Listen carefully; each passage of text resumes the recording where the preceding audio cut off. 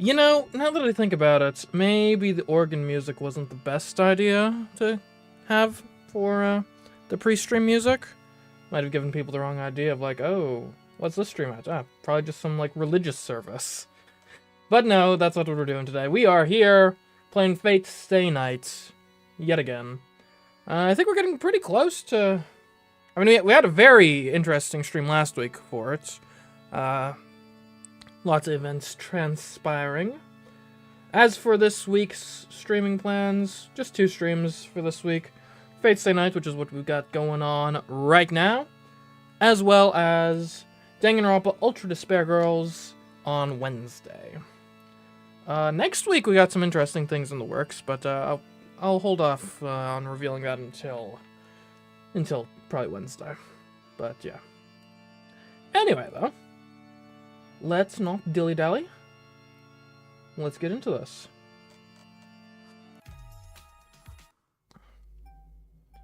We will continue.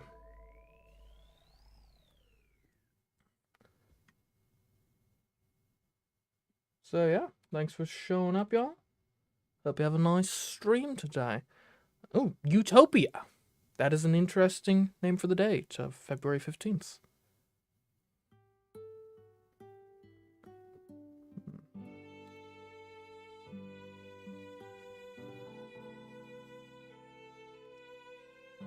When I awake, the sun is already up. My room is dimly lit. I feel like it's still last night, but I quickly shake my head to banish the thoughts. It's cloudy outside. No wonder I didn't wake up. The added darkness seems to have done a lot to help my sleep-deprived body get some actual rest. A glance at the clock tells me it's past 1 in the afternoon. I'm way past the point of oversleeping. Saber, are you awake? Right, I forgot. We slept with Saber at the end of last stream. Good times, good times. There's no answer. Saber's still next to me, slightly curled and still asleep. Once I'm not sleepy anymore, I wake up, but Saber has to recover her magical energy. Considering how much she's slept in the past, I doubt she'll wake up until later in the afternoon.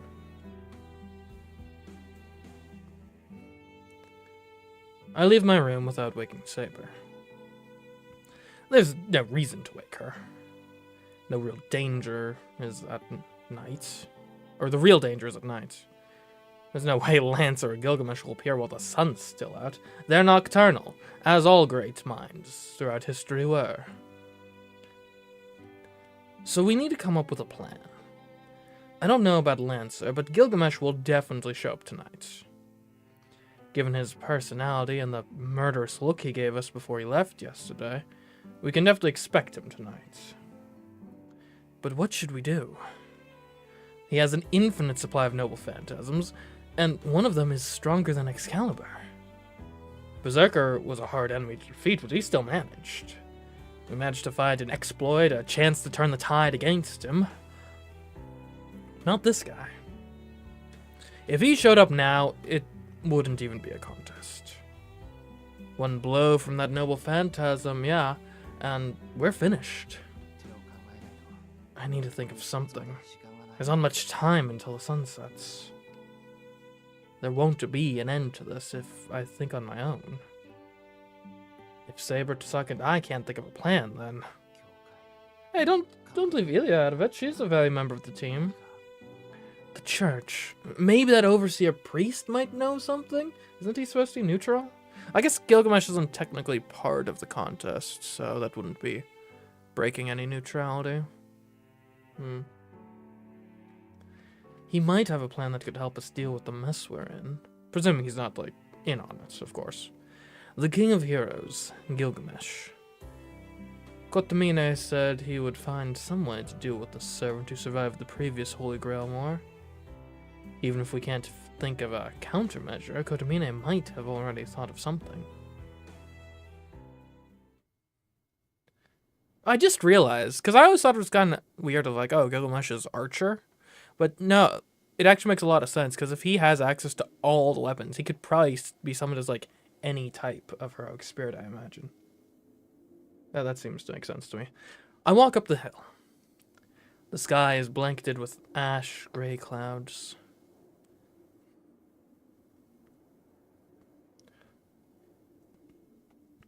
The church sits alone at the top of the hill. There's nobody there, and not a sound to be heard, not even birds chirping. Maybe that's because it's so gloomy out? The place looks more ominous than holy. It looks like an execution site. I walk up the long hill and cross the wide open square, ready to be judged for my sins and cast down into hell. What the hell am I talking about? That's no metaphor. Besides, the church is a place where people die. And often churches have like an accompanying burial ground, but it's not like people are actually like burnt at the stake at the church, at the steps of the church anymore. Hospitals work to prolong a person's life, but plenty of people die there. Churches are like that too. In that sense, death hangs heavy over this place. The wind's cold. I pull up my collar and climb the church's stairs.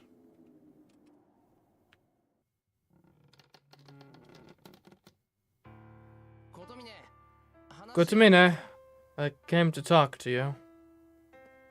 I step into the chapel. Just like the square, there's nobody here. Man, his church has really bad attendance. Well, I guess if we're not coming in on like Sundays, I guess it probably makes sense. Also, it's in Japan. Like, Japan is not a very heavily Christian country, as I understand. Kotomine? He might be in the back. I pass through the pews and walk towards the altar. Tap, tap, tap. Though the sound effects probably gave you that impression already. A dry sound echoes through the chapel.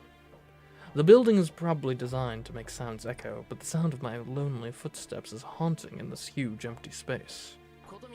Kotomine, are you here? I call softly to the priest. This is ridiculous. If I want an answer, I should be shouting. He's probably in the back, so he won't hear me unless I shout. But I don't. I keep quiet, tiptoeing my way to the back of the church. Am I doing this so that I don't mess with the solemn air of this chapel? Or because I feel like if I'm spotted, I'll be surrounded by things I don't understand, and then maybe get beheaded for defiling God or something?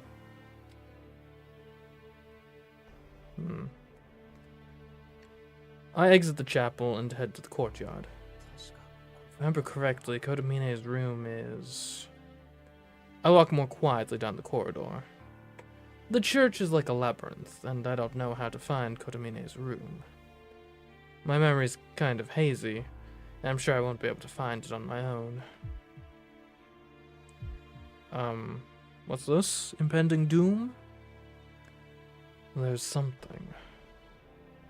I slow my breathing. It's hard to breathe. My throat is parched.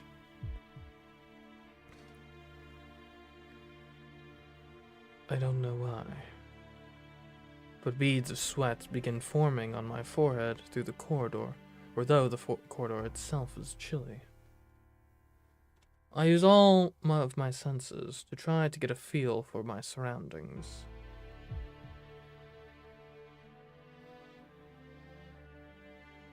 I do so. But I'm not sure why. Why am I walking so quietly? Why is my heart beating so fast? Why?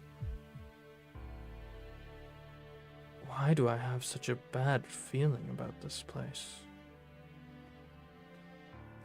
Two words repeat over and over in my mind.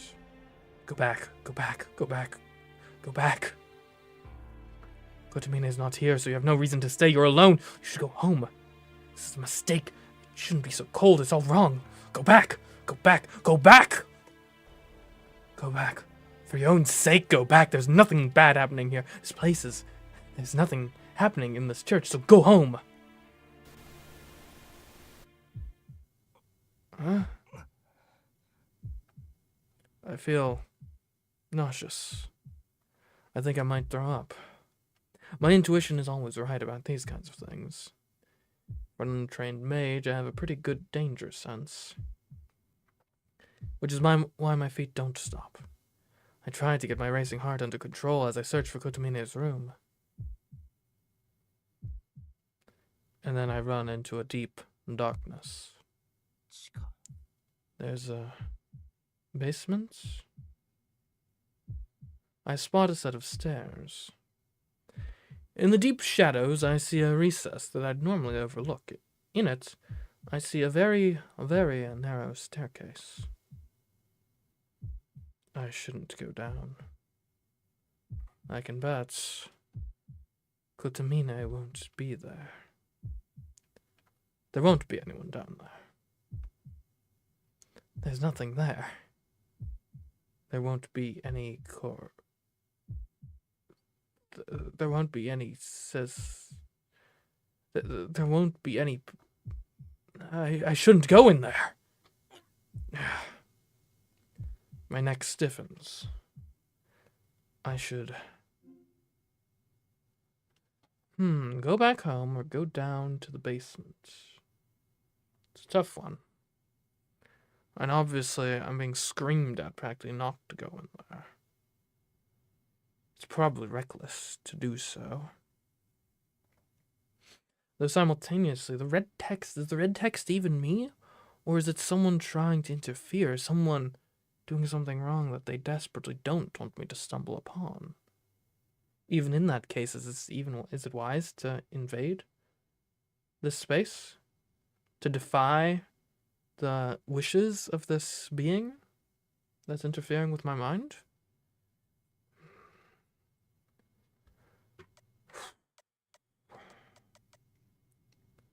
And the smart thing to do, perhaps, is to go home and come back with backup. However, fortune favors the bold, does it not? I step into the darkness. It's a room made of stone. The lights are out, but the room itself feels like it's alive, and a faint blue light suffuses the whole place. There's a sanctuary underground. No dust or cobwebs anywhere. It looks like this place sees a lot of use. I'm not sure how far back it goes. I look back up the stairs I just came down. The staircase hugs a curved wall. After descending the curved staircase, I look up and see the entrance is about 10 meters above me now. Maybe it's the absence of lights. But the gently curving staircase puts me in mind of a centipede crawling its way through the cathedral. And then I notice a door. It's right at the bottom of the stairs. There's a symbol on the wall. Beyond it, a deep darkness beckons me. Almost as if it were drawing me in, I find myself stepping into the darkness. I step through what seems like an entrance of some kind. It's damp. The floor is all slimy and it's hard to walk. It reminds me of when I was cleaning the school pool. Moss covers the entire floor, and it feels like my feet are sinking to the ankles into some kind of rot covering the floor. I stop suddenly. The nasty sensation beneath my feet is bad enough, but now there's a horrible stench. I pinch my nose shut. This isn't some temporary odor. It's permeated the whole room. It doesn't smell like fish or gunpowder. It smells like formaldehyde. The chemical reek of it has stagnated in the room like thick mud. My senses seem to have been numbed from the moment I got into the basement. I'm long past tension and nervousness. And yet, my heart expands and contracts without a break, and my limbs are moving so weirdly, it feels like I might wrench out every nerve in my body. And what's worse, my eyes have grown accustomed to the darkness. The darkness fades. I hear drops of water falling. It's almost like that serves as the starting bell. What I couldn't see before is suddenly clear.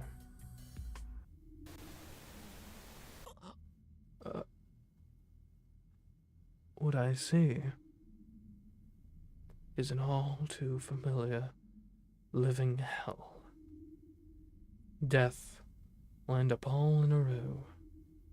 Debris is piled everywhere. The stench of death covered by antiseptics. I thought this was all a lie. I would have believed none of this is real.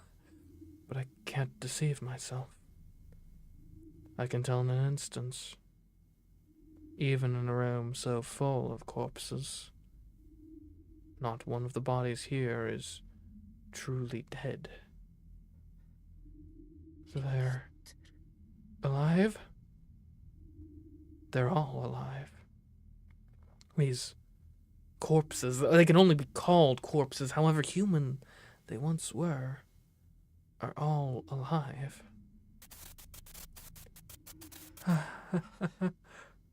Why are they still alive? How are they still alive? I look over each and every body. Not one of them has retained their original form. Imagining what happened to every one of these sacrilegious forms is just too terrifying. They're more like the husks of dead trees than corpses. Some have been broken down to the point that their flesh has seeped into the cracks of the stone pavement. Some are hung against the wall and are little more than nests for bugs. Whatever their arrangement, these figures have only torsos and heads, and even those are pitifully ragged. I don't even need to know why. The corpses are being eaten away in their coffins. I don't know how it works. Each corpse is welded into a coffin, and the coffin sucks the nutrients from them. The flow of life. The coffin is extracting magical energy, souls. Little by little, the coffin sucks the life out of its prey in such a precise amount that it neither kills it nor allows it to truly live. The wind moans through the chamber. It's almost like a single scream from the mouths of every corpse here. Their throats have long since decayed, so they can't scream for themselves anymore. By now, their throats only barely serve to carry air to their lungs. But still, the corpses scream. All but inaudible, they scream. They must be in terrible pain, and so very afraid. They continue to shriek, unable to accept that their bodies are being eaten alive as they gradually lose their shape. Well, that's worrying. I hear a creaking sound. The coffin in front of me gurgles. It's oozing. The corpse's head is turned toward me. Something falls out of it. Its swollen lips move slightly. In a voice that isn't a voice, it asks, "Where am I?" That's what it wants to know.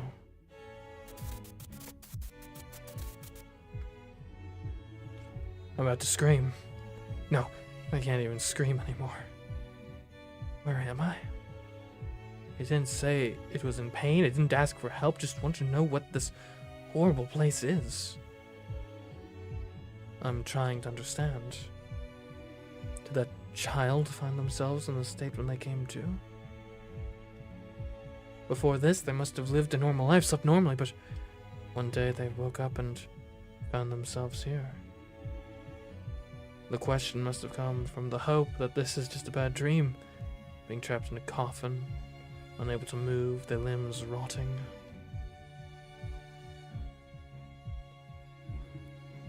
My heart's breaking.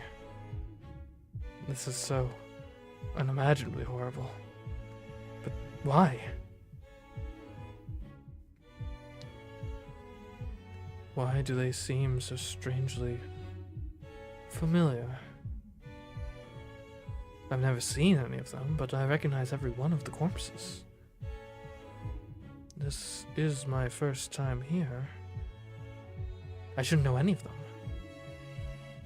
None of them are connected to me, so why? Why do they act like they know me? Just like how I know them. And why are they staring at me?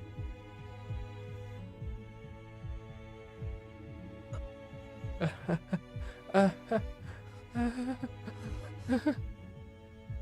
I have another question. Each of them shares something in common, unless that's just a coincidence. Why do all these corpses look like children of the same age?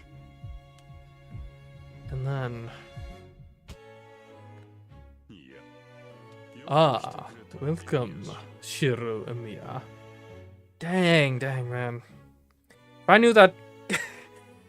I knew that scandal regarding, like, children and priests and kids and stuff in the Catholic Church was bad, but I didn't realize it was this bad. Sorry, I shouldn't joke about that. That was in bad taste. It comes out of nowhere. A hand claps my shoulder from behind. The voice is friendly, like a greeting from a close friend. I go completely stiff with shock. I can't even turn around. Only, I don't have to turn to see who's behind me. Kire Kotomine. This church's priest. The man responsible for this little piece of hell. And the devil. The last person I should have run into right now. What unfortunate timing. I did expect you to visit soon, so I suppose it's my fault for preparing a meal at this hour. Do you recall how I failed to be hospitable last time? I attempted to be more considerate this time, but it seems we missed each other. I can't say anything. The priest's hands rest heavily on my shoulders. I cannot, however, condone your trespassing. You might see something you shouldn't. And then, having learned the truth, well, that might set our relationship back quite a ways. The priest sounds more cheerful than I had ever heard. As Kotomine stands there behind me, hands on my shoulders, I can tell he's smiling. It's indescribably terrifying. What is the matter, Shiromiya? You have come to talk, correct? There's no sense being quiet then. This is a surprise. Is this such a bizarre sight to you? Yeah? He sounds so cheerful even when he's saying such horrible things. Does this man not feel anything in the face of this horror? Do you need to comment on how horrible this is? Oh, how cold of you. Proper manners dictate you should at least say it is not, whatever you might think. These are practically your brothers and sisters after all. I don't think they would appreciate such rudeness.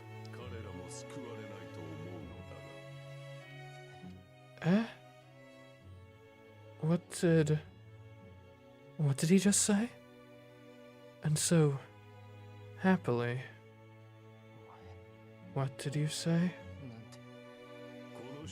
I said that these corpses are practically your siblings. By whatever means you all survived that hell, you may not be related by blood, but I believe you all share what amounts to a familial bond. Am I wrong? Oh no. Do all these people have the same, like, healing capabilities that I have? Because if so, I'm in danger. Is that how they're still alive? That's very well... Oh no. Wait, were there more survivors from that day than just me?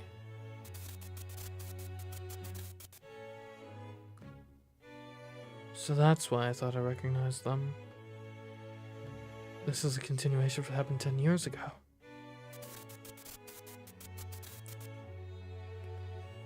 I'm back in that hospital room. My head is spinning. Children have lost their homes and parents. They were sent to an orphanage until they were adopted. But before that happened to me, Kiritsugu and Miya adopted me. So I never knew what happened to those kids afterward. I'd actually avoided finding out. The orphanage was at the church on top of the hill, and I could have gone there any time if I'd wanted to. But I held back. I felt it was unfair for me who did get adopted to go visit the children who still hadn't been. That's why I decided that if I were to meet them, it would have to be in town. We would just bump into each other, chat idly, to catch up, and most importantly, I've gotten over the fire and tell. As small as our town is, I always dreamed of a reunion like that, but it never happened. Kotomine. That is correct, Shiro Miya. Had Kiritsugu and Miya not adopted you, you would have shared these things' fates. Do you understand? You were the only one who was saved. While everyone else died equal, you were the one who violated this harmony by surviving. What do you think? Do you not find that just a little unfair? My heart starts beating again. I'd been frozen stiff a moment ago, but suddenly I'm able to move. Oh, don't mistake me. This isn't criticism. On the contrary, your situation is a delight. Your talent for survival is impressive. Honestly, I didn't expect you to last so long. That is why I thought to reunite you with your siblings here in your final moments. You piece of... Lucky boy, I planned to close this place after today, so you barely made it. For the past 10 years, I've kept them alive as fodder to sustain servants, but that is all coming to an end. I can no longer collect the same quantity of robust souls, all steeped in agony as I once did. Of course, there's also no need for feed any longer. All that remains is to kill you and your servants. You fucking piece of shit! Those words shattered the restraints that had been holding me still. I moved my paralyzed body. Pushing clear of the hands on my shoulders, I leap forward and whirl around to face the priest. Kotomine, it was you! As I face him, I put distance between us. In that moment, I feel a powerful impact from behind.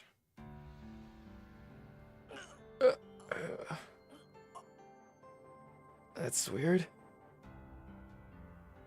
I can't breathe. Something sharp protrudes from my chest. It looks like the head of a spear. That can't be. How could a spear be growing out of my chest?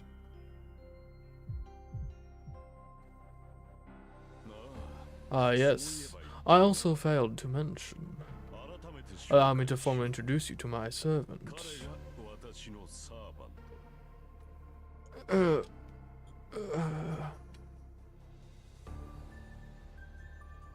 I turn around. There.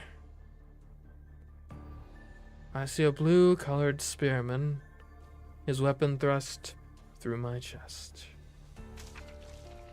He jerks it free. At the same time, a searing, intense pain rocks my entire body. Ugh! Red splatters the floor. I collapse onto the slimy, mossy ground. I try to push myself to my feet, but my body's too heavy. I can't move. While I may not be paralyzed anymore, my body isn't capable of moving for entirely different reasons now.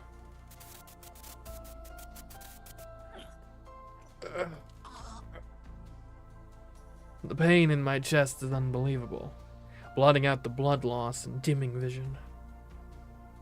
I can't pass out. I've sustained fatal wounds numerous times.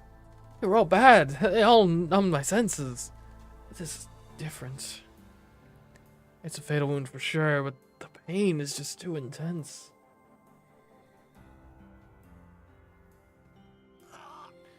My vision distorts. The instant I pass out from pain, more pain jolts me back awake. I can't feel my limbs. I can't even tell where I am anymore. The only things I feel are vomit-inducing pain and the temptation just disappear to escape this agony. I told you not to kill him, Lancer. Otherwise, there would be no point in keeping him alive until now. I can only hear voices. My eyes are open, but I can't see anything. I hear ya, even if I don't love the order. Lance's voice is devoid of emotion. I can barely hear him. Fine, then we'll begin our preparations. A servant can sense when their master is in danger. We have about 30 minutes until Saber arrives here. Kotamine, this kid's not gonna last that long. If you want him alive, you should stop the bleeding. That will not be necessary. If he dies, so be it. My mind is fading. The pain finally becomes too much, and my mind lets me faint. Yeah, I think I may have made a mistake in coming here. Ugh. I stop the pain by digging into my wound. The pain resumes. I'm on the verge of sinking into oblivion, only to be dragged into a world of searing pain. I want to die. This pain isn't going to stop. I want to die right now. I know that. I know, but if I faint here, I know I'm never going to wake up. I can't even remember what I'm doing. I feel like I'm just drifting through this white-hot pain that will burn me to nothing. Saber! I grit my teeth, trying to endure the pain and trying to cling to my own fading awareness. I still have like one command spell left. Could I use it? Maybe? I can't end it all here. I can't let myself drop out of the war so easily. There's still a promise I haven't fulfilled yet. I believe she's the most important person in my world. I can't just disappear here.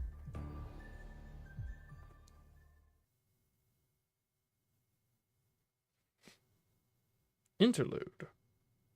Oh, 15-1. Fates.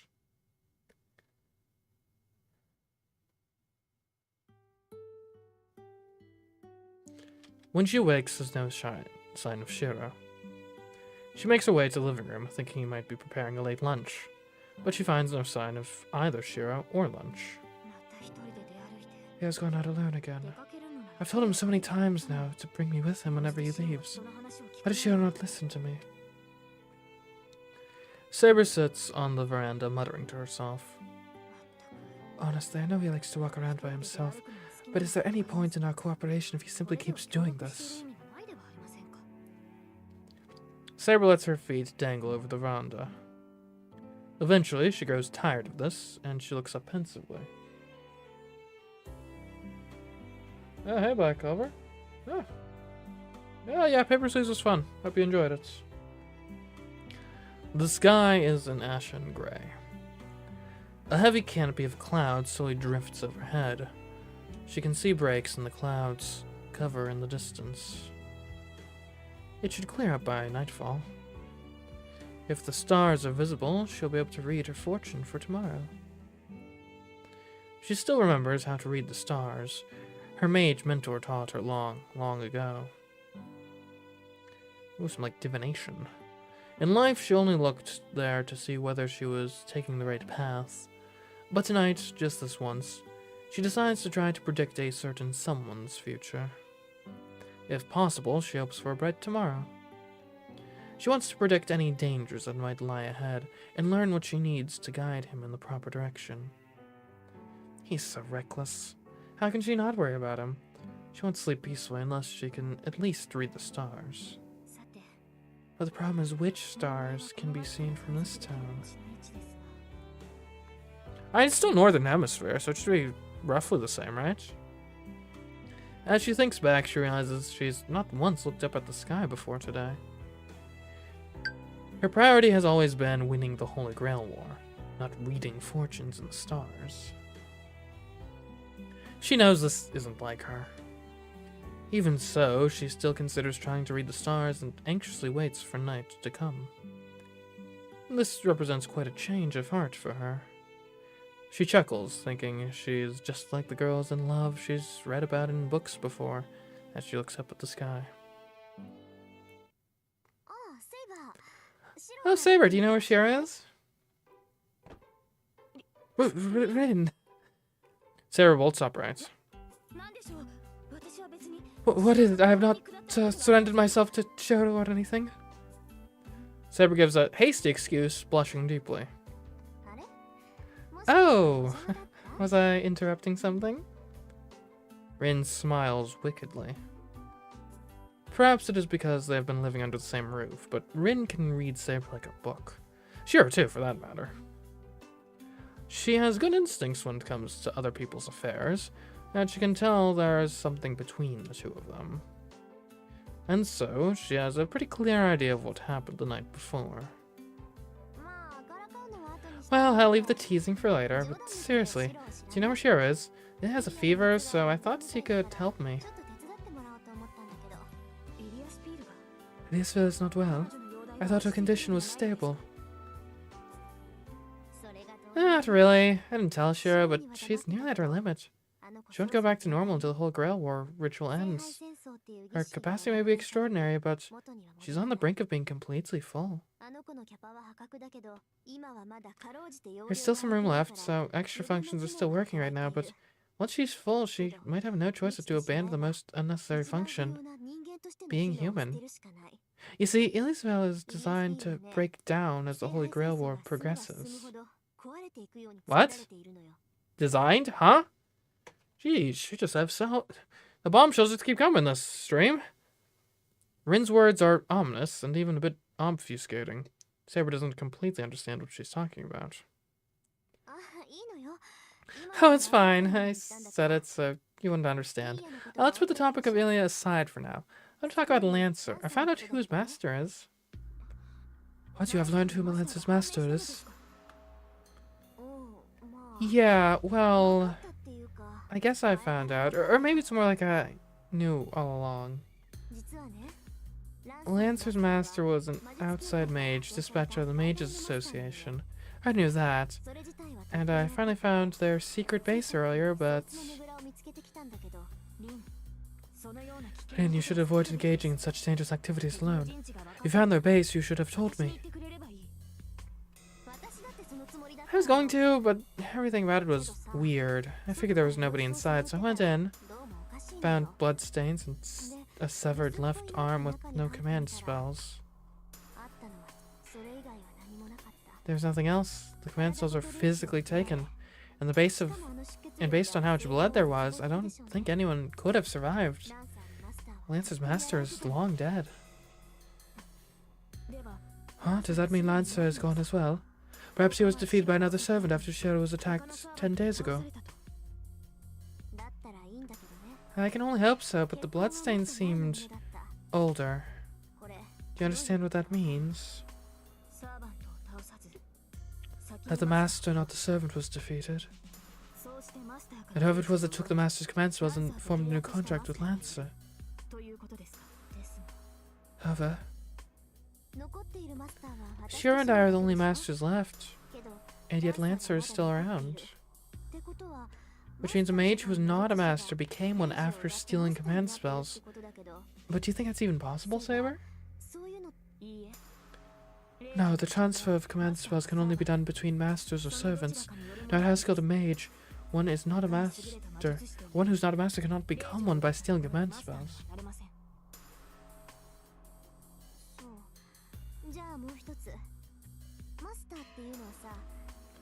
I see.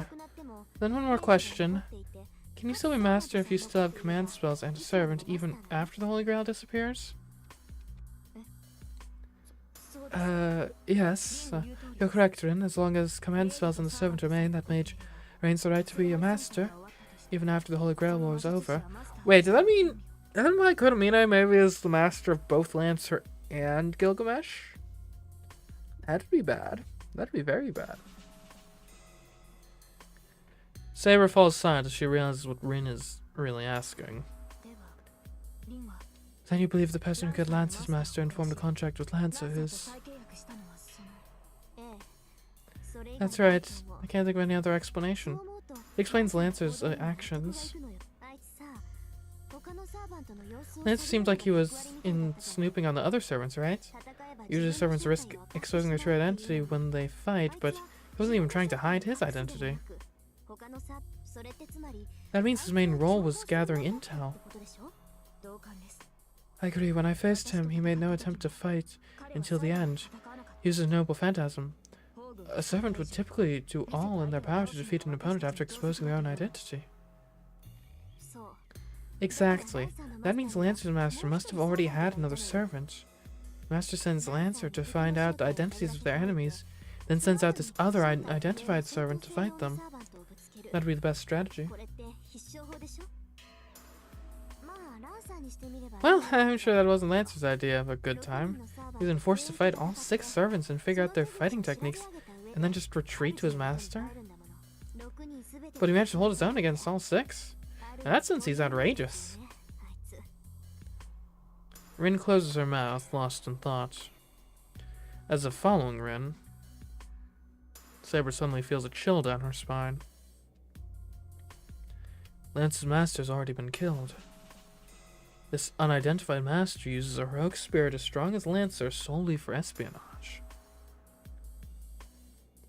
And just as that master seems to have expected, the only remaining servants are Lancer and Saber. If they face such a powerful enemy, then letting Shiro out on his own is dangerous even during the day. There were multiple enemies before, but now there are not many more enemies to defeat. If Shiro is the only one left to defeat, the enemy might not follow their earlier strategy. Rin, do you have any idea where Shiro may have gone? Now that she's had the thought, she can't stop worrying. Shiro cannot be left alone. Even now, her master may be in grave danger. I don't know. I asked you because I didn't know. She possibly went to Girai's place. He actually went there to discuss something the other day. To that church? Huh? Why, look, do you have some kind of problem with the church? No, it's not that, but... The church is nothing but holy. Stagnant death and stagnant air linger in that place on par with the Ryudu Temple. The moment she thinks Shiro might be in a place like that, alone. An image of somewhere other than the Amiya house flashes through her mind. She stares into the distance, towards Kotomine's church on top of the hill. There's no time to delay. Saber leaps out into the yard and jumps onto the wall. Hey, Saber, what are you doing? I'm heading to the church. Leave the rest to you, Rin. Without looking back at Rin, Saber jumps off the wall. She moves with all the speed of a bullet fired from a gun.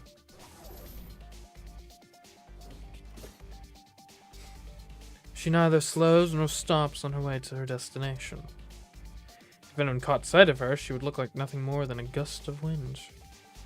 A streak of silver and blue.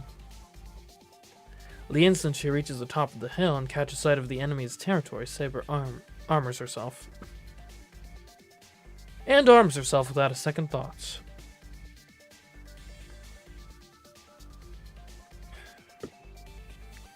She decided to put on her armor once inside the church. But she couldn't help herself. The instant the church comes into view, her fury overtakes her, and she's armed and armored without even truly thinking about it. Her chest burns. This nausea she's been feeling isn't her own. The chill running down her spine is coming from her master. The hopeless scent of death reaches her nostrils. Why is this happening? She's unsure. Why this is happening, she's unsure. What does she know? What she does? Sheesh. What she does know is that Shiro Amiya is on the verge of death. There's no time to waste. He is gravely injured and could die at any second. The pain and cold have morphed into an unbearable nausea that grips her whole body. And that is less than 1,000th of the pain Shiro feels. He's not going to make it. Even if she moves with godlike speed, he won't survive. Every second brings him closer to death, and she may arrive just in time to watch her master die.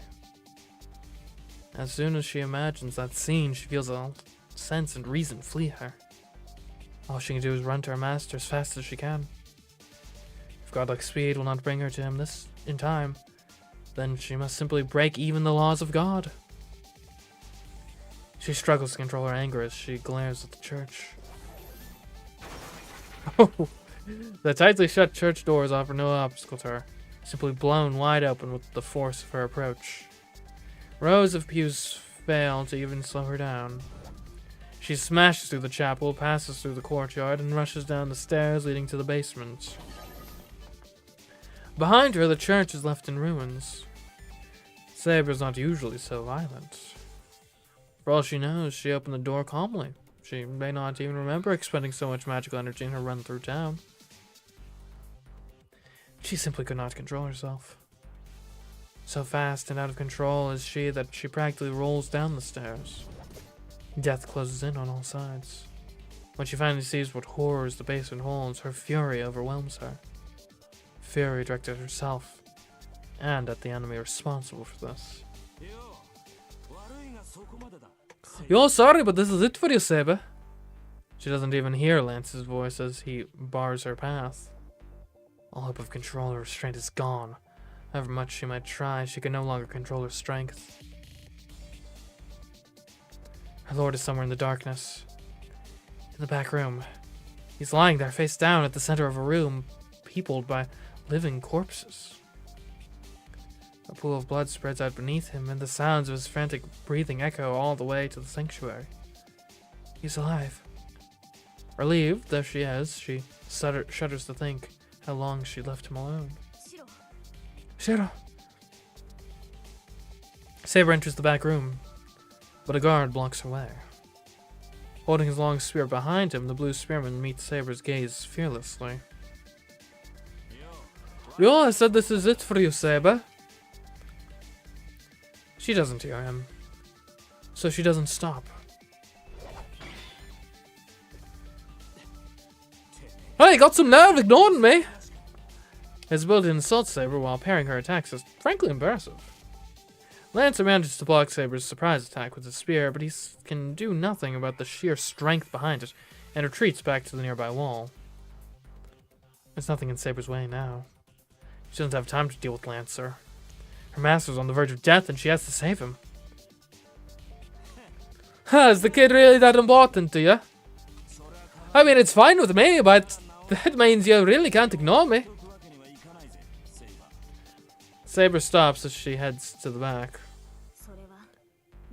What do you mean, Lancer? Oh, nothing, I'm just saying that I was the one who stabbed him. Second time I've done it, actually. Thought I killed him last time, but he survived somehow. This time I made sure to get him good. Use gay Bolgon Shiro? Oh, don't you worry, I avoided his heart. Curse is he's still there, though. I'm sure you even know about the curse on my spear. This is the spear of casualty that reverses cause and, or causality rather, that reverses cause and effect. Anyone afflicted by the curse needs to be real lucky, or they won't be able to change their fates. In simpler terms, a wound from Galeball can't be cured.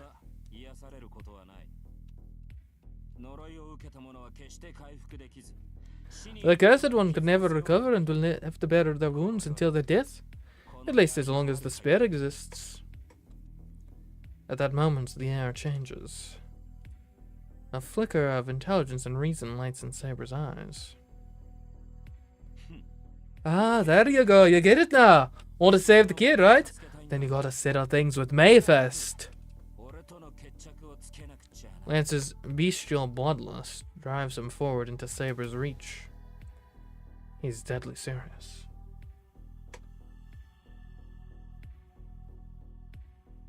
I don't know much about Glasgow, personally. But... Are you mad, Lancer? Do you spearmen mean to fight me, a swordsman, in so small a space? I don't believe you would do something so foolish.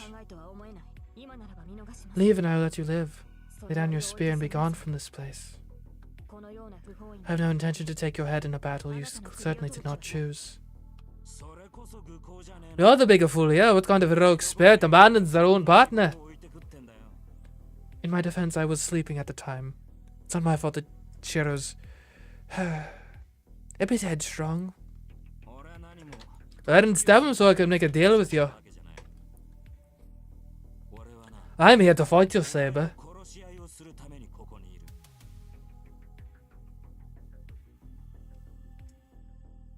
He's not lying. Lance has no intention of letting either of them leave alive. For him, this is the first and only battle where he can truly go all out. Lance's wish is not for the Holy Grail. His wish is to fight a battle worthy of heroes. Such a simple wish, one any servant should always have granted, has been denied to him. So he has no intention of missing what may be his final chance. Even if the situation happens to be unfavorable. Very well, then I'll cut your spear in half and you along with it. Saber readies her invisible air and faces the Blue Knight. Well said. To be honest, I'm glad you were the last ones left, Saber.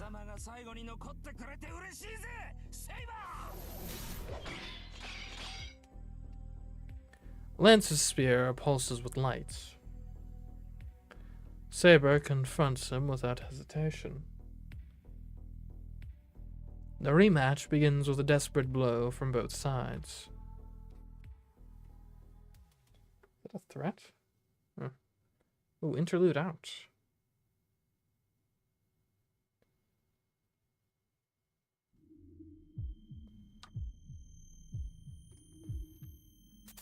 Oh. It hurts. It hurts. It hurts.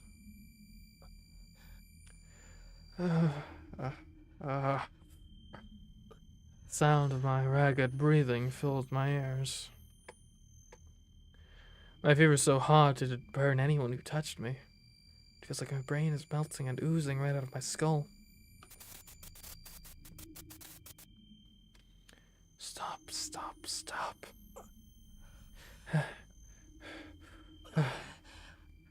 It's like everything has melted away, but every nerve in my body still screams with agony.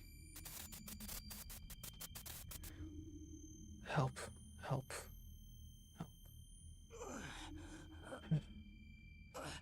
help. My mind's burned out. There's a hole in my heart and a void in my stomach. I want to vomit, but there's nothing left in me. The twisted feeling of nausea only grows stronger for my inability to vomit. All I can do is bite down on the pain. Somehow, in spite of it all, I still cling to consciousness. Pain is an old friend. I know how to endure it. Go back, go back, go back. But the voices don't stop. They fill every corner of the emptiness left in me after the pain has burned everything else out. I know who those voices belong to. It hurts, it hurts, it hurts. I'm going mad. With each echo, a stabbing pain shoots through my chest. I'm not afraid. I just have no answer. No way to respond. No way to make it right. What about the grail? Eh? Wait.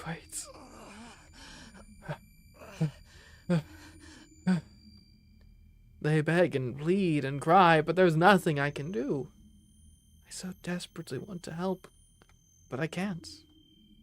I can't even ask them to stop. No matter how much they beg, I can't respond. I'm sure I really will go mad if this doesn't stop. Return.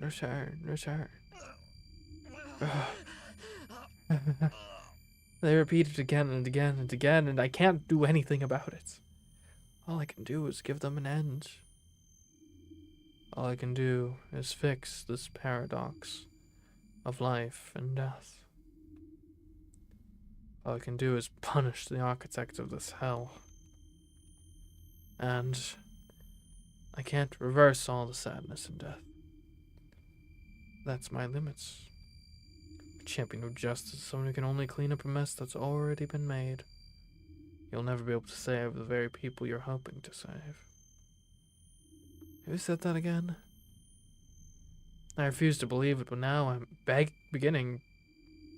being confronted with that very truth. I want to get out of here. I can't save them. I can't do anything but take it in. I have nothing to give back. No miracle to grant. I'm not strong enough to defy those words saying that a champion of justice can only go so far. But if I did have a miracle at the ready, would I...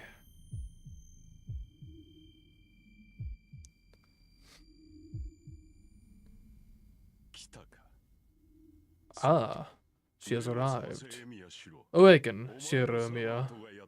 Your servant awaits. I hear a voice. It's right behind me.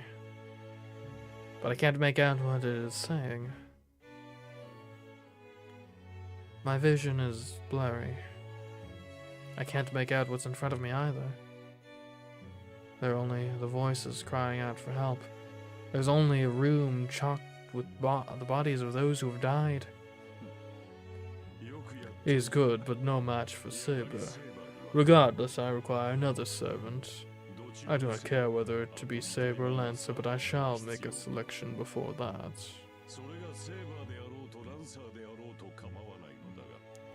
I can't hear the words, but his voice echoes in my head. It is your turn. Let us begin, CMeeCraft. Something pulls my head upward. He grabs me by the back of my head and drags me forward. I can feel who it is now. This man has been consumed by the darkness. His heart is ashen, he's draped in shadow.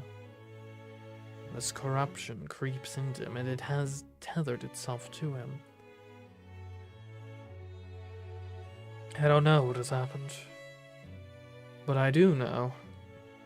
This man, Kirei Kotamine, he's like me. He suffered a fatal wound, but somehow still remains in the world. As Saber's power lets me regenerate, Kirei Kotamine preserves his body with this darkness. That is far enough, Saber. Lower your blade if you wish to save your master. What's going on? Still can't make out what's going on. I can't even lift my own head. You as well, Lancer. We all seek the Holy Grail. It should not devolve into indiscriminate killing. If Saber's here to retrieve this one, I will allow it. He laughs ominously. You expect me to believe the words of the man who killed Lance's master and seems just as ready to kill mine. Do you think me a fool? Who is that? I can't tell, but I like the sound of a tuning bell. The voice helps refocus my mind. You may trust me. I have no wish to fight, though the situation is dire. I will not refuse you your right to seek the Holy Grail. My role has always been overseeing the rightful claim to the Holy Grail. You are both qualified. If you truly desire it, I could give it to you right now. Are you saying the Holy Grail is here? It is. It exists in the ether. In the beginning, it has no form. The completed form is dependent on where it is summoned. When and what form the vessel takes, it can manifest in this church. Of course, the Grail would be incomplete with more than one servant left alive, but it should be sufficient to grant most wishes. If you feel that is inadequate, then continue your battle. Wait, but if you don't want the Grail, what do you want? What's he... Huh? What's he in it for? Or is it he wants the Grail, but like... Because it's like a joint venture, I guess. Sorta. Like, is he saying like, oh, maybe he could like strike a deal to have like a joint victory, him and like Saber or Lance or something? I will accompany you either way, though this is not entirely as I would like it. What say you, Lancer? No, sounds like a pain in the ass. We can fight it out here. Truly, you are at a disadvantage here. Meanwhile, Saber cannot fight at her fullest while she is consumed by worry for Remaster. I cannot imagine that would be a satisfying fight. Someone spits. The other man must have given in. Whatever, so I've got a question. What is the Holy Grail, eh? I thought it was supposed to manifest and there's only one servant left. That's a lie then? No, that much is true. Holy Grail will not manifest until only one servant remains. However, the vessel itself is another matter. Its form is prepared. Or pre-prepared, rather. Seems like a liberal use of the prefix pre there. Pre-prepare. Pre-prepared. It is prepared before the preparations have even begun. The energy then flows into it until the Grail is fully summoned. As there are only 2 servants remaining, it should have already acquired a significant portion of its nature as the Holy Grail. Wouldn't you agree, Saber? You are a finalist from the previous war. You must have seen the truth. You know what kind of Grail manifests here.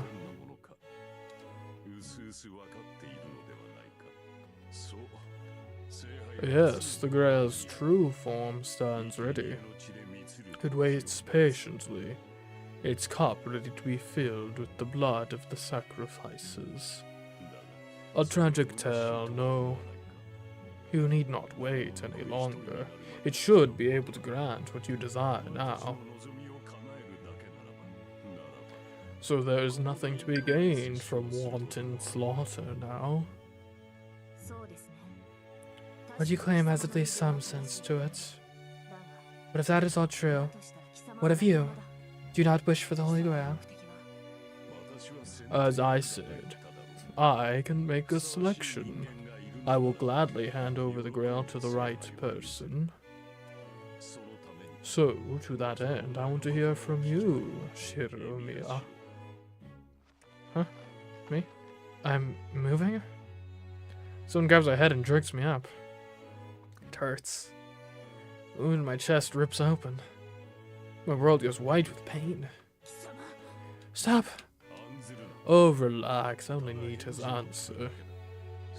The Holy Grail only responds to those who have a wish. Surely you must be curious as to whether your master actually wants the Grail. I already know that he does not. Shiro has no need of it. My master is nothing like you. They did say that.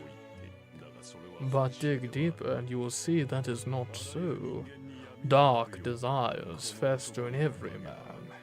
He is no exception. Is he so free from sin that he does not curse that day 10 years ago? Does he not tremble when he thinks of what it means for his future? No, wait. What the hell is he talking about? The fire 10 years ago has nothing to do with this. This is meaningless. There's nothing here. Now, I will open your wound. May God hear your confession, Shiro-miya. My body buckles. Pain shoots down my spine like lightning in its wake. I feel my mind separating from my body. My vision goes red. Stop! Stop! Stop! Stop! Stop! Stop! Stop! Stop! Stop! Stop! Stop! Stop! Stop! Stop! Stop! There's nothing here. Remembering this saves no one. Everyone died. All of them. I was the only one left, lost amidst the flames. Ashen corpses beneath smoldering rubble, crying out from every direction. There's no way I was responsible for this. Like, come on, come on. Right? It hurts, it hurts, it hurts. I alone continued on. I needed help, I needed someone to save me. I kept on, never once looking down. I see. Stop. The entire time. There were others calling out for help the moment they saw someone still moving. Stop. Help, help, help, help. I knew. Of course I knew. And I pushed through anyway. I turned my back on those voices. I turned my back on the sounds of all those trying so frantically to escape. I turned my back on those pleading not to die. I turned my back on mothers begging me to take their children. I turned my back on the dying gaze of those too weak to ask for help. I kept pushing forward alone, desperate for someone to save me. Wait, wait, wait. I couldn't stand seeing their bodies. I couldn't stand seeing people suffer and die. I'm sure I couldn't save them. I was sure they'd die no matter what I did. So I kept pushing on. Stop. Give it back. Give it back. Give it back. That's why I never stopped. I thought I had to live even if just for another second. If people died without being able to do anything, so long as I could make it, I thought I had to live. Stop. But I was destroyed in the process. I held back tears and pushed on. I sought escape. And each step was harder than the last as I ignored every plea for help. It would have been easier. It would have been easier to go on if I asked for forgiveness. So I never did. Maybe it was the only way I could own up to the truth. That I was actually helpless to do anything.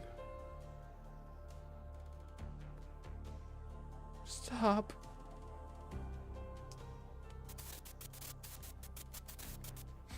It hurts, it hurts, it hurts. Just as I wished, I alone was saved. The only other children at the hospital were those that had been in areas near the fire. I didn't need to know, but the man in the white coat told me anyway. In the depths of those flames, I alone survived. Please stop. I bore witness to so much death and pain. I bore witness to endless sorrow. So many died that had to hold mass. They had to hold mass funerals. I bore witness to so much grief, to so many different sentiments for the dead. I thought... just ended already. Hey. I thought I had to remember all of it. I had to. So many wanted to help, and not one of them got their wish. And since my wish was granted, it followed that I should take on the weight of their deaths. No. I had to. I couldn't go on if I didn't. No more.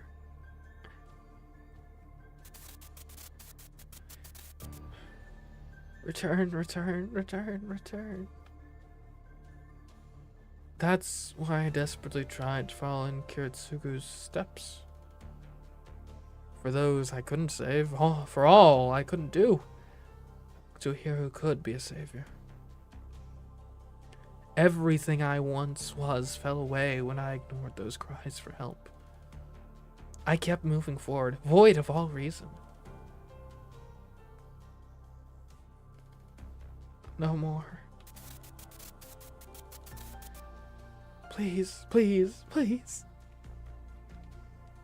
And so, those I could not save passed on one last lesson. Go on. What was lost in all of that? All I thought about was going forward on behalf of the dead. I took all the memories I had before that and locked them away, never to think of them again. The kindness of neighbors, being with my parents, fueled all that up so I'd never think about it again. As if I were already dead. Don't open it up. I was no longer in pain. Kiritsugu and me adopted me, and I was finally happy. And that's why. So, you never thought just how wrong it was. And he's trying to afflict you with survivor's guilt, man! I'm telling you, don't open it!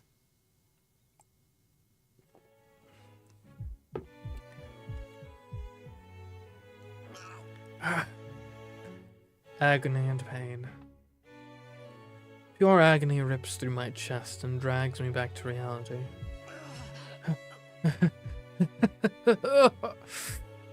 The nausea simply doesn't end. My arms and legs are numb. My head burns. I can't breathe. Return. Their voices continue echoing in my head. I vomit blood. Is that because I'm on the brink of death? Or because my psyche can't endure the voice any longer? My chest hurts.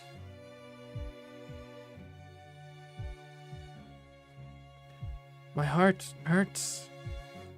It hurts so much. But I can't contain it. The wound deep inside me is the source of the pain. It will continue to hurt as long as I have those memories. It will swell up and never heal. Like in this route or just in general?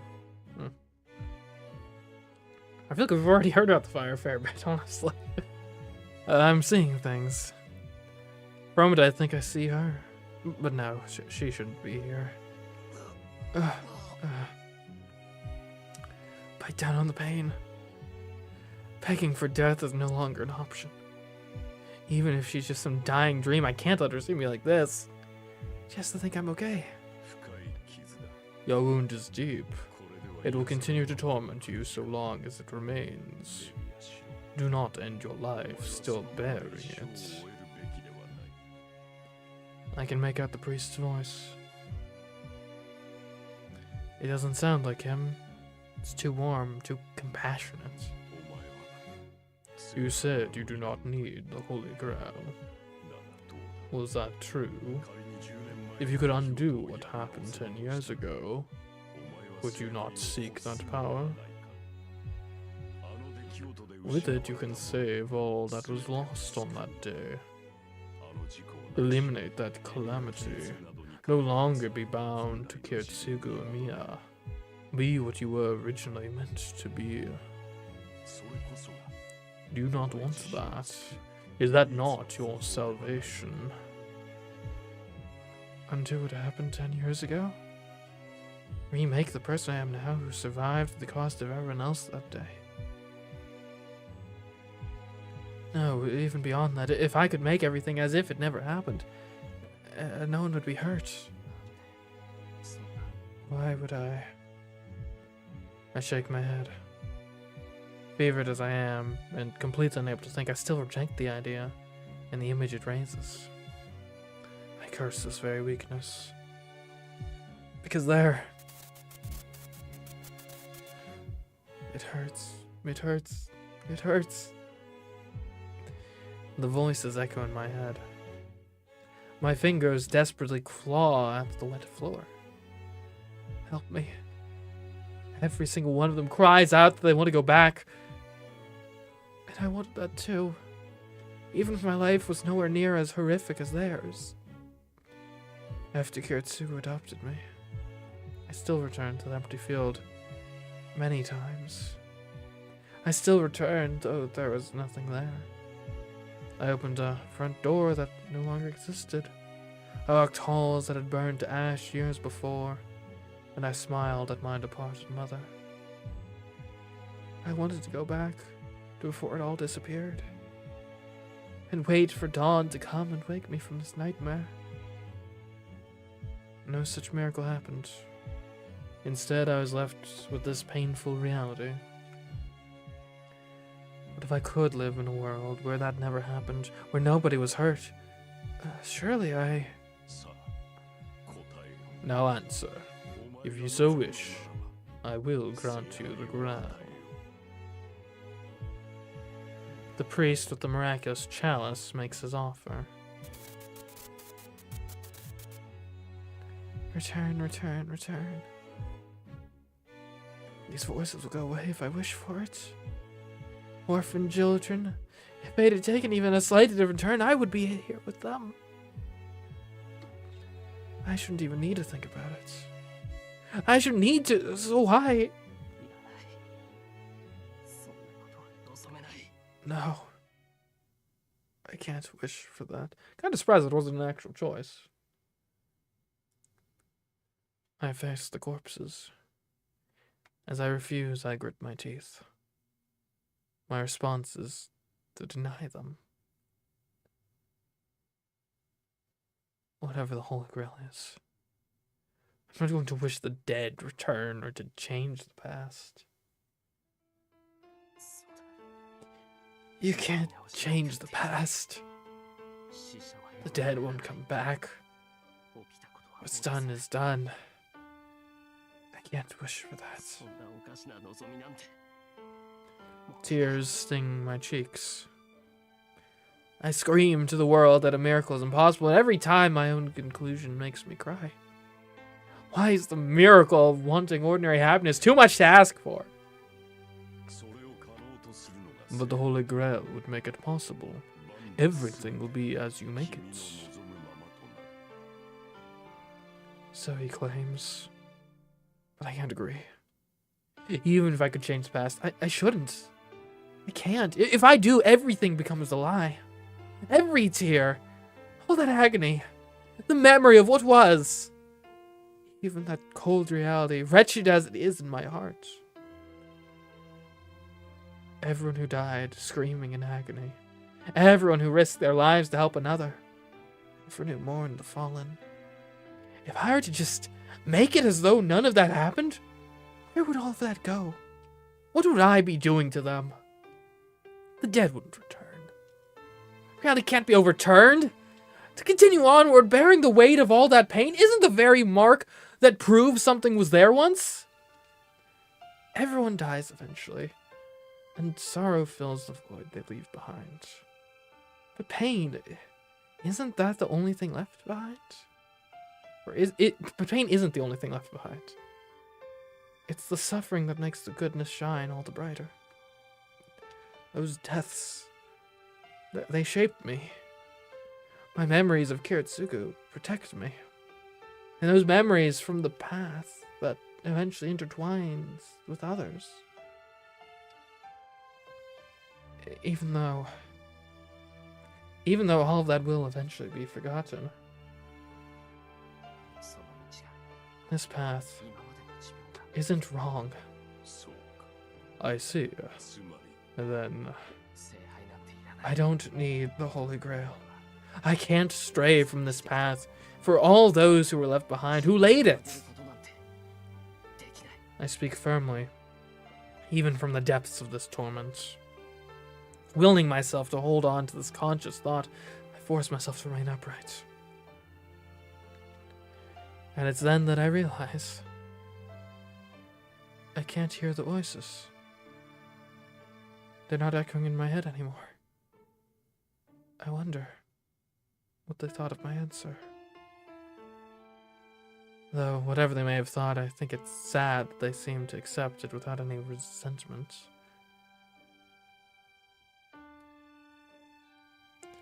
That is the answer her master arrived at. Her anger dissolves, washing into a stare at her master, her words dying on her lips. This path, everything about me, I don't believe it's wrong. Despite his maimed body, as he struggles even to breathe, as he sheds the tears of one so horribly grieved. I can't stray from this path for all those who were left behind who laid it. Apologizing to those he must climb over, but unwavering in his chosen path. Her vision wavers. Her breath quivers. She knows his history. Just as he saw visions of her past, so she saw his. She was certain he would agree. No, she thought he had to. She'd meant to say, "It's not your fault," but the words died on her lips. If only he could hear it. She wanted to tell him he should not have to carry that weight. But he denies even that. No matter how tragic the past, one cannot undo it. Her legs nearly give out beneath her. His words are a greater weight than even she can bear. To swear an oath and single-mindedly devote everything to carrying it out. She believed they were similar. How conceited. That was her great mistake. They were nothing alike. His resolve was so strong. And she, who could not even believe his words, was weak. You would choose your own selfish wish over salvation. The priest releases the boy. He steps over the youth with a sneer as if he's lost interest. Then what say you, Saber? This boy says he does not need the Holy Grail. I'm quite certain you disagree. Your goal must be to use the Grail to save the world in some capacity. A heroic spirit such as yourself is surely not so self-centered as that child. She feels her sense of reason is being imperiled. The priest says he will give her the Grail. He will give her what she desires. Her wish is granted. That she has no reason to refuse. That is the miracle she's been fighting for. It is the very reason she became a servant. What Shiro said has no bearing on her own concerns. To obtain the Holy Grail, she, Saber, the hero of the sword, I propose an exchange. Saber, kill your master with your own hands. You have taken hold of your desire. I will give you the Holy Grail if you do this. Well then, that changes things a bit. I decided I would do anything for it. What? His words blindside her. She doesn't even know what to think. The priest's words, while easy to understand, are anathema to everything she believes in and stands for.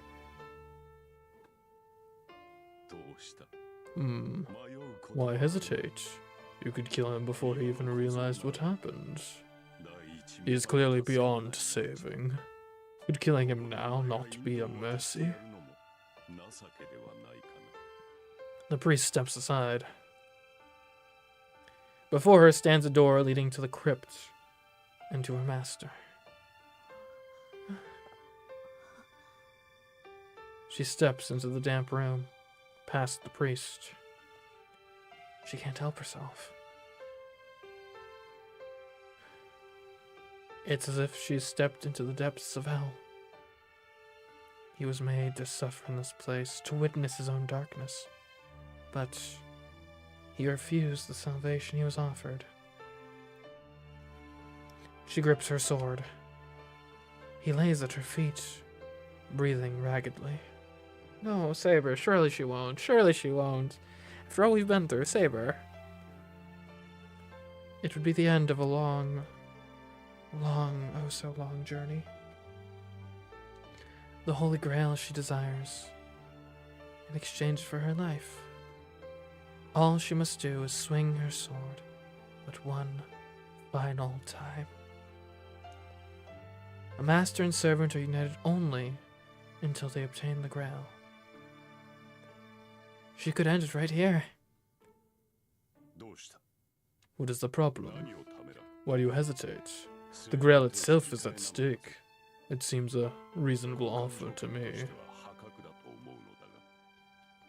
The priest's words ring true. For her to hesitate now would be the height of hypocrisy. Even still, his path isn't wrong. His words refuse to leave her mind.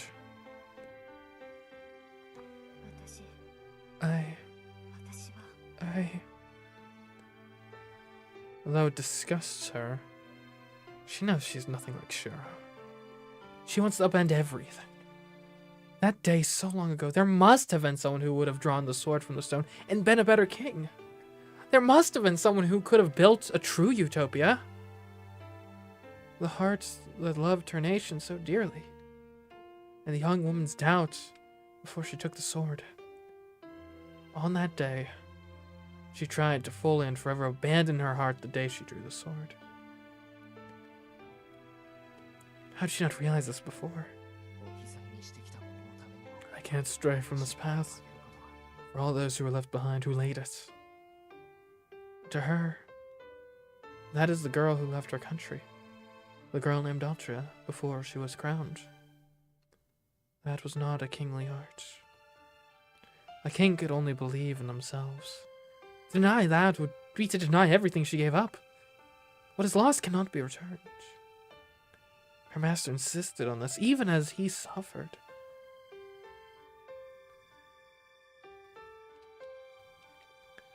His pained expression alone makes her heart ache. What was it she had said? She could not start over. It was her duty as the king, so she refused over and over. What duty? To resurrect her lost nation? To select a more capable king?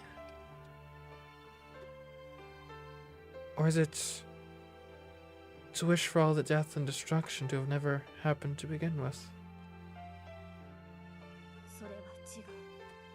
No, that isn't right. That was a mistake. She was raised to be king. That is how she lived. In that there was no flaw. But if that led to ruination, why could she not accept it? She had no regrets. If she could take pride in the way she lived her life, wishing for another chance was a pointless waste. I see now, Shiro.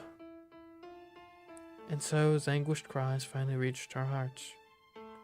All the tears, all the pain, even her broken heart. Salvation could come from destroying all of it. But If it was undone, what would happen to everything swept aside in the undoing? I've stolen much from many, even their very lives. All that pain and regret is mine to bear. It belongs to me. If I were to wish for a chance at something, it should be for a miracle in the here and now, not to upend the past.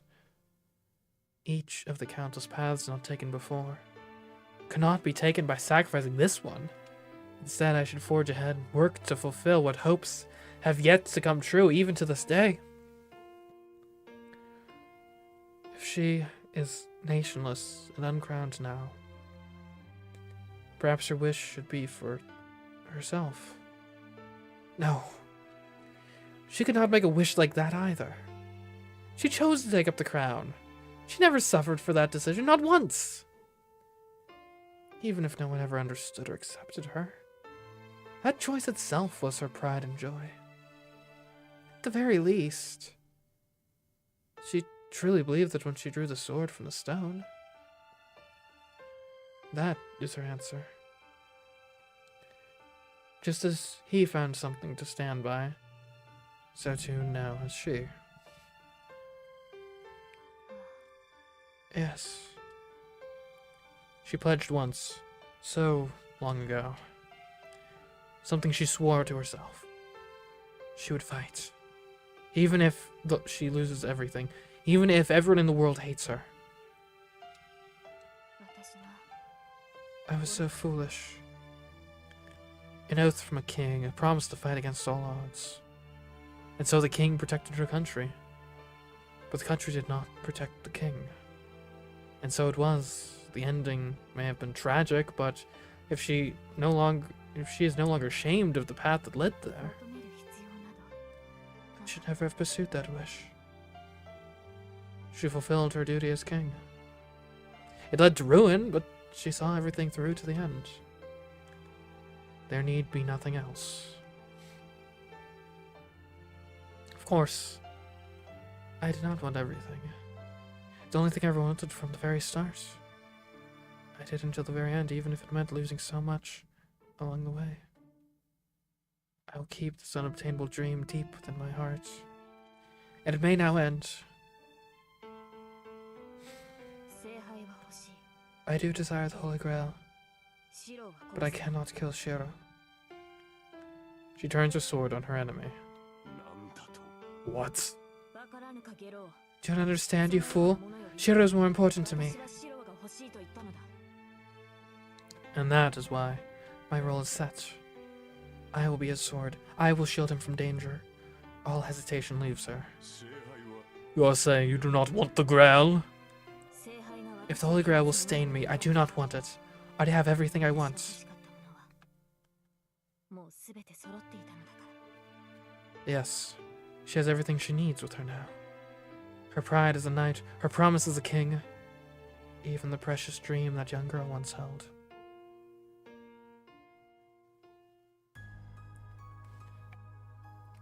Those words I do hear.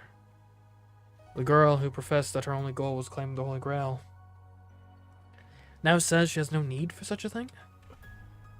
Saber. I call out to her as loudly as I can between ragged breaths. My vision still hasn't cleared, but I can still make out her presence. The pain is fading. My wound, which wouldn't close, begins to heal. Is it because she's close? Can you stand, Shiro? If you can, please take my hand. Yeah, I can do that. I take her hand. Whoa. My vision returns. My head so fuzzy from blood loss rapidly regains focus. Saber, is this your... Yes, it can negate even the curse of Galebolg. Stay close to me and you will heal completely. Just press on, though. Saber turns her gaze back to the underground sanctuary. Beyond the door, the last master, Kirei Kotomine, stands at the threshold to the room.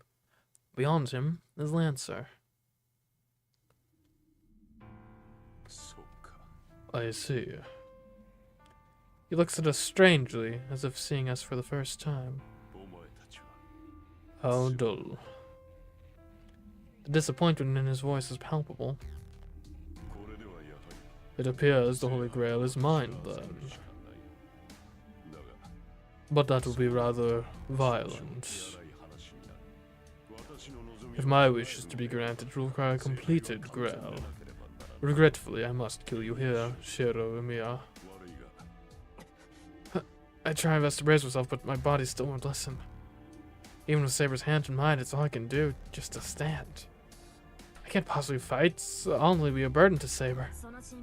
God, can you concern yourself with this? I'll handle it. Please just stay here. Such confidence. What say you, Lancer? Do you think it would be wise for us to flee? Lancer is silent. Of course, Kotomina doesn't actually sound at all worried. He's just making a show of it. Kotomine, before I cut you down, ask what exactly do you hope to gain? What is your wish, Overseer? In a word, entertainment. But I'm in no rush.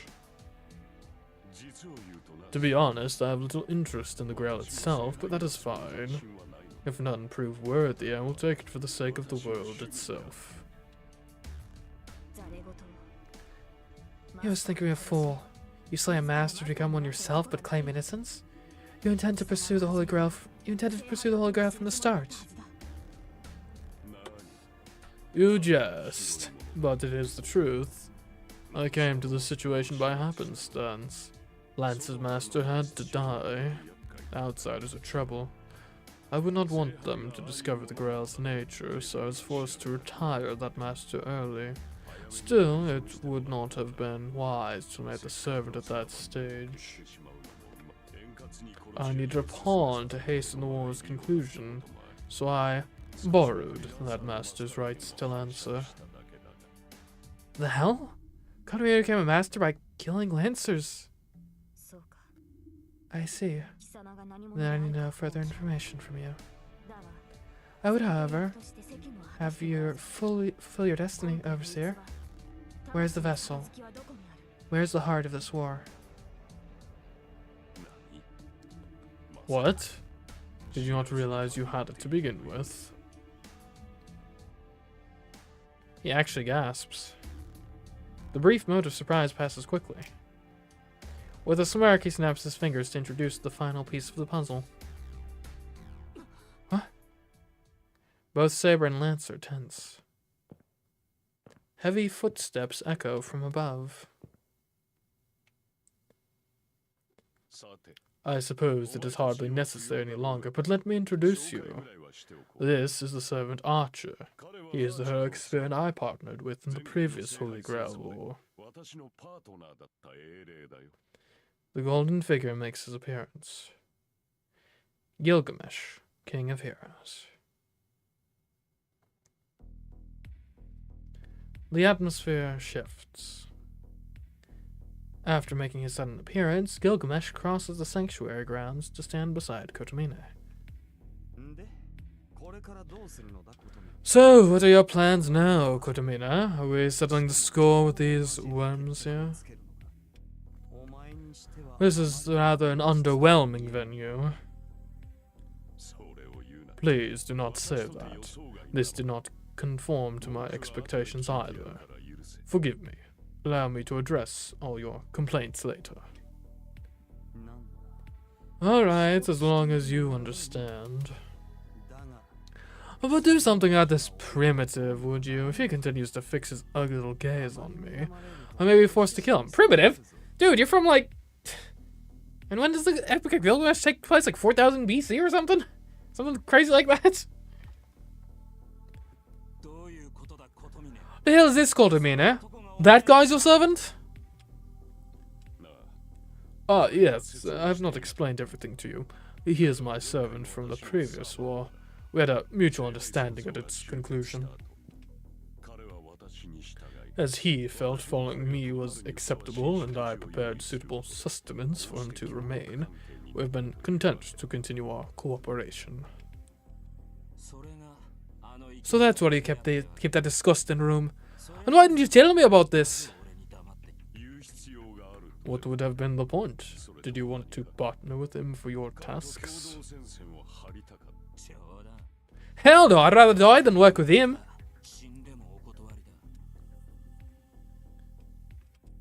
And now there are 3 of them. Lancer by the stairs, Gilgamesh in the center of the sanctuary. We can't beat them all. Gilgamesh is too much for us on his own, but we can't escape with the Lancer around either. Kotomine, you said you didn't know about him. Well, it's simple. He lied. Please, I am a priest. I do not. Okay, he does not lie. Never mind.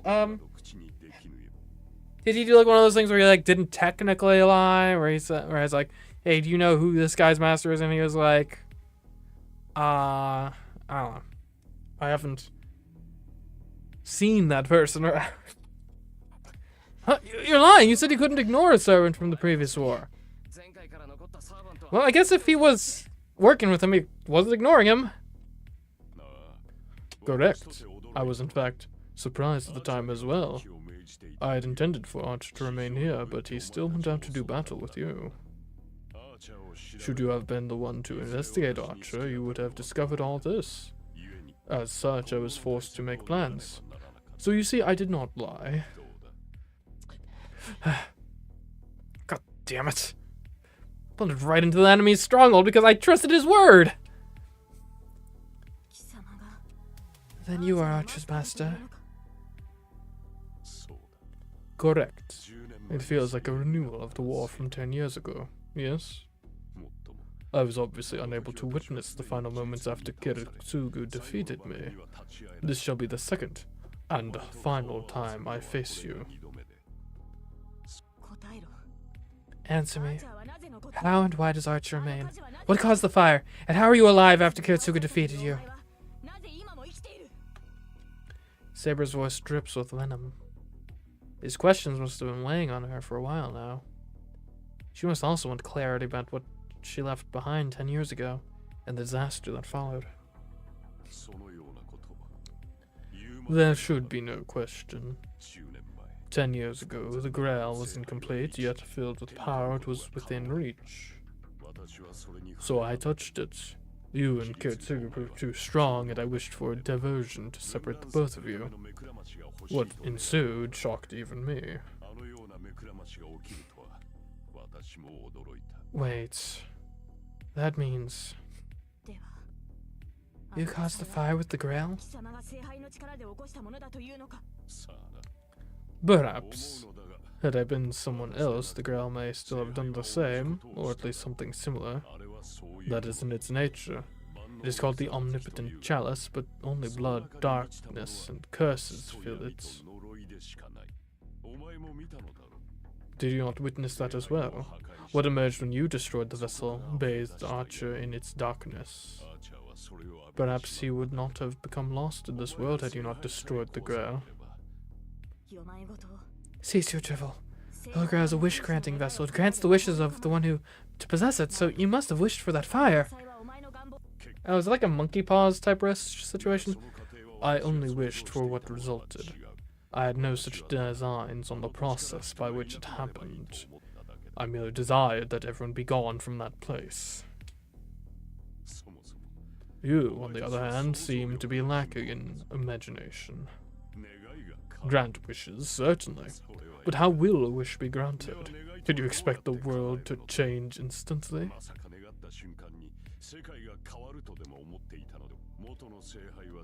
I do not know what the original Holy Grail might have been, but this one is merely concentrated power. It is incapable of calculations or corrections. It is simply a power source. Think of it like a weapon. If the one who possesses it wishes for riches, it will kill all around them, thus granting its possessor their riches, their wish. Do you understand? It is a defective vessel that can only grant wishes through destruction. So it is like a monkey's paw situation. Dang.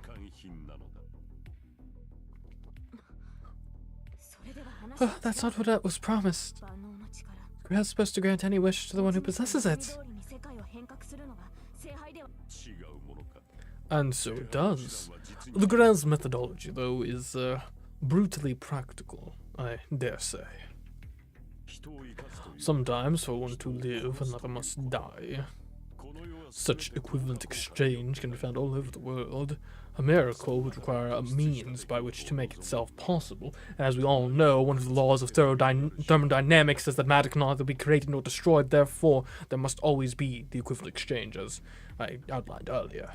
We are magicians here, but we cannot break the laws of thermodynamics. Let's not be ridiculous now. A wish does not come true if one is concerned about things like equity. To enact such a paradigm shift would require the sacking of that which is lesser, an alteration via the most efficient method. I can only imagine what Saber must feel. If what Carmina says is true, this is not the Grail she wanted. It's merely power to fuel the possessor's wish. It grants its owner's wish at the cost of everything else. So that is the true face of this supposedly omnipotent power. Then the Grail. It is a tainted vessel that destroys all but its bearer. You will understand once you lay eyes on it. It is truly a curse given form. And that is a delight to my ears.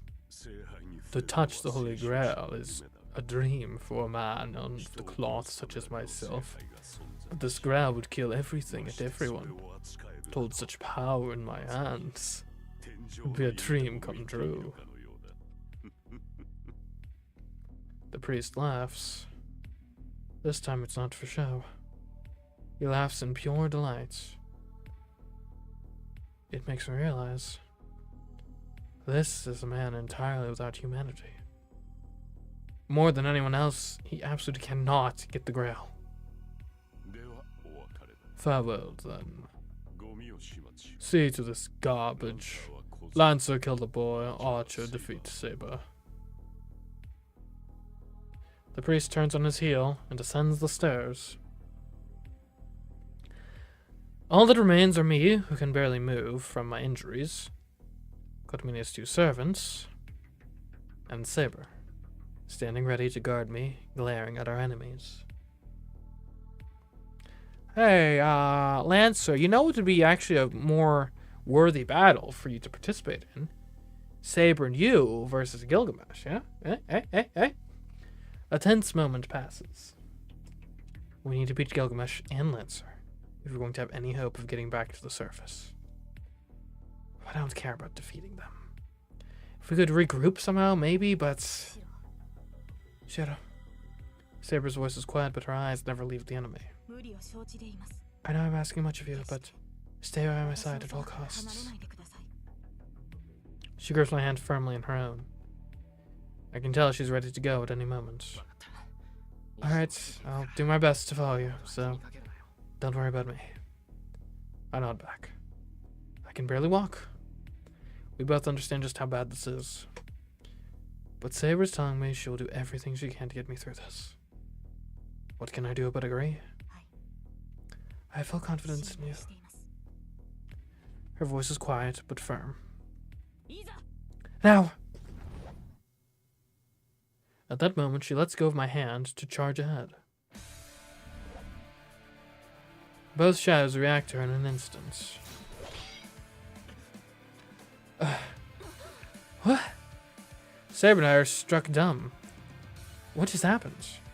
Lancer jerks his spear off course away from me, and straight for Gilgamesh, who bats the attacker aside with the longsword as if he'd expected it. Miss, my bad. Your accuracy certainly leaves something to be desired. Both men withdraw, unhurried and unconcerned.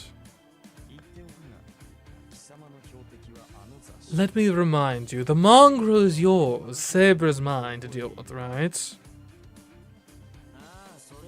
My bad, but I don't really care anymore. He didn't give the order with the command spell, so he can choke for all I care. As he says this, Lancer turns to face Gilgamesh, almost as if protecting us. What? Lancer, you? If you're gonna say something stupid, save your breath. This isn't me helping you. I'm just sticking out to my own code. Lancer levels his spear at Gilgamesh. His intent is clear. He actually does mean to let us go. Honestly, I've had it up to here with him anyway. I'm not doing what he says anymore. I'm cutting Kotomine off right here. Oh, you're breaking your contract with him. So you're willing to be eliminated here and now, even with the girl in reach. I'm nothing like you. I can give less of a shit about having a second life or whatever. No hero with a damn would care that much of such a thing. We've got no attachments to this world. Heroes really only care about promises left unfulfilled. Not that I expect a greedy jackass like you to understand that.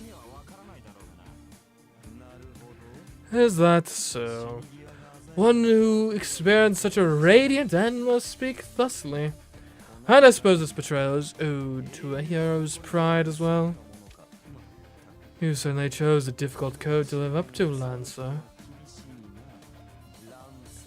The air behind Gilgamesh warps. Weapons appear out of nowhere in the space behind him.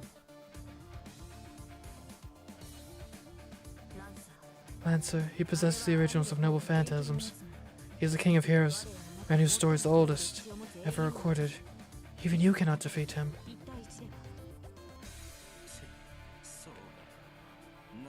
Damn, a guy who destroyed his own country to do whatever the hell he wanted. No wonder he's so full of it.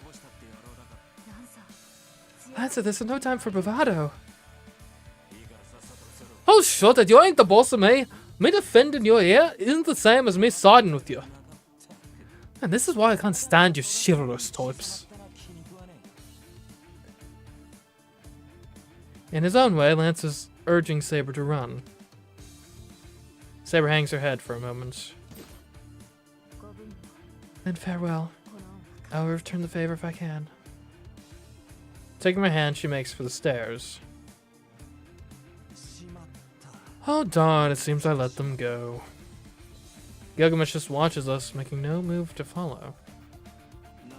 Seems Kotomine hasn't inspired much loyalty in his servants. It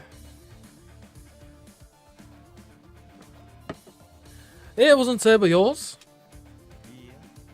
Frankly, the command I was given did not suit me. Had you not done as you have here, I might have done so in your stead. What? I'm much rather would have had Gilgamesh teaming up with us against Lancer than Lancer teaming up with us against Gilgamesh. Oh well.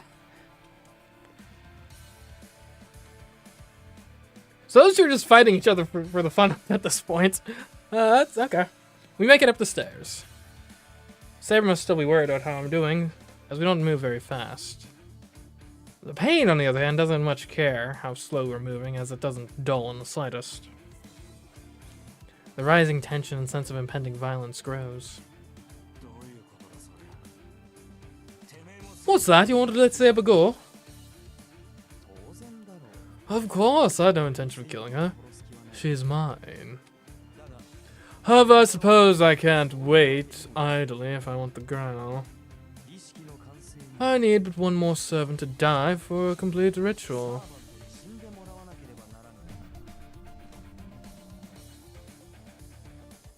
A multitude of swords appears in the darkened basement.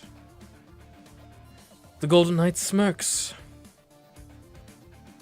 This was why he was ready for Lancer's surprise attack. Lancer wasn't the only one planning to turn on his would-be ally. Well shit, so you planned this from the get-go? Did you not hear me? We are, I suppose, of like mind in this situation. I offer my acknowledgement, Tulane. You have scripted the most pleasant of circumstances. The two come together. We make it out just before I see the initial volley.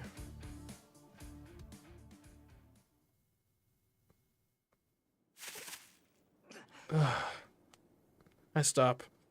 I make it out of the church, but my body tells me it's reached its limit. Okay, so we just need to kill Kodamine before. Well, actually, I mean, if Lancer dies to Gilgamesh down there in the basement, then that just leaves Saber as the only servant left in this war. So maybe we could do. I know we just went over the whole thing of like, you know, the Grail is not going to is a monkey paw sort of situation, but like, you know. We could end the whole war by, like, getting the Grail, right? And then you just wish for something insubstantial, right? Be like, I wish that I had a quarter. And then, like, you know, there's only so much bad that can happen to get a quarter delivered to you. And what's it going to be like? Oh, I wished for a quarter to get in my possession. Then, like, boom, someone, like, shoots one at you. And you're dead. I don't know. Kodamine probably deserves to die, though. Sure, let us rest here. Your body will not last like this. Yeah. Not that I'm causing you so much trouble. I lean away from Saber's shoulders and sit on the grass. My chest wound is still there. It stopped bleeding, but there's still a gaping hole in my chest. I feel sick. The pain might be gone, but I've still got a hole right through me. Just looking at it makes me sick to my stomach. More than that, I can't believe I'm still alive. Shiro, please show me your wound. Oh, okay. Please excuse me. It may hurt a bit, but please bear with me. Saber's fingers trail over my chest. And then, I don't know what she's thinking, but Saber places her hand on my chest and lets it sink into my body. That's not how surgery works, Saber. I know you're from, like, a different time before modern medicine was invented, but that's not how that works. It's like Temple of Doom nonsense. My entire body jerks and bucks in response. Saber's hand is relentless, moving around inside me. Idiot! What are you doing? She's touching my organs with her bare hands! How could that not be blindingly painful? It should hurt, but... There's absolutely no pain. Huh. How about that? In fact, ever Saber touches, it feels like the pain is fading. I'm done, Shiro. I've replenished the sheath's magical energy. Your wound should heal in half a day. She draws her hand from my chest, looking relieved. Sheath? I have no idea what she's talking about. Saber, what do you mean by sheath? You mentioned it before, but... Are you talking about your sheath? Saber's sheath. Yes, the Excalibur's sheath. Invisible air isn't her sheath. Legendary sheath of Excalibur is a noble phantasm that makes its possessor immortal. But she doesn't have it. King Arthur died in the Battle of Comlin because that sheath was lost. So there's no way Saber has Excalibur's sheath right now.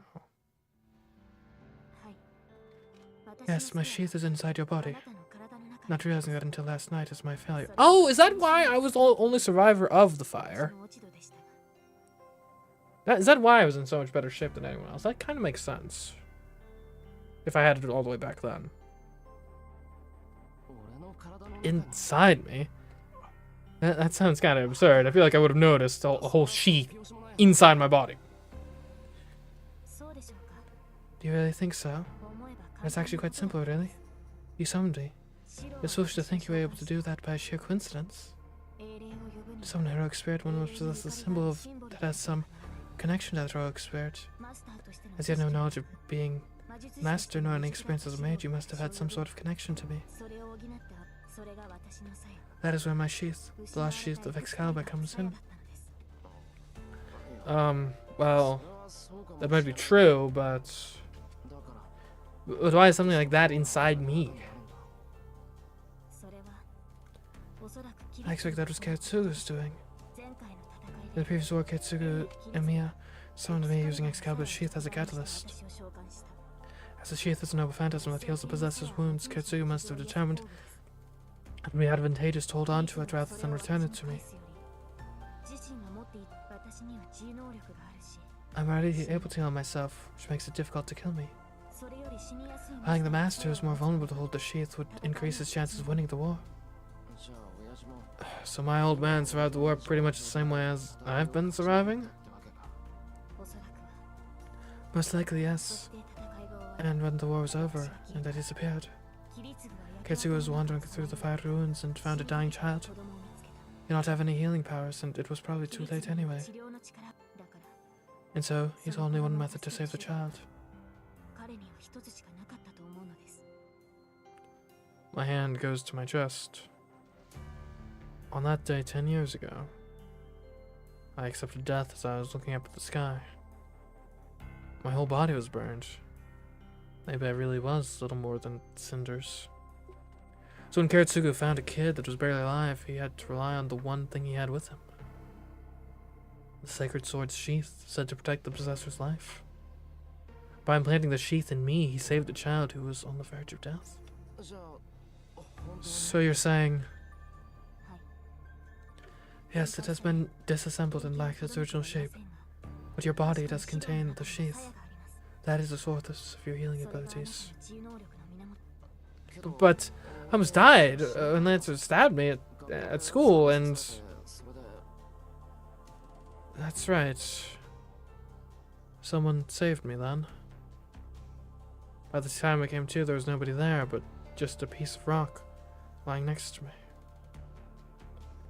I felt that it was really important, so I brought it home with me. I wonder if it's still there. As before, you and I formed a contract. The sheath is my noble phantasm. Until I manifested and infused it with magical energy, it would not function as a noble phantasm. Until you formed a contract with me, you do not have the power of immortality. So now that I have... Am I actually just functionally immortal now? Like, not just, like, healed really good, but actually, like, I'm still gonna be alive in, like, 300 years? As long as it has even a little magical energy within it, it may be able to protect the possessor's life. But it would be weak. To save a human being on the verge of death, it must have been necessary to integrate the sheath into your body. I see. Sorry, Saber? I feel bad for using your sheath for myself. What are you talking about? You're my master. It's quite natural for you to use what is mine. Oh, cute Saber face. Besides, I was happy when I learned the truth. Even though I could not save anyone from that disaster, my sheath still saved your life. Her smile is so bright I can't help but look away. Shiro, does your wound hurt? No, that's not it. It's fine. Just don't worry about it. You did nothing wrong. I cover my blushing face and fall silent. This is so embarrassing. Not speaking means no pain, but this is really awkward. I'm not sure how much time passed. Just as I start to calm down, Saber speaks quietly. Kiritsugu was correct. So he did not betray me. Her voice is heavy with regret.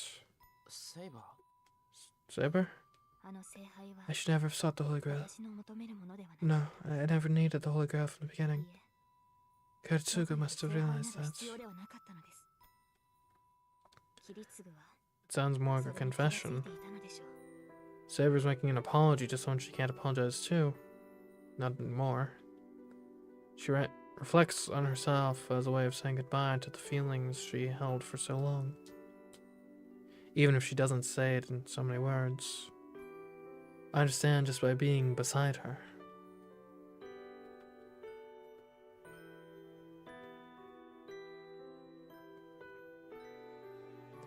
Atreus sought the Holy Grail. A lonely king who had no choice but to believe that without the Holy Grail she could not avoid ruin. If only. She'd wished to redo everything from the moment she drew the sword from the stone. Saber, that's... I knew all along. I knew I could not just redo everything. I knew that, but I kept lying to myself. But that ends here. The long battle can now really... Thank you, Shiro. With your help, I now know the path I must take. Yes, the Holy Grail and I are just dreams that should not exist. But still, she mumbles out wanting to be forgiven. She should never have wished for what she did. And all that time, she'd never been able to fulfill it. The weakness was only a fleeting dream. How should I feel right now? What she says is beautiful. Her decision is dignified and proud, just like her. She takes pride in her past now and accepts the end that awaits her. And now Saber has... She's decided to follow the promise she made until the very end. She doesn't even need to tell me what that means. She will never waver again. She's more beautiful than ever. In the dark of that night, in the moment I met her under the moonlight and admired her appearance, I loved her from the very beginning. Then, regardless of what awaits ahead, there's only one thing to be done. Saber, let's destroy the Holy Grail. I cut away any lingering attachment. I banished my selfishness and say what has to be done. Yes, I knew to come to that conclusion, Master. Saber nods reassuringly. I can't smile back at her right now. I'm trying my best to suppress my feelings for her and convince myself that this is the right thing to do. I'm sure that someday I'll be proud she trusted me with this decision. I stand up. Now that's settled, we can't just rest here forever. We know what must be done, and our enemy is clear. No more detours. Today, we put an end to this battle.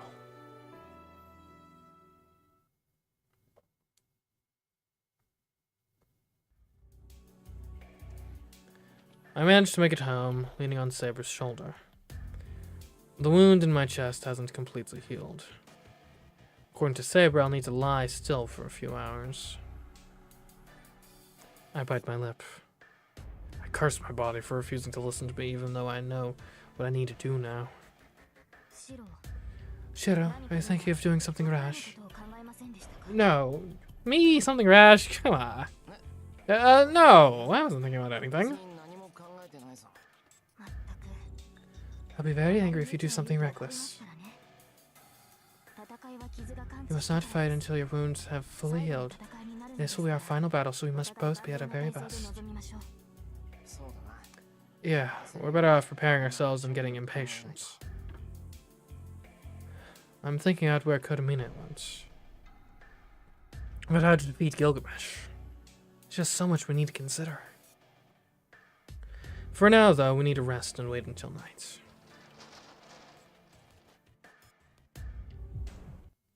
Oh no. At that moment, my mind freezes. There's nobody inside. The house feels different. Mingled with the smell of something burning, I can just pick out the strong scent of blood. I run. I ignore my chest wound. I run to shake off the chill running down my back. I run through the corridor, turn a corner, and pass through the familiar curtain that divides one room of the house from another.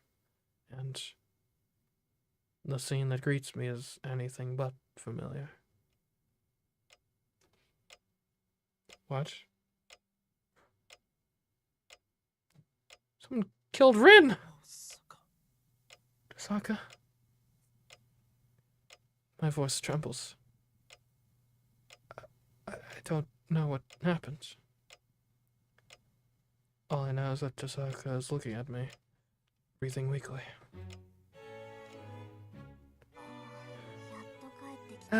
You're finally home. So late. I was about to go to sleep. Dummy. What the hell is she saying? It looks like she's really struggling even to speak, but she tries to make conversation like nothing is wrong. What? Don't talk, you idiot! Damn, we need to stop the bleeding. Saber, get some towels and wash basin with warm water from the bathroom. Saber nods and turns to run to the bathroom. Bandages, I need bandages. And some styptic. I don't think styptic will be enough for this. Damn it, I need a doctor. I need to call a doctor to treat her. I panic as I pull out the first aid kit. It's fine. I already treated myself. I don't need a doctor. There's something more important you need to do first. Oh, is Ilya alright? Where's Ilya? Tasaka's panting, but she looks straight at me. Tasaka? I don't know what the hell she's trying to say. I'm confused. I just nod to listen to what she has to say. Are you sure you're going to okay? There's so much blood. It's fine. I can stop my own bleeding. No, I'm not gonna make that joke. More importantly, I'm sorry I was supposed to be taking care of her, but I couldn't protect Ilya. Huh? I finally put two and two together. Tasaka wounded, living room in disarray, and Ilya gone. Did Kotomine come here? She nods. He's the only enemy left, so there wasn't much point in asking. But Saber and I were the only ones who knew Kotomine was our enemy. It must have been a shock for Tasaka. The seventh master is her teacher and guardian. Don't apologize. Even you wouldn't have been able to do anything in an ambush. I know that. Whatever you said, you always trusted Kotomine. I suppose. Honestly, I underestimated him. Guess I got a little cocky thinking I could do everything on my own. She coughs up blood. Crap, I can't let her keep talking. Let's talk later. Just don't move. We'll get you treated, then you can rest up. Yeah, that's good. But before that, I think I need to tell you something. Shiro, it's the last advice I have for you, so listen good. That's ominous. But I just nod. This is serious. Especially if she's so insistent on telling me, even as wounded as she is. I can stop her from speaking up now, even if I wanted to. First, Kotomine's objective was Ilya. You must have known from the very beginning that she would be the vessel for the Holy Grail. What? Ilya's the Holy Grail? Her heart, to be precise. Mages are humans with magic circuits, but Ilya's a human made for magic circuits. Wait, hold on, does that mean we can't destroy the Grail then? If we destroy the Grail, we'll destroy Ilya! Can't do that! Like, I know we got off to a rocky, like, start of our relationship with her, but, like, she's a good kid.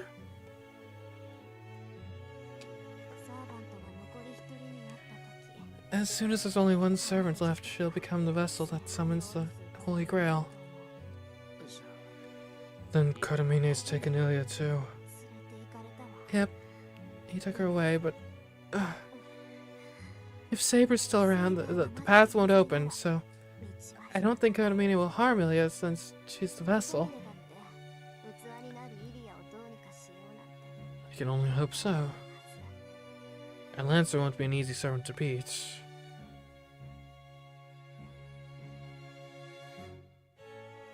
Even if he couldn't defeat Gilgamesh, he might at least have been able to run away. I'll just have to hope he did. This isn't the time to tell Tasaka anyway. Got it. I'll go save Ilya, so don't worry. Okay. Now, the second thing. I think Kotomine is at Rudu Temple. I can't think of anywhere else to summon the Holy Grail. He probably abandoned the church already, and if he's going to hide, it's gotta be there.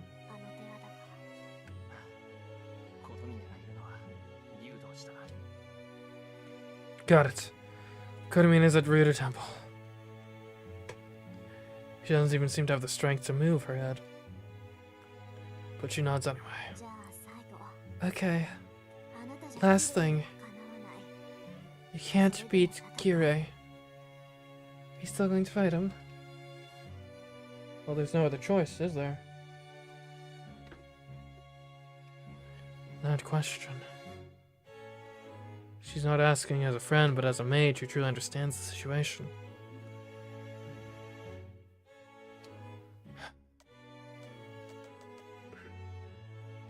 I mean,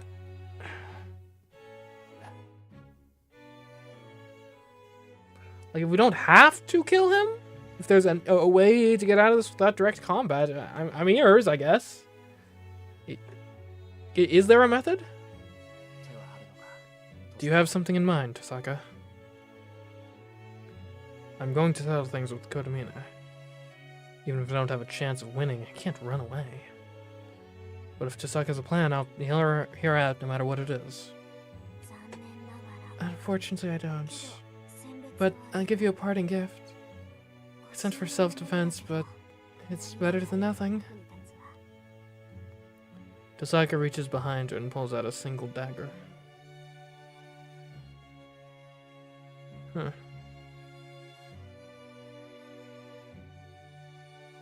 This is a well-known dagger, perhaps even famous. It's used for rituals rather than for battles. It's a magical wand in the shape of a sword used to form magic circles and to intervene in mystics that have taken shape. Yeah, stab the priest. That's the strategy. The word Azoth is engraved in the jewel on the handle.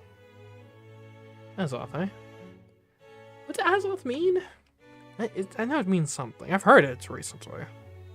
Not in the context of the game. Its blade isn't as long as a typical dagger, which probably fits Tasaka's preferences anyway.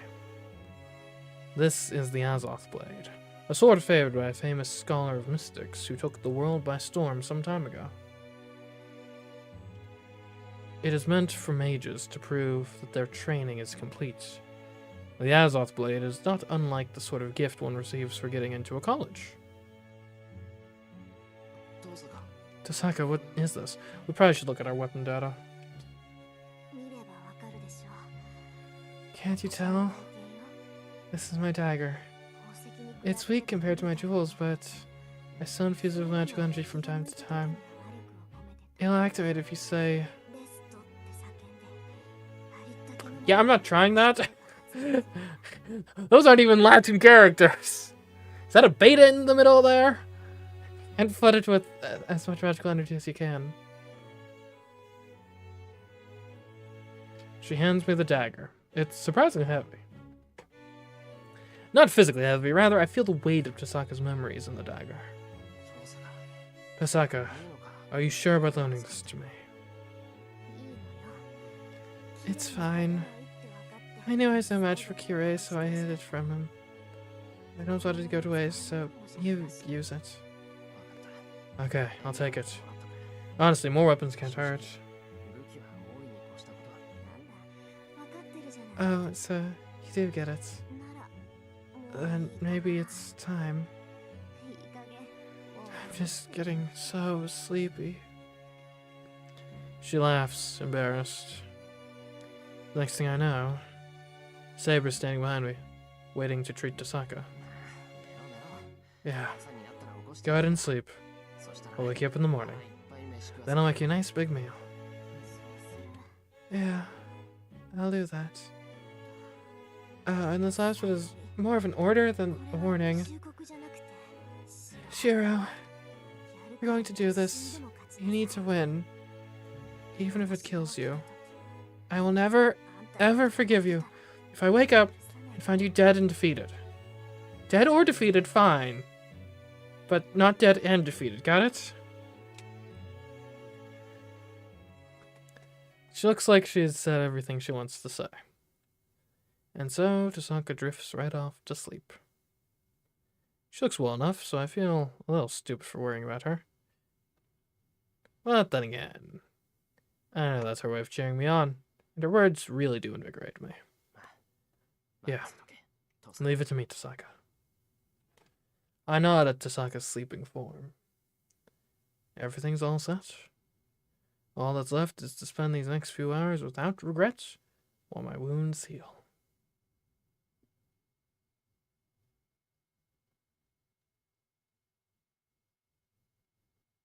Alright.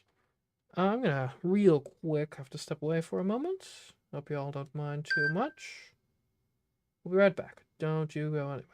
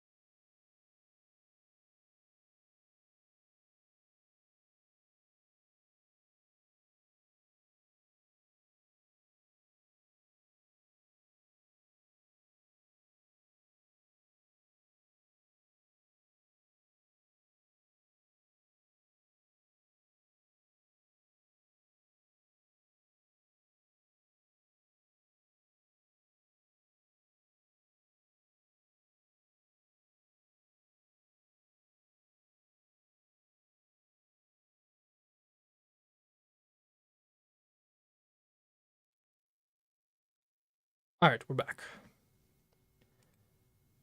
Ready to face off with Kodomine, hopefully save Ilya, and I guess also probably Gilgamesh will be there, too. How are we actually gonna win this? Debatable. I don't have a really solid idea yet, but we'll figure something out. Today slowly takes over into tomorrow. We treat Tasaka's wounds and take her to her room to rest, while I make dinner and eat with Saber in silence. Just a little longer. Most of my wounds are healed. We only have about an hour or two left. In the meantime, I'll spend time with Saber, report to Kiritsugu, or have a strategy meeting.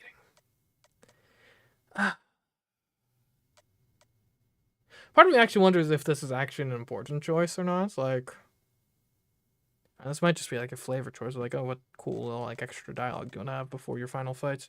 What part of the story is the most? Did I say Kiritsugu? I think I meant to say Kirei. Anyways, I mean, obviously having a strategy meeting is probably the wisest choice here, just in terms of practicality. I'm not really drawn to report to Kiritsugu, necessarily. So it's either spend time with Saber or have a strategy meeting, I think. I guess the question is, what are we winning this with? Are we winning it with the power of friendship or the power of strategy? I don't know. It can go either way. I know sometimes I'm like reading a book and then we get to the final climax and I'm like, oh. Like, because sometimes, right, there's two different types of stories by my estimation. There's stories where they're all about, like, clever characters doing clever things, and then at the very end of it, they, like, outwit their opponent, the enemy, and save the day. And then there's the other stories where it's just all about emotion, and they save the day by doing the stupidest things in the final climax, falling into, like, the most obvious of traps, but it all works out because they love each other, and love conquers all, and it's like, yeah. So, I'm more of a drawn to, like, the logical stories than the emotional stories. I mean, obviously it's probably best if you have both, right? If you have a good emotional payoff while also the characters are making intelligent decisions that actually make some amount of sense. I guess the other thing too is I'm not sure what we can really strategize about at this stage, right? I mean, we're going to Ryudu Temple. We think Kirei is probably there. Probably has Ilya, but we don't really know the specifics of the situation, necessarily. And heck, we don't even know if Gilgamesh is going to be there. And I agree that a strategy meeting is probably the best choice. But also, I don't think they would punish you for spending time with Saber. So I'm going to do that. Power of friendship. Power of love is going to win. How should I spend those remaining hours? I thought a lot about it, but wound up here in the end. This place always remains the same. Enjoy the peace of the living room, but I'm more comfortable here. Yeah, for a Western knight, you look so natural with a bamboo sword. Plus, you like sitting Seiza. We should have put on some kendo gear and had a match while we had the chance. Wear protective gear? Why did you not say so earlier? I would have worn my armor while you put on protective gear for a mock match.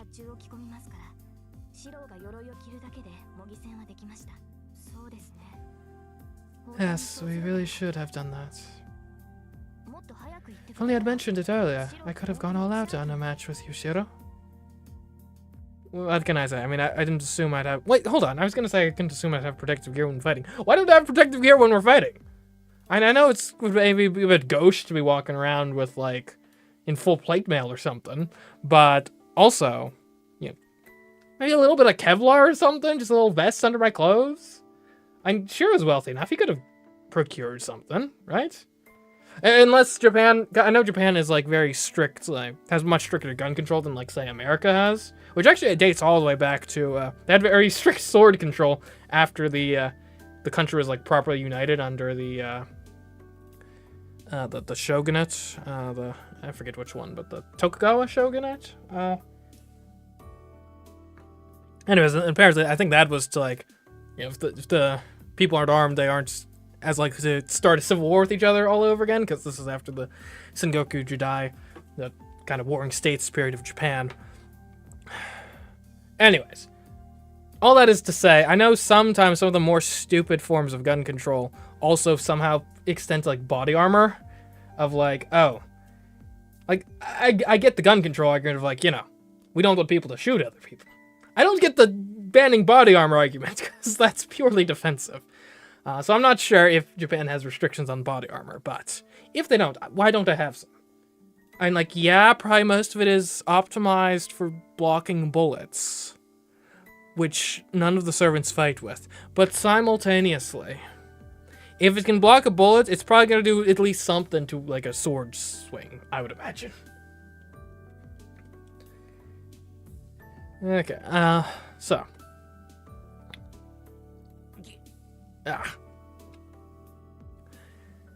Saber's so cute when she pouts like that. Cute as she is, her actual words are pretty terrifying. You're not really serious about going all out, are you? If you fought me without holding back, Why do I end up bedridden for a week?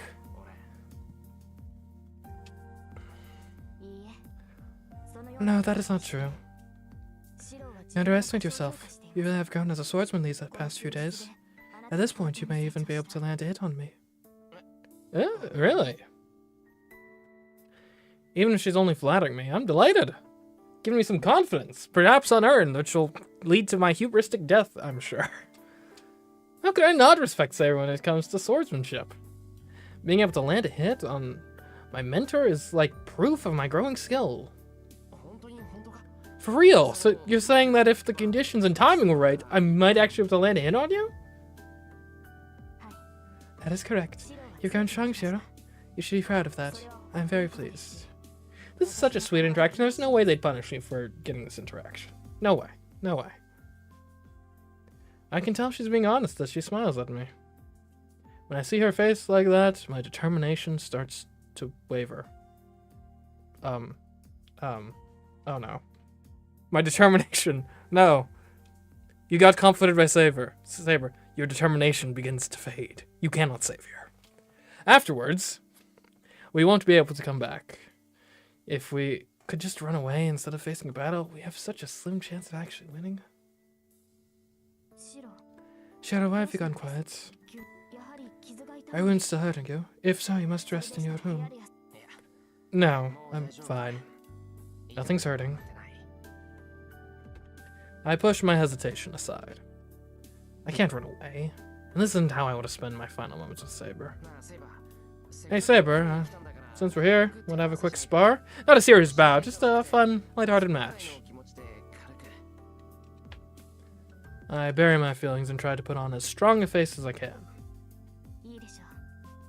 Very well. Now I fight in my own style rather than kendo. Shiro, you can fight me in whatever style you want as well. She must have understood what I had in mind. Trading blows with a sword rather than words suits us better. For a short while, we forget about everything and just feel our bamboo swords whack at each other.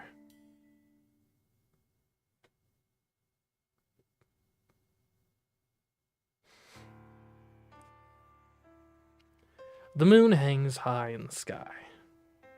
The clouds have finally cleared, and the black of night is giving way to indigo. It'll be dawn soon. The long night is about to end. It will be the last one. During the night, Saber and I traveled to our final destination.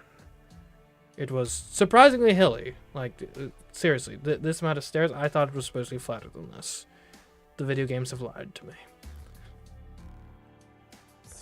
Shiro, this is...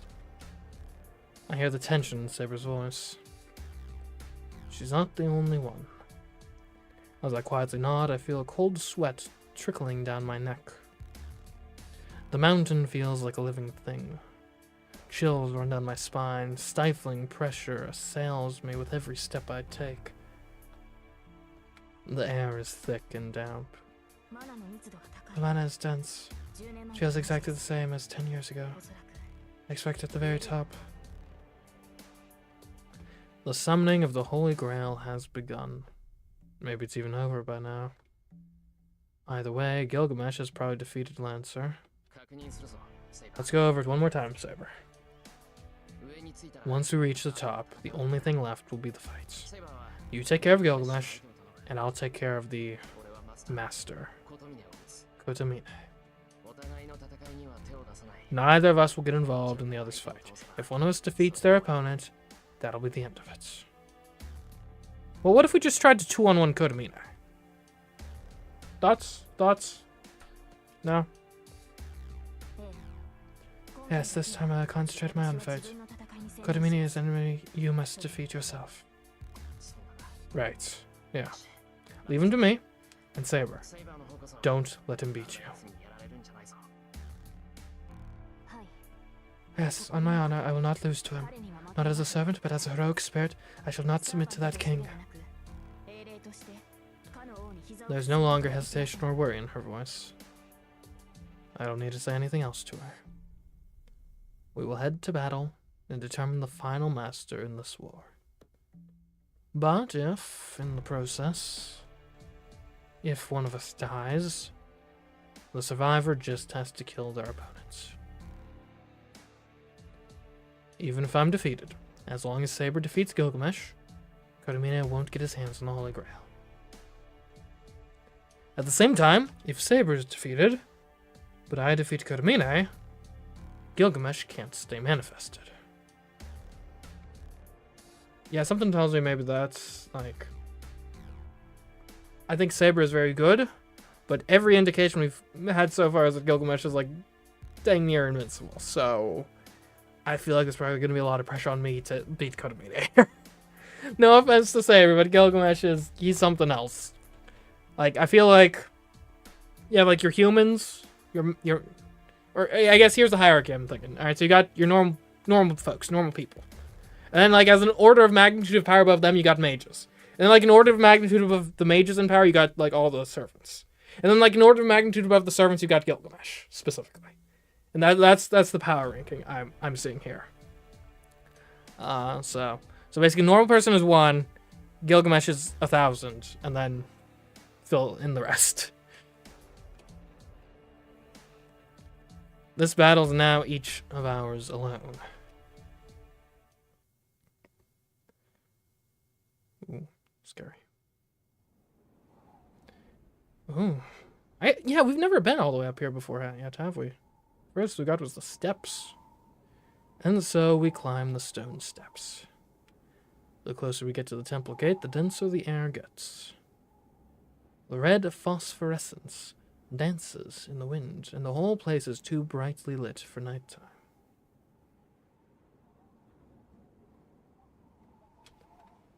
Okay, wait, before we do this, though, because I think this will actually be important, we got a weapon.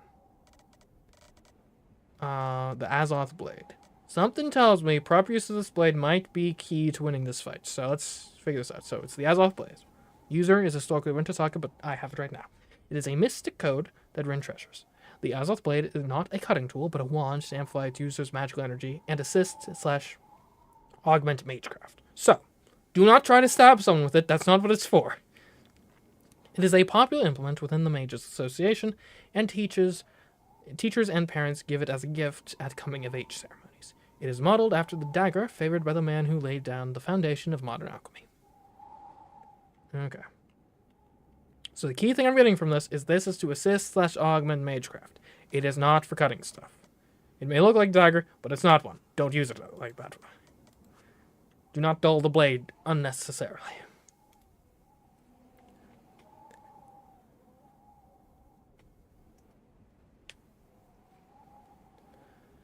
It reminds me of that fire 10 years ago. But it's different. Bound up in the red light, I spy something that looks like it's going to ooze out over the temple itself. It's out past the building. A glistening blackness like mucus spreads over the vivid red. The mud spreads like oil over the clear ground. You're finally here. I've been waiting, Saber. Gilgamesh stands there. Hallowed by the vivid red glow? Haloed by the vivid red glow. He pays no mind to the blood-red glow or the death-shrouded blackness. The servant, armed in gold, waits in the middle of the temple grounds for Saber and Saber alone. You have come at a good time. The Holy Grail has finally decided to show itself, and is starting to open up. This curse is what the Holy Grail holds within it. It's the third element that keeps us servants in this world.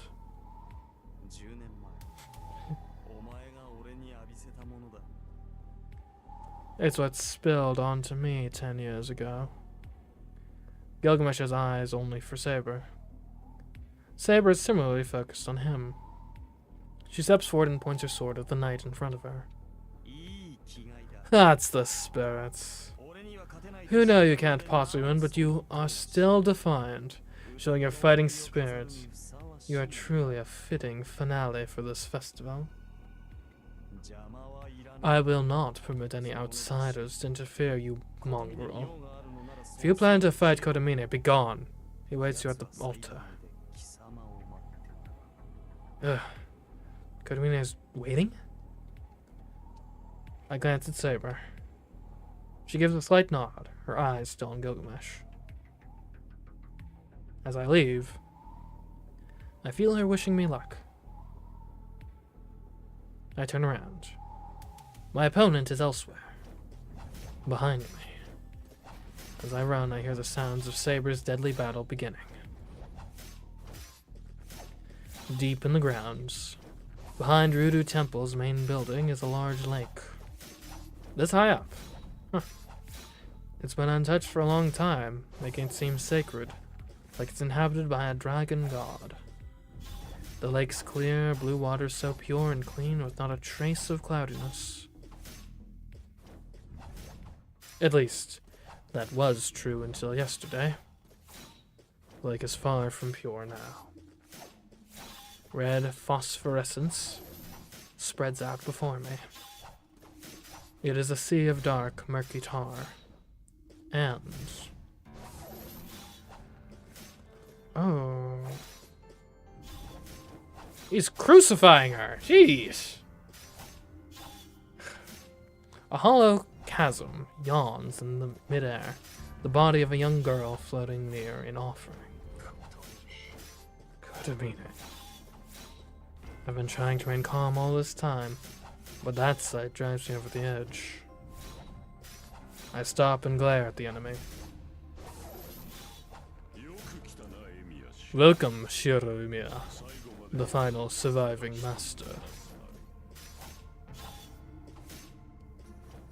This ends. The ends of his lips curl up in a smile, and he spreads his arms in greeting. Weird that she's naked? Fair.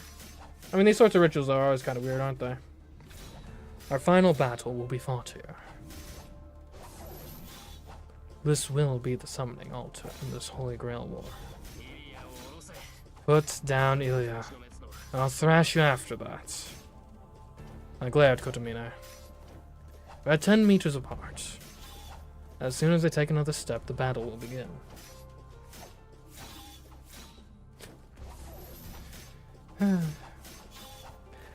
Once the battle starts, my only option is to rush him and stab him in the chest. See, Adam, good point on the joke. However, I already beat you to that like 2 hours ago in the stream when we were on the... when we had like the coffins part going on. But before that, I need to do something at Ilya. Hey, did you hear me? I told you to put Ilya down. What kind of scum are you? Taking pleasure in tormenting a child like her. Oh, I heard you, but I cannot do as you ask. The Holy Grail has appeared, but its hollow is still unstable. As the point of contact with the Holy Grail, I need her to endure for as long as her life lasts, or else my wish will not be granted. As long as her life lasts? I know you're still alive. You have no intention of bringing her down, I'll have to make you. I'm going to stop your wish. There's dark mud right here, right now. Ah, I see. Do you believe this is my wish? I have to hand it to Kiritsugu. His son has such a keen sense of things. What a shock, 2 generations of Amiyas completely mistaken. What? I have no obligation to explain anything to one who does not understand the Holy Grail. You shall fulfill your role as the final master, burdened by that misconception all the while. What? I kick off as quickly as I can. There's only about 10 meters between him and me, but I jump to the side, maintaining that distance. Rather than acting on my desire to kill him, my instincts kick in to help me avoid death. Ugh. I slip sideways and roll on the ground. I go tumbling across the ground, scrambling to look up. That was... What? I glance back at where I had just been running. The ground is on fire. The dark mud spreading over the lake is steaming.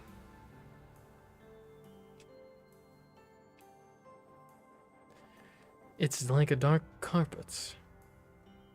The mud coils and lunges at me, snapping like a whip. It leaves a searing welt on the ground. I should have mentioned that you are already well within my reach. Moreover, this stuff is extraordinarily responsive to the presence of living things. Dart around all you like, but if you are not careful as you do so, you will die. I leap out of the way of the black mud as it strikes at me once again. The hell with darting around blindly. This bastard's intent on killing me. You damn fake priest. I reposition myself, keeping an eye on the lake. I'm no closer to Kotomine. Looks like he's gonna keep me 10 meters away. Muddy tentacles seems to be able to stretch endlessly. Follows no matter how far I retreat. Not the only one. Ooh, are you ready to face me? Good. I'm pleased. Had you just walked away, I would have had no way to kill you. But if you desire to fight, I have no issue. I am, after all, a humble servant of God, and could never kill one seeking salvation or aid. The tentacle twists toward me. It looms over the lake, its sickle-sharp shaped head like a dark serpent. I bite my lip. I'm in about the worst possible situation here. More and more tentacles emerge from the lake. I'm not sure how much longer I can even survive, to say nothing of getting near Kotomine. You obviously have no chance of winning. The gap in our experience is considerable. Unless you have some major factor which can multiply your experience, that difference will not be easily overcome. The priest raises his hands. He stares at the heavens like a conductor leading an orchestra. Put your life on the line. Maybe then you will be able to reach me. The serpents surge forward. I try to kick away, the mud clinging to my ankles. My clothes are burnt and my skin is exposed. I jump away from the lunging tentacle. I can't feel my mud-coated ankle, or right ankle, and I wasn't entirely sure I even still had my right leg until I used it to leap away. I check my body while I roll. Ankle? Okay, yeah, it's still there. I just can't feel it. If it's more or less intact, I can still probably run, though the inability to feel it probably isn't going to make that easy.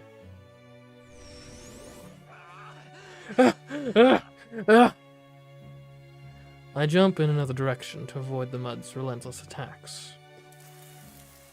Beside me, I hear a splash. The scent of burning earth wakes my dizzy head, and I push myself back up to my feet. A burning sensation sears its way down my back. The hell? Shake it off and jump to the closest clear ground. The mud's pursuit relents. I can no longer see any of the black mud that surrounded me. I bite my lip. I dodged and ran all over the place, but in the end, I'm right back here. Still 10 meters away.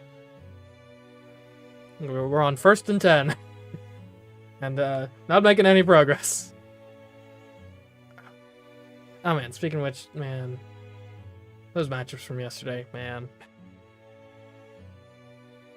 Not to get into football too much, I'm not sure if you guys watch football, but I will say, of the entire suite of playoff teams that were in the playoffs this year for the NFL, I would say, of all the possible matchups of the teams that were in the playoffs, probably the one I least wanted to see was Chiefs-Eagles. And that's the one we got, of course. Anyway. No offense if you're a Chiefs or Eagles fan, but I'm not. I calm my breathing and look up at him to at least show he hasn't broken my spirit.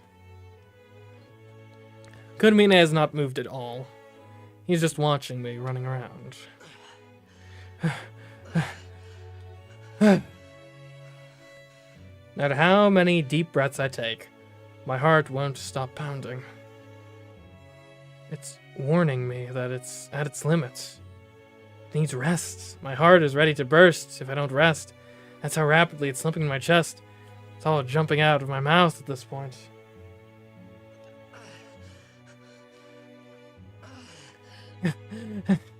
Can't do anything. I can't get near Kurumine, and I can't stop that black mud. There's not enough time for me to hold back about using projection. It's my only hope. If there's no way forward, I just have to project Saber's sword again. Should be able to cut through that black mud and give me a chance to rush Kurumine. Is that all?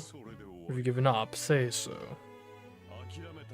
The moment he speaks... A tidal wave of mud crashes over me. I look up just in time to dodge. The mud itself isn't bad.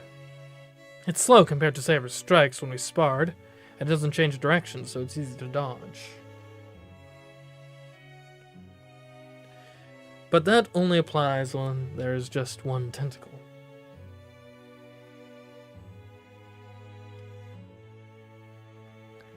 I can't handle multiple attacks at once, or those that strike from behind as soon as I've dodged another.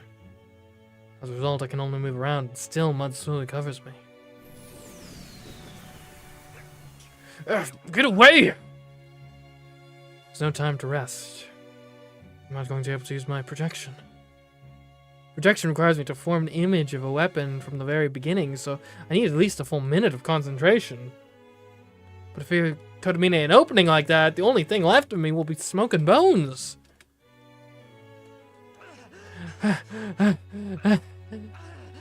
Everywhere the mud touches me, I go numb. At least it's not painful, but if that mud covers my entire body, I might not even know whether I'm dead or alive. If that happens, I'm a goner. I'd melt away, bones and all. I can only run. If I'm going to have any chance of getting near him, I have to do something about this mud. Oh, oh, ouch. Ugh. I can't believe it. I picked now of all times to trip? What is this, sprawl? Kurumine stares down at me as if I were a piece of trash. He points a finger at me, and several snakeheads rear up from the lake. What the? Get up. I try to get up, but fall again. I fall. I fall. The snakes pursue me, but I still fall. Why? Why? Why? Black mud splashes over the back of my neck. Ooh, yeah. Why? Why is my text black now? Now that I look closer, my right leg is entirely black. I'm becoming venom. Oh.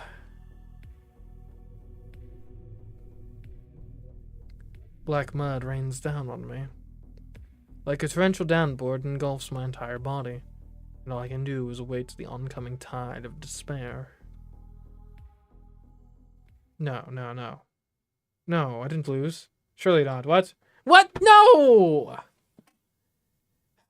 Tiger Dojo. Tiger Dojo.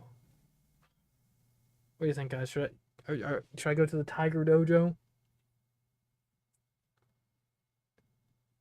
Maybe strategizing would have been a slightly better idea than just hanging out. In retrospect.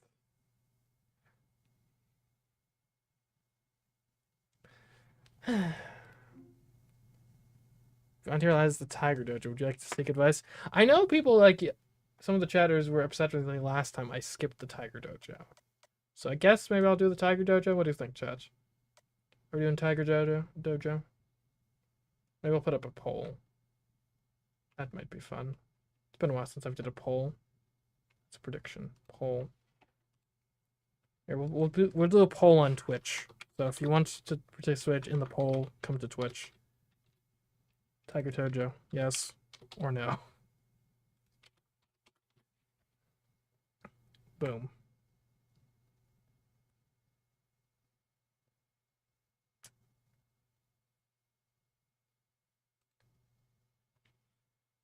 Should have put a question mark on there. Tiger Dojo question mark, we'll say.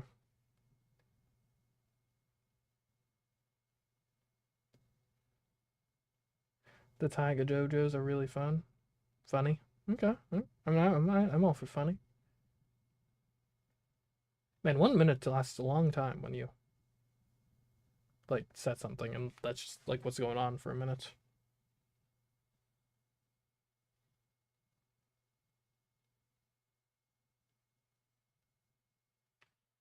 Hmm.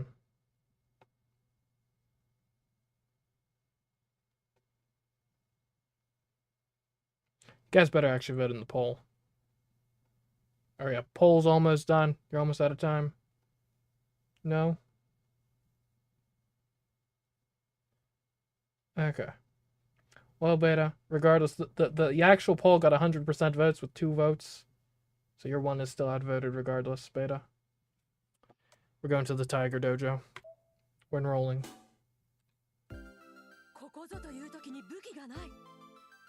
Yo, it's been so long since we've had like the slice of life segments. I completely forgot what voice I was even doing for her. Okay, being on what? It was like kind of upbeat sort of like being unarmed at the most crucial moments. This is Tiger Dojo, a place to help people like you. Well, the common wisdom is that victory or defeat are decided before the battle even begins. And what does that mean? Disciple number 1? Oh, we got Anelia. You shouldn't start a battle until you have a weapon or plan. Very good. The enemy is a servant who cheats by bringing in the strongest stuff with his power of ridiculous wealth. So you should prepare at least one weapon that might help you turn things around. Then are you saying you should restart from right the night before to prepare a new weapon?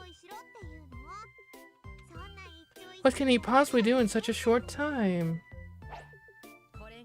Well, it is possible. Saber originally had 3 noble phantasms. You should be able to do something if you prepare the last one. Oh, so you just have to give it back. Exactly, like they say, render unto Caesar. It might be a shame to lose it, but I guess you have to return things to their owners. Oh, I guess you give good advice sometimes, Taiga. I guess you're a teacher even if you're not a very good one. Hahaha, praise me more! Yeah, then while Taiga's in a good mood, I have an exciting announcement to make. So this segment has been running as a little side thing to the main story, but this is the final episode. This is the final episode? What? I've tuned into the final episode of the Tiger Dojo? Oh, okay. Next time, a new series, Tiger Dojo Part 2, Taiga 100 million yen in debt, will begin. We're going to move this place to my castle and update the backgrounds, still pics, music, and game console.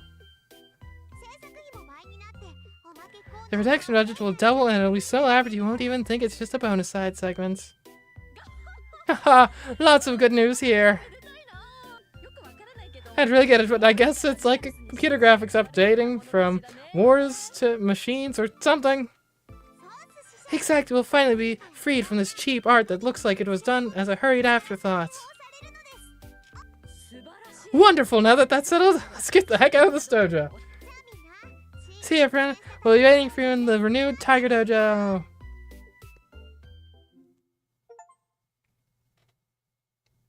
Okay. Well, I guess we're on to the most recent decision point. So, I guess it's either have a strategy meeting or report to Kiritsugu. We already had like a mini strategy meeting as we were walking up the stairs, so I'm not sure how effective that would necessarily be. I kind of like the idea of like report to Kiritsugu, actually, come to think of it. Because, yeah, I feel like that would have more to do with the, like... I guess let me put it this way. If he was in possession of one of her noble phantasms, maybe he was in the possession of another one. This might be my last time. 10 years ago, I was the lone survivor of the terrible fire. What, you don't think this plan is gonna work? Okay, fine. We'll go back. We'll go back. That's not how you go back. I don't know how to go. Quick jump. Can we quick jump? No. Yeah, hold on. If we do this, we quick jump to here.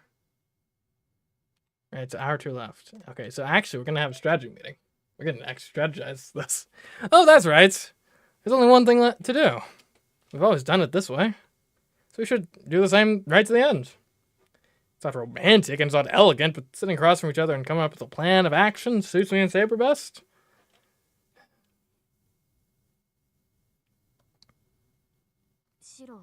Sure, it makes sense to come up with a plan, but is this the place for that? Actually, it has to be here. Let's just go in. I have something in mind. If you say so, then I have only to obey. Saber reluctantly follows into the shed. Okay, now. There's a reason I had Saber go inside the shed. Right now, we have neither a plan nor the means to defeat Gilgamesh. So it goes without saying that we need something extra. So, oh sheesh. Okay, we are going to, well, we could look for a weapon, strengthen Saber, or return the sheath to Saber. Oh, if we return the sheath to Saber, it's gonna make her like way more powerful. So she'll actually yeah. There we go. I should return the sheath to its rightful owner. Because I mean, clearly it wasn't doing much in my hands or body, like anywhere. I don't know if it'll work, but I have to try. But Saber did manage to put her hand into my body to check whether the sheath was there. So it's probably not impossible to extract.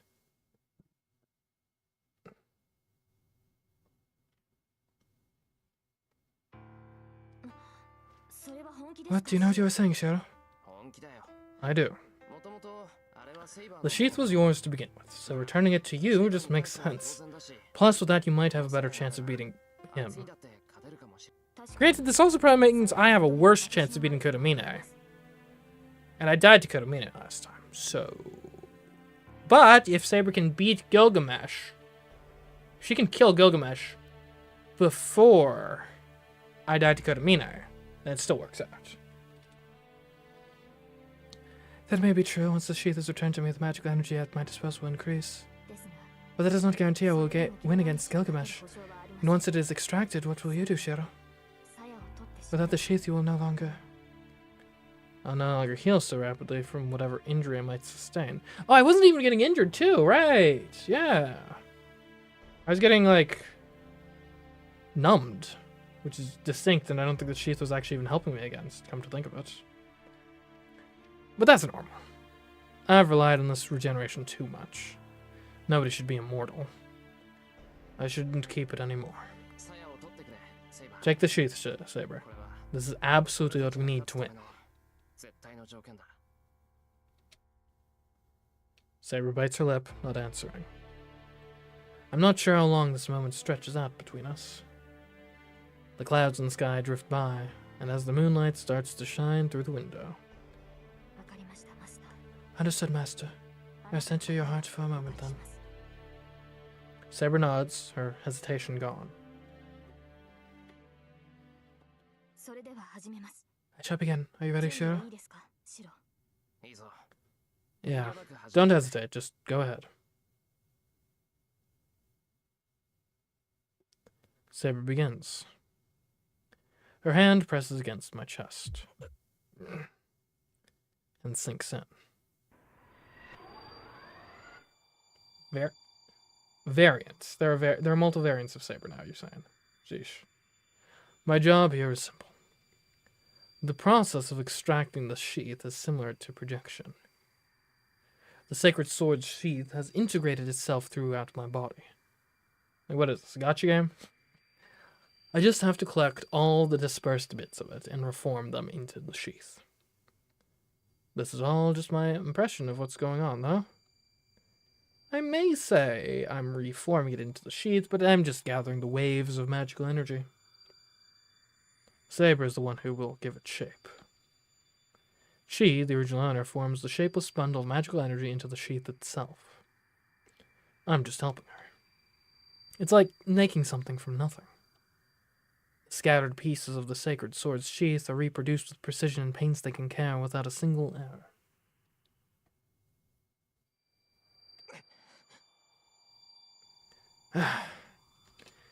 My body grows hot.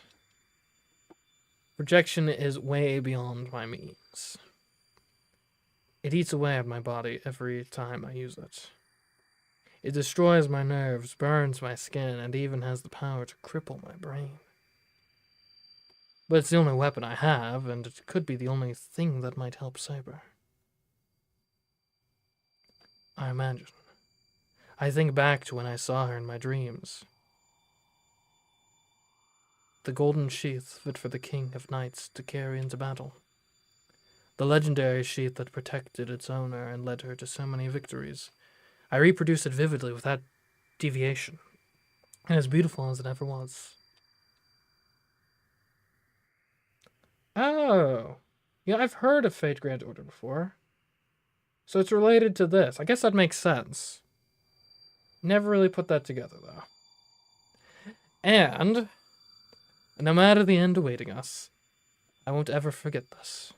I'll engrave the image in my mind.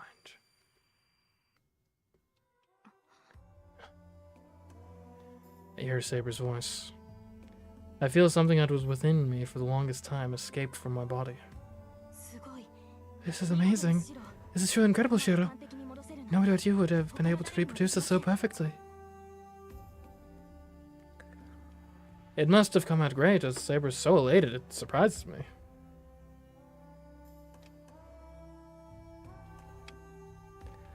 My body is still so searing hot that I just topple face first onto the ground.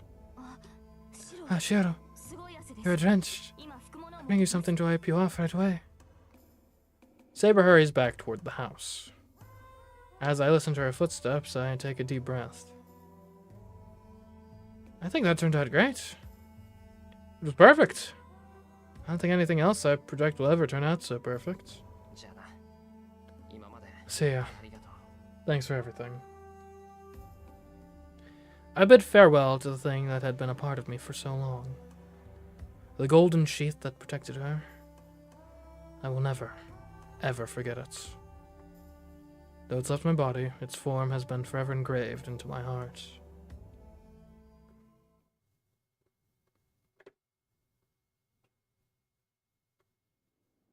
Ooh, different aspect ratio.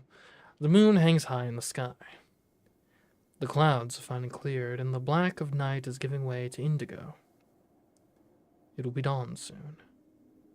The long night is about to end. It will be the last one. During the night, Saber and I travel to our final destination. Man, there were a lot more stairs than I was led to believe by video games.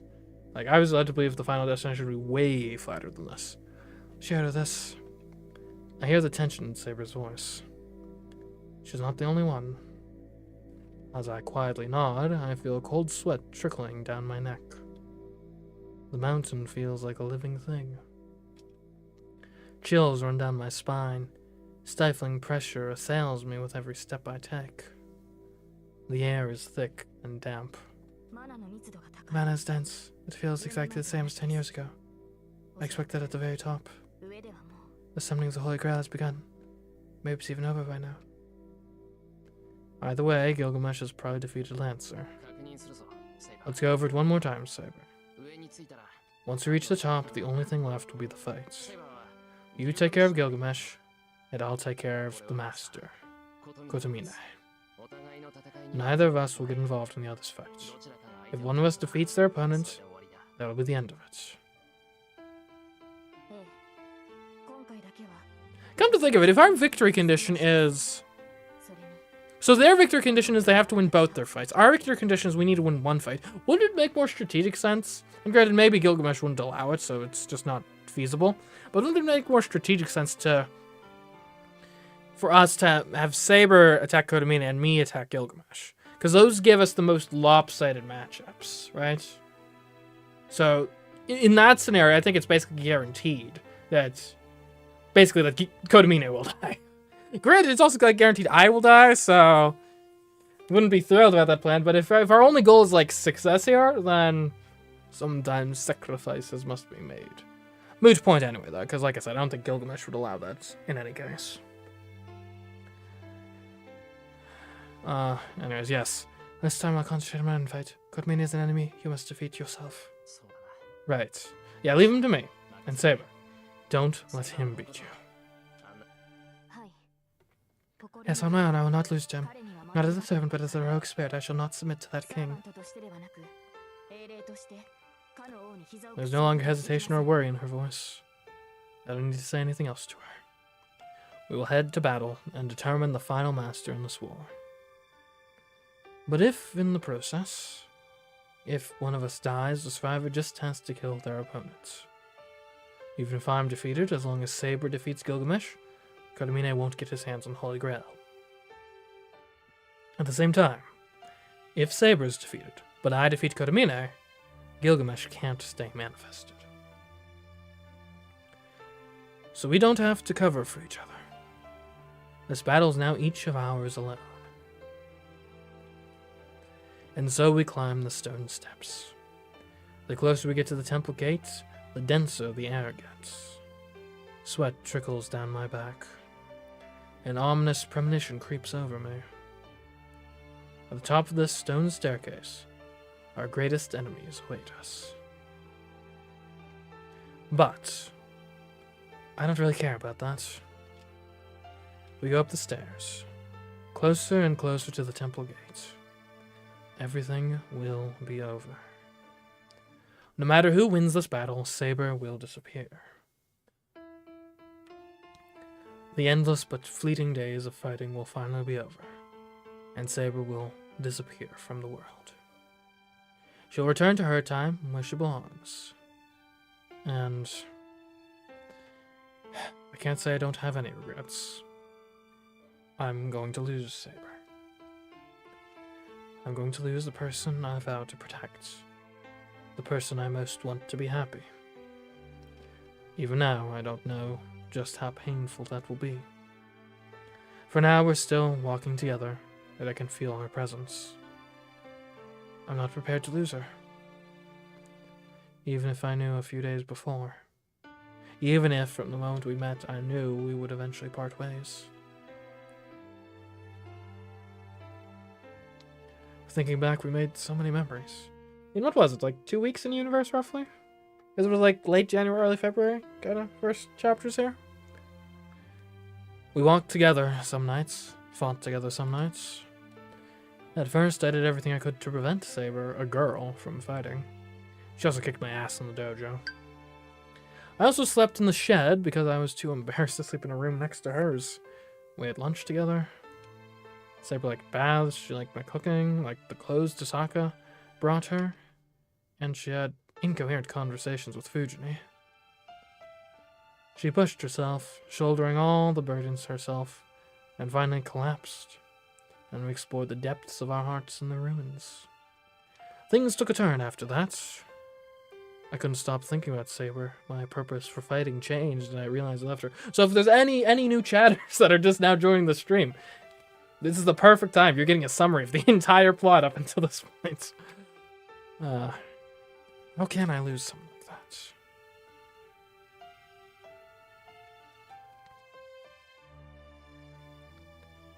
Saber doesn't say anything. I can't think of anything to say either. Once we've climbed the stairs, and reach the top, there will be nothing for us to talk about. A little while later, I'll lose Saber and have to say goodbye.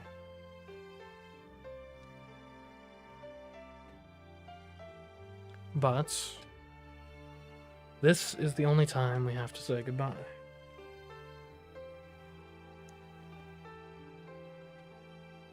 What the music, eh? The music's already at like a decent volume, right? I think. We climb the stairs. If I'm to avoid saying goodbye, just have to chatter about insignificant stuff like before. For example, let's go to town when we go home. What should we eat for breakfast tomorrow? Insignificant stuff. I can't even seem to do that, though. Because whatever I say, those could end up being our last words. A clear end. Neither Saber nor I could say a clear goodbye. And now we're at the temple gates. This is my last chance. If we proceed, it'll all be over. But if we go back, maybe I could think of something that would stop me from losing her. Saber. I stop and turn to Saber. She's the same as ever. Her face is composed, but her eyes seem tense, like she's trying to hold something in. The moment I see those eyes, I'm assailed by temptation on all sides. Temptation to run away. Temptation to turn back so I don't lose her. Temptation to tell her what I really want, assuring me she'll accept. My resolve wavers. The temptations are begging, itching to be voiced. I bite my tongue. Let's go. This will be our final battle. I tell her, just like usual, as her master. Saber nods silently. I see the strength in her eyes, full of resolve as they always are. I won't make any requests. The same way she believes in me, I'm going to believe I made the right choice. I cross the threshold of the temple gates. There's no turning back now. I can't say anything. Not that I could say what I really wanted anyway. But I want to at least believe that this frustrated silence managed to convey my feelings. We finish climbing the long stone stairs. This is our final memory of our time together here on this earth.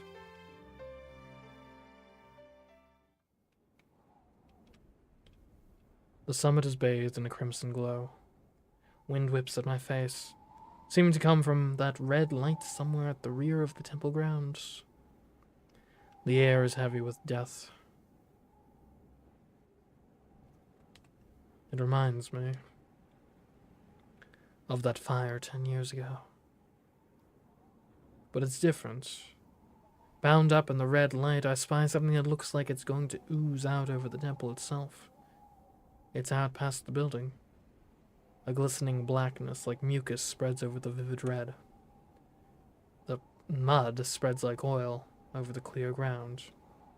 It oozes over the ground, contaminating it, killing everything it touches. It's like a visible curse. Even a mage like me, still in training as I am, understands that stuff only acts on the human psyche and will only swallow human bodies.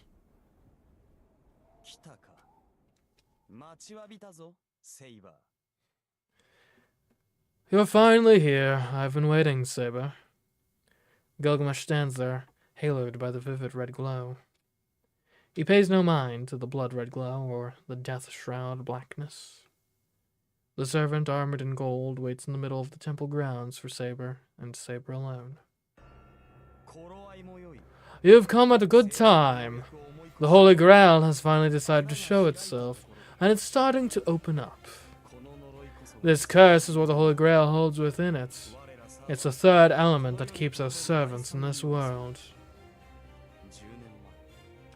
Here's what spilled onto me 10 years ago. Gilgamesh has eyes only for Saber. Saber is seemingly focused on him. She steps forward and points her sword at the knight in front of her. Gilgamesh, what are your intentions? That curse, what do you plan on doing with the thing that falsely presents itself as the Holy Grail? I've already told you that I have no wish. I don't care what Kotomine does with the Grail. Right now, my only interest is in you. As if to answer, the Golden Knight raises one arm. At the same time, a shimmering haze forms behind him. The king's treasure, hundreds of noble phantasms, are readied in that haze, like bullets loaded into a gun. Ah, the time has finally come. I've been thinking of this moment for so long, Saber. I've been thinking of how to pin you down as you struggle and make you swallow that mud. I'm going to stomp on your sobbing face and make you drink the mud till it's dyed your entire body. I've imagined you writhing beneath me as the agony of death drives you mad while your pathetic, filthy figure clings to my feet. Ooh. Thanks for the follow, Beta. Well said. You will, I am sure, not object to meeting the same fate then, King of Heroes? She takes another step. Saber walks right into range of all those noble phantasms. This isn't a battle I can help with. No ordinary human could step into this battle between Saber and Gilgamesh.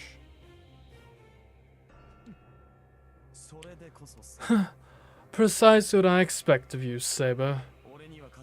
You know you can't possibly win, but you are still defiant, showing your fighting spirit. You are truly a fitting finale for this festival. I will not permit any outsiders to interfere. You, mongrel, you plan to fight Kotomine, begone. He waits you at the altar. Kotomine is waiting? I glance at Saber. She gives a slight nod, her eyes still on Gilgamesh. As I leave, I feel her wishing me luck. I turn around. My opponent is elsewhere, behind me. As I run, I hear the sound of Saber's deadly battle beginning. Deep in the grounds, behind Rudu Temple's main building, is a large lake. It's been untouched for a long time, making it seem sacred, like it's inhabited by a dragon god. The lake's clear blue water is so pure and clean, with not a trace of cloudiness. At least that was true until yesterday. The lake is far from pure now. Red phosphorescence spreads out before me. It's a sea of dark, murky tar. And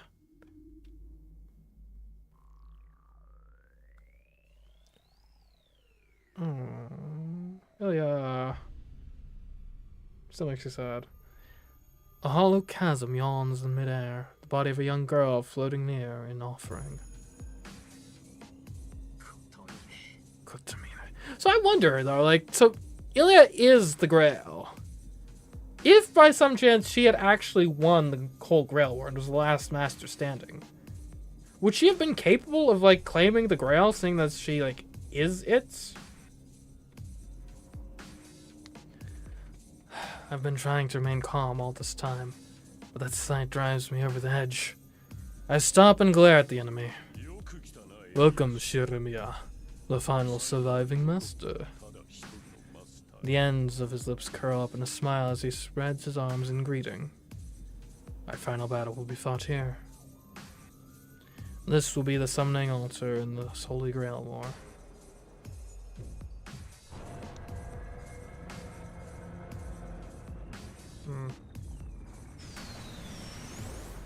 Pretty disturbing sight, honestly.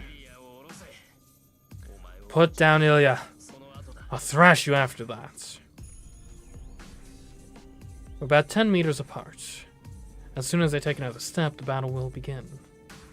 I don't know what kind of mage Kotomine is, but he likely uses projectile weapons like Tosaka. On the other hand, my only option is to get close and punch him in the face. Even with Tosaka's dagger concealed behind me, I still need to get close. Once the battle starts, my only option is to rush him and stab him in the chest. But before that, I need to do something about Ilya. Hey, did you hear me? I told you to put Ilya down. What kind of scum are you, taking pleasure in tormenting a child like her? Oh, I heard you, but I cannot do as you ask. The Holy Grail has appeared, but its hollow is still unstable.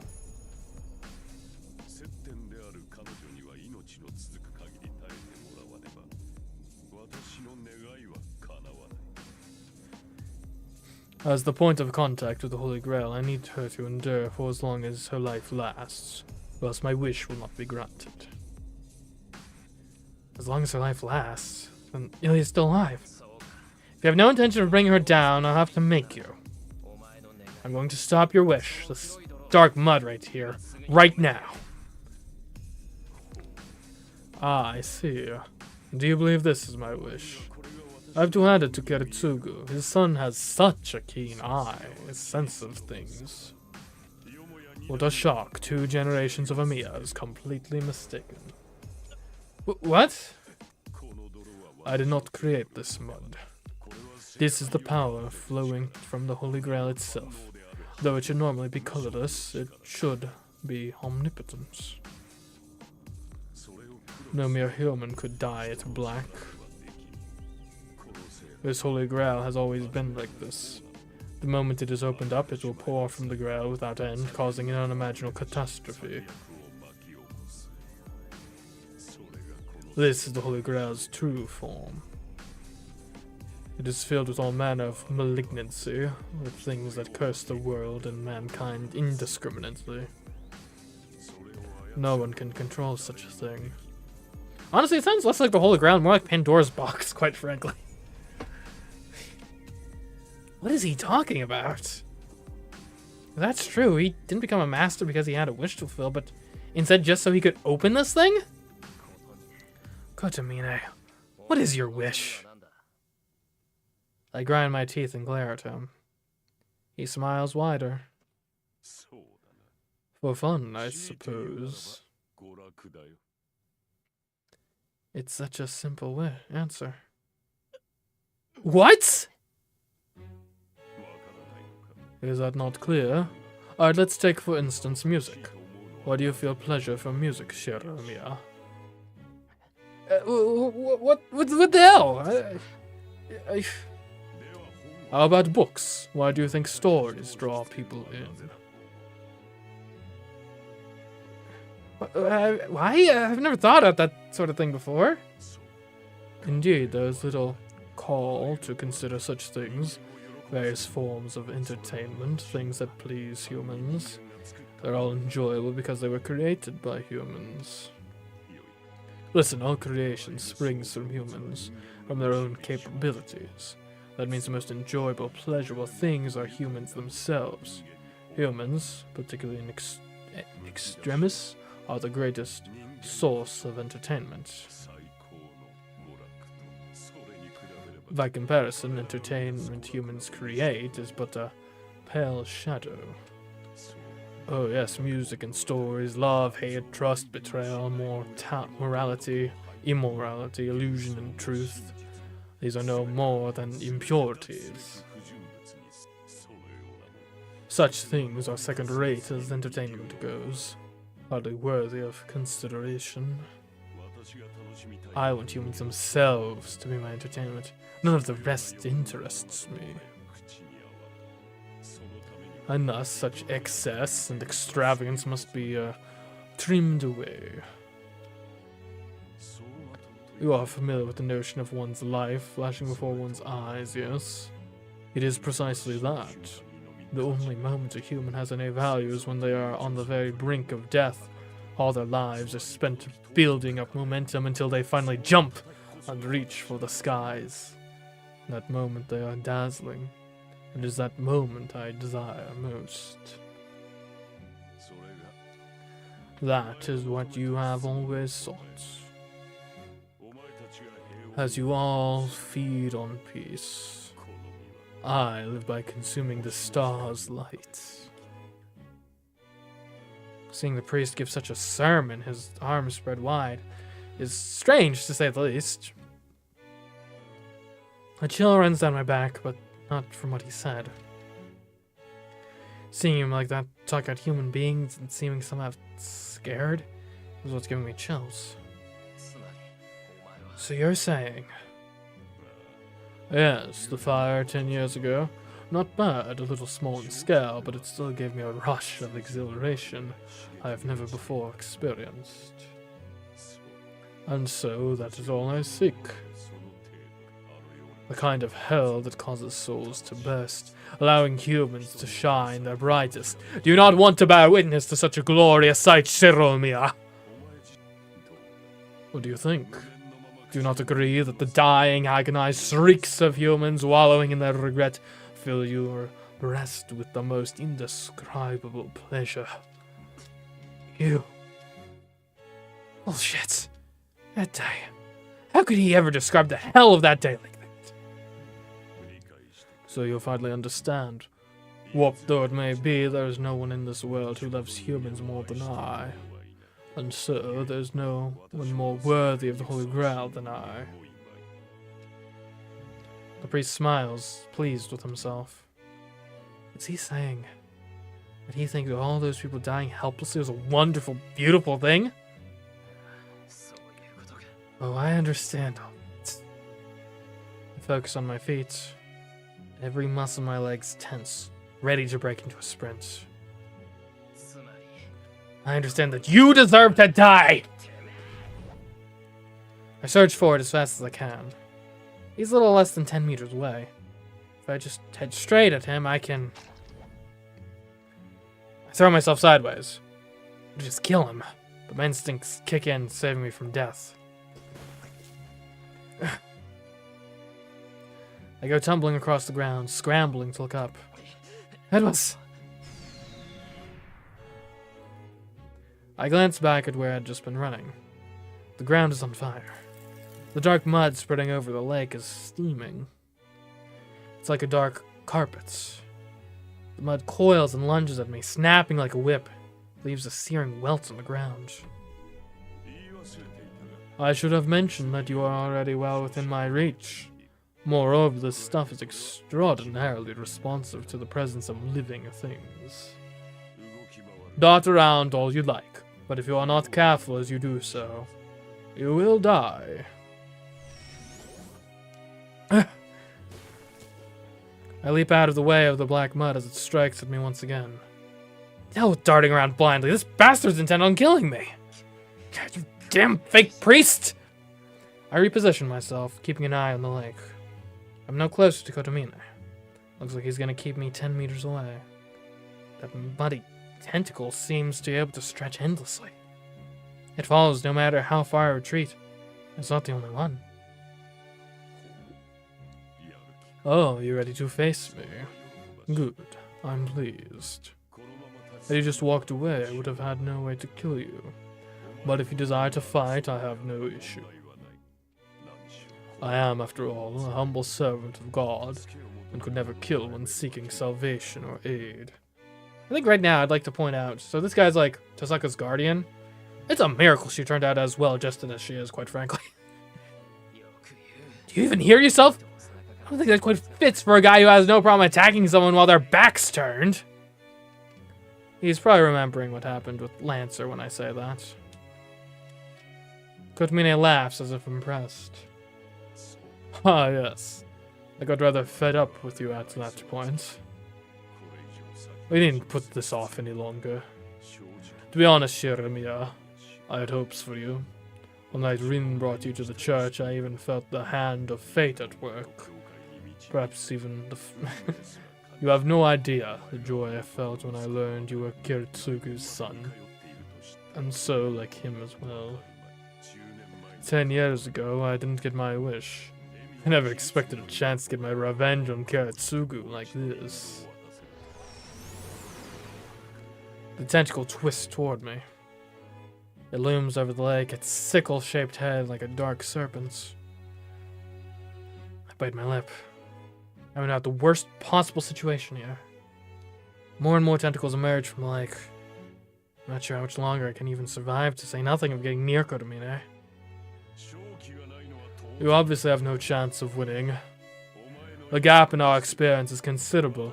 Unless you have some major factor which can multiply your experience, that difference will not be easy to overcome.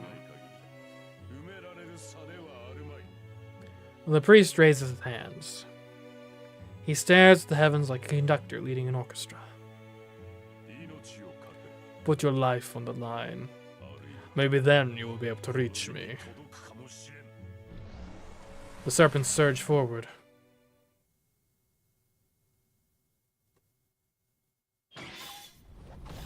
Oh. Meanwhile, oh my goodness! That is so many weapons! Sparks fly in all directions. The Golden Knight steps back, evading a series of savage attacks executed with astonishing skill. She must have seen it as an opening. Saber twists away from a short sword fired at her and takes a step toward her enemy.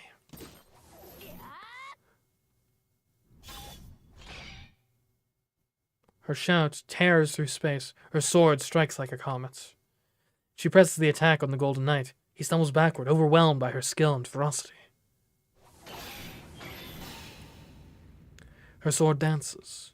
So titanic is the strength behind her every blow. Each could shatter boulders, smash down the walls of even the most impregnable fortress. And yet...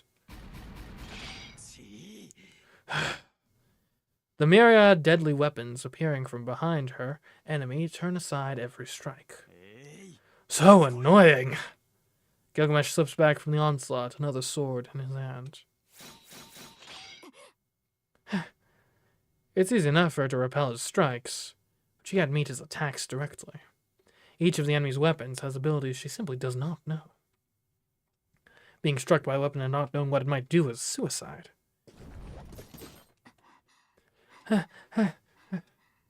Saber steps away from her cornered enemy to compose herself. Gilgamesh, on the other hand, is not at all troubled and picks himself up. You are nothing if not persistent, woman. Can you not see how futile this all is? Gilgamesh shows no sign of fatigue. To him, this battle is merely a bit of entertainment. He can't very well feel nervous or tired when he knows with perfect certainty that he will win.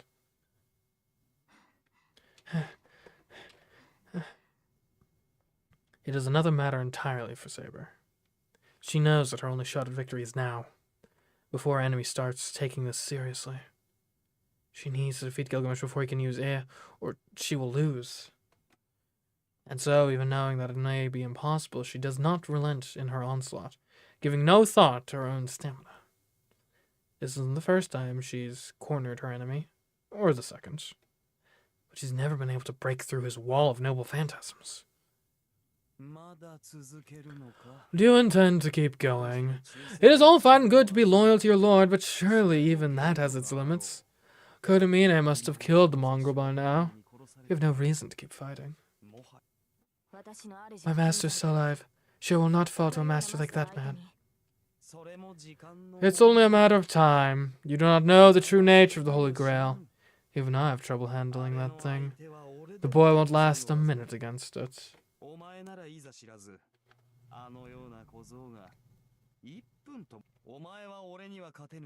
You have no hope of besting me, just as a child has no hope of besting Kotomine.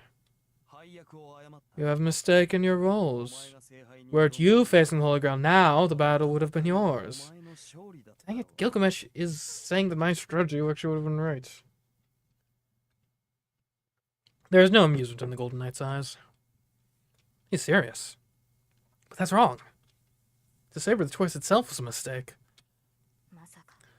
Nonsense, this was the correct choice. You will no more defeat me than that corpse of a man will defeat Shiro. The mighty king of heroes has fallen. Hoping for it has yet to take place. Oh, so you still have strength enough for such impudence, do you? The air on Gilgamesh twists and distorts. More and more noble phantasms here behind you. Come on, surely it can't be an infinite supply, right? Come on, man. Here he comes.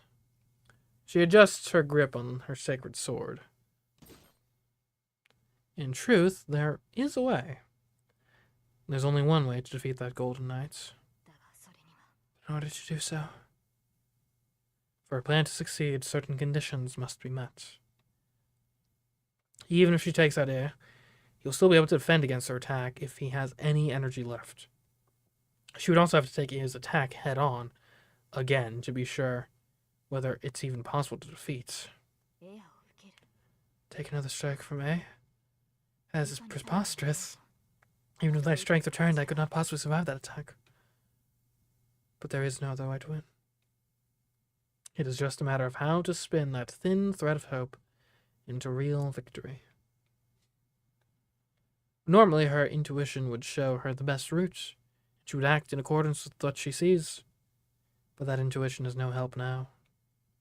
Perhaps her chances for victory are so slim that her intuition cannot show her the path. But she still has to fight. She has to keep fighting. For Shiro, who surrendered his own defense by returning the sheath to her, she cannot let this man defeat her. It appears that to convince you, I must confront you with absolute defeat. Even more weapons appear behind Gilgamesh. Every single one aims towards Saber, moving without Gilgamesh even touching them. Before, only the hilts were visible, but now the blades emerge, awaiting their master's command. This is the way knights should fight. Gilgamesh was never a swordsman. His many noble phantasms were deployed within time and space and become bullets under their master's command. This is why he is an archer. He is the strongest in that regard. Dodge these if you can. If you're lucky, they'll only impale your limbs. Ooh. With a single command, a rain of swords descends on her with godlike speed. Each of them possess its own special fatal power.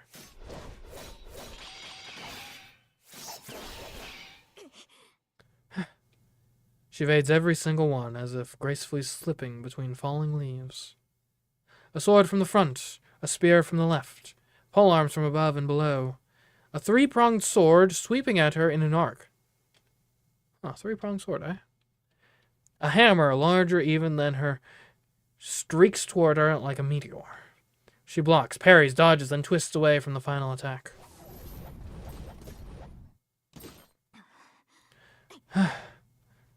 Saber's breathing is labored, and she struggles to regain her ground after being put on the back foot. At that moment, she sees something behind her enemy. Behind Gilgamesh. 47 noble phantasms are already deployed, all at the ready. She leaps with all her might, as if to prevent her from escaping. A flurry of noble phantasms races toward her, tearing up the earth. Well, a torrent of noble phantasms slams into the ground one after another. Her armor is shattered, her gauntlet is split open, and even her greaves are impaled. Saber manages to avoid sustaining any fatal wounds, but in that moment she sees something even worse. Beyond the reign of noble phantasms, as if to finish off his exhausted prey, the King of Heroes draws his favorite sword.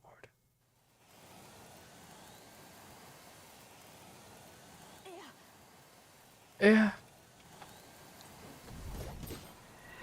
Saber lets gravity carry her back to the ground. She lands hard and immediately pours magical energy into her sword. She isn't sure she can make it in time. The wind howls. The blade of light emerges as she raises her sword without waiting for the wind to finish unraveling.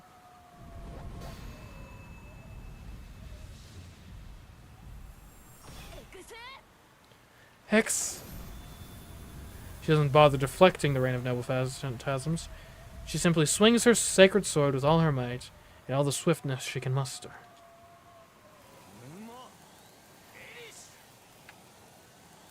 She's too late. Gilgamesh sweeps his other noble phantasms aside and swings here.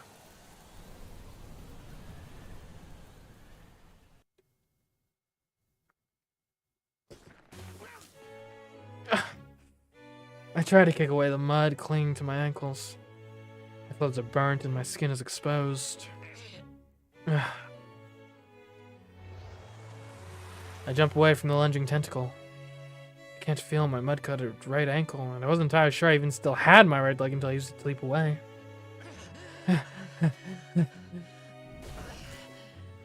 I check my body while I roll. Ankle, okay, yeah, it's still there. I just can't feel it. It's more or less intact. I can still probably run. I jump in another direction to avoid the mud's relentless attacks. Beside me, I hear a splash. The scent of burning earth wakes my dizzy head, and I push myself back up to my feet. A burning sensation sears its way down my back. The hell? I shake it off and jump to the closest clear ground. The mud's pursuit relents. I can no longer see any of the black mud that surrounded me. I bite my lip. I dodged and ran all over the place, but in the end, I'm right back here.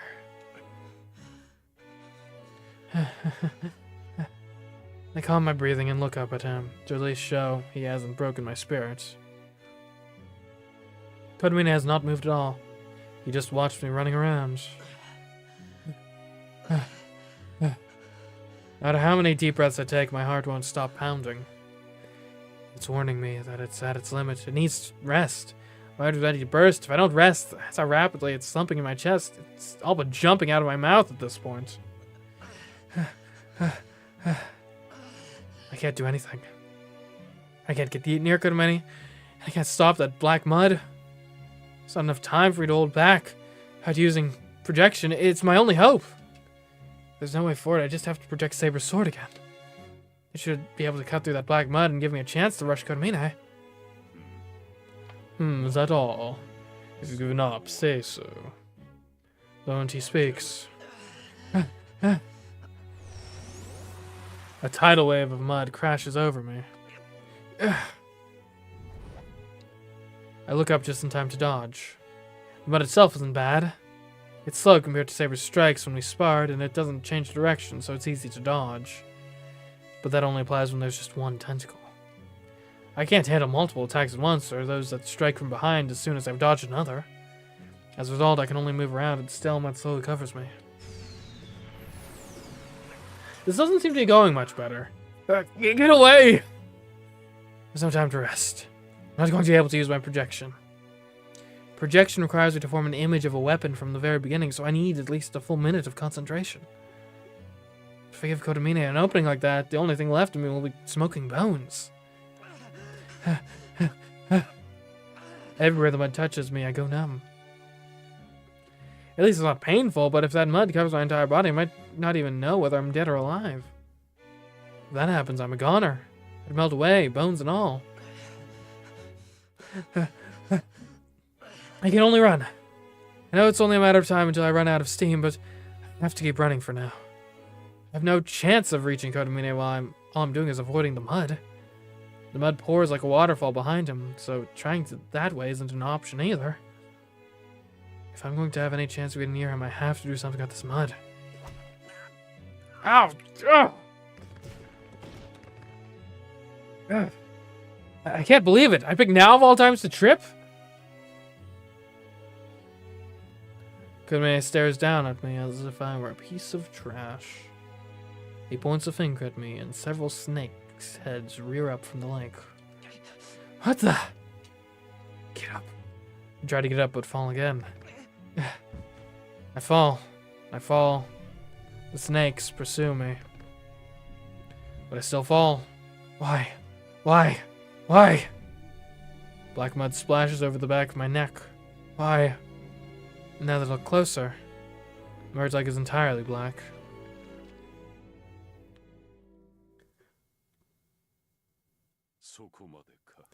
This ends here. I expected this to be more entertaining, but you are Gertsugu's son. What a disappointment you turned out to be. I look up. I'm still conscious.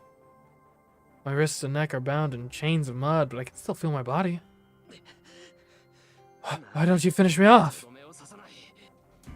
Soon, but that would be in poor taste. You're Kitsugu's shadow, so the debt he owes me from 10 years ago will be repaid with your death. My skin burns when the mud touches it. It feels like acid is seeping from my pores. I grit my teeth, trying to endure the pain, and check my right leg. It's completely black. I can't feel it, and it won't move. I need to either get this mud out of me, or pour magical energy through the affected areas to push out the coagulated blood. Either way, the moment I try to move my right leg, I'll probably tear off every muscle in it. Fine. I don't care, but why do you hate Kiritsugu so much? Did him destroying Holy Grail get you that much?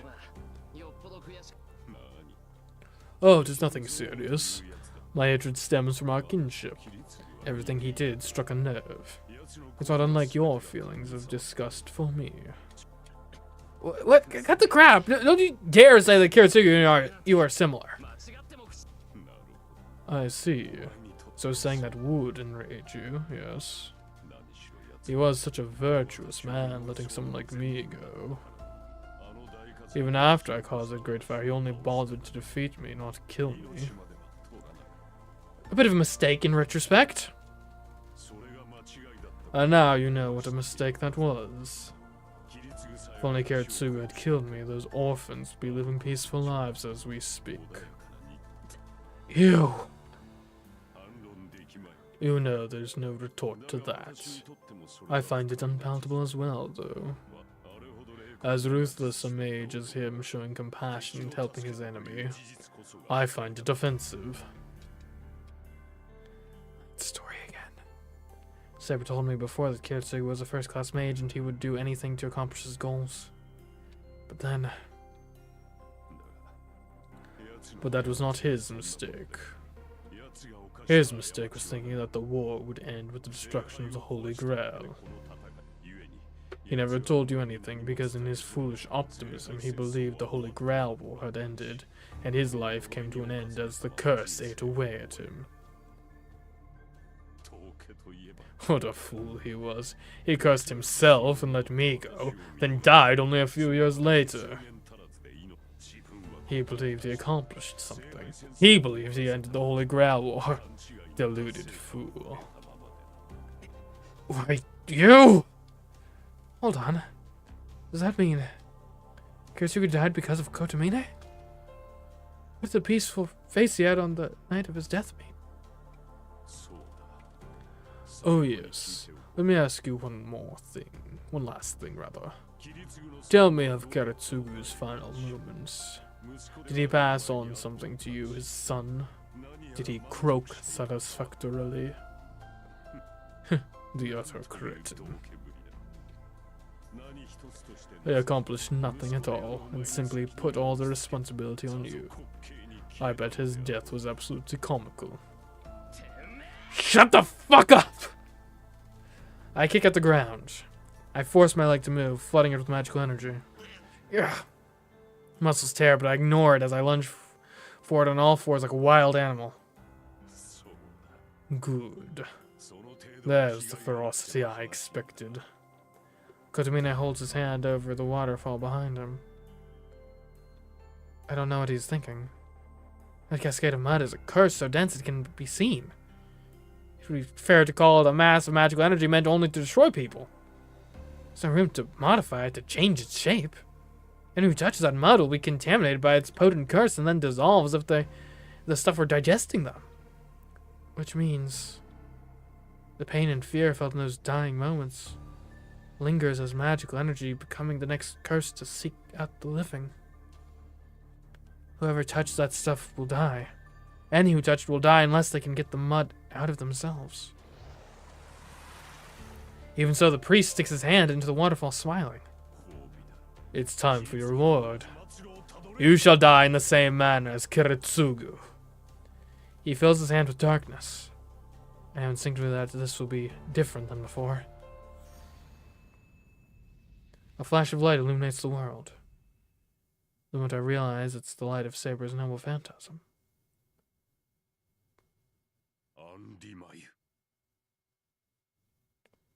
Ooh, Andimai.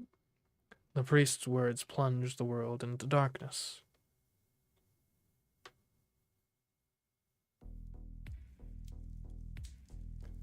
She'd been blinded by light a moment ago, but now she's cast into darkness. If she had been conscious, she would have seen that it was a black polar light. The darkness was momentary. But it was not darkness, it was a swarm of tiny curses. The darkness sweeps her body away, and the discomfort jolts her to wakefulness.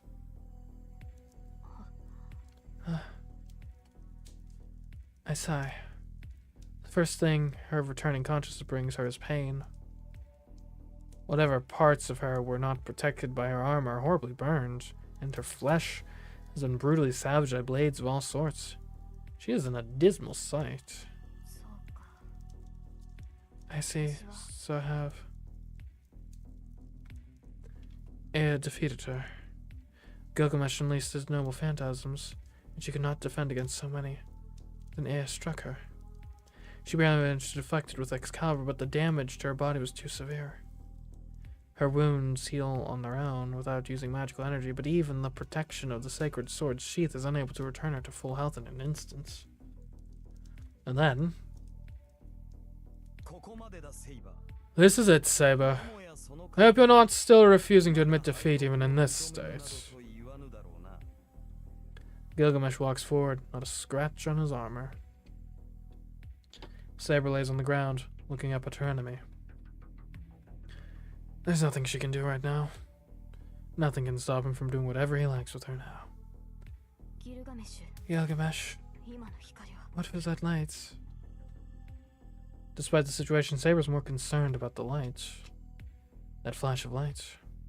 That deep darkness that welled up from the far side of the temple and for a moment covered the world itself. She doesn't want to think about it, but that darkness might have been aimed at Shiro. That light just now, you know, it's the curse. Kotomina must have summoned it straight from the Holy Grail. The Holy Grail holds within it something capable of cursing the entire world. The entire world. The pollution we've seen so far is nothing more than residue leaking from the Grail. And now it seems the main body has emerged. Your master is dead. That can't be. Saber wills her body to move. But she knows she can't. She can't just lay down, though. Shiro's alive. Still alive. I can still... She can still feel her connection with her master. It's weak, like the faint embers of a fire on the verge of going out, but Shiro is alive. She has to keep going. If he fights something unheard of or incomprehensible, Shiro will be no match for it. Saber clings to that faint warmth and again wills herself to move. But it's useless. Even the sacred sword's sheath needs a few more minutes to restore her. It's too late. Stay here, Saber. No matter what you do, the Holy Grail will soon overflow. It'll be a repeat of 10 years ago. This time, though, the ritual is for you rather than me. Huh? Is Kotomina just collecting servants? The Golden Knight smiles as he turns his gaze up to the burning red sky. Rejoice, Saber! Once the contents of the Grail rain down upon you, you will become like me. You'll gain flesh in this world and enjoy your second life. It's actually not a bad deal. Of course, you may not retain your sanity as I have. Saber looks up at him, bewildered. She can sense the immensity of the curse. It is a magnificent cluster of magical energy with so much power any magecraft would be possible. Were caster to wield it, the possibilities would be endless. What is a double-edged sword? It curses humans and only humans. Even heroic spirits would not be able to remain themselves after coming into contact with that curse. That's when she realizes Gilgamesh. A decade ago, that corruption even swallowed up the most ancient king of heroes. Then... Gilgamesh, do not tell me you... He's gone mad. Oh, do you think so, King of Knights? Gilgamesh looks down at Saber, laughing merrily. It's strange out of character for him, but the look seems somehow appropriate. Do not underestimate me. How could I call myself a hero if I could not drink up something so paltry as a curse? All the world's evil. Ha! It is nowhere near potent enough to contaminate my glorious self. Listen, Saber. A hero shoulders the weight of all humanity. And I did that eons ago. Hearing those words, Saber gasps. She knows in that moment that she will never understand this heroic spirit. His unthinkable arrogance, the staggering ego, leading him to believe heaven and earth exist only for him, his ruthless choices that bear no regard for any but himself. All these things are completely opposite to our own beliefs of what it is to be king. But he was a king. Even Saber cannot deny that. No other servant than Gilgamesh could have retained their sense of self after being bathed in that immensely powerful curse. Forcing you to swallow that mud will be entertaining. Once you lose your mind, my fun will be over. Let's resolve to be married before that happens.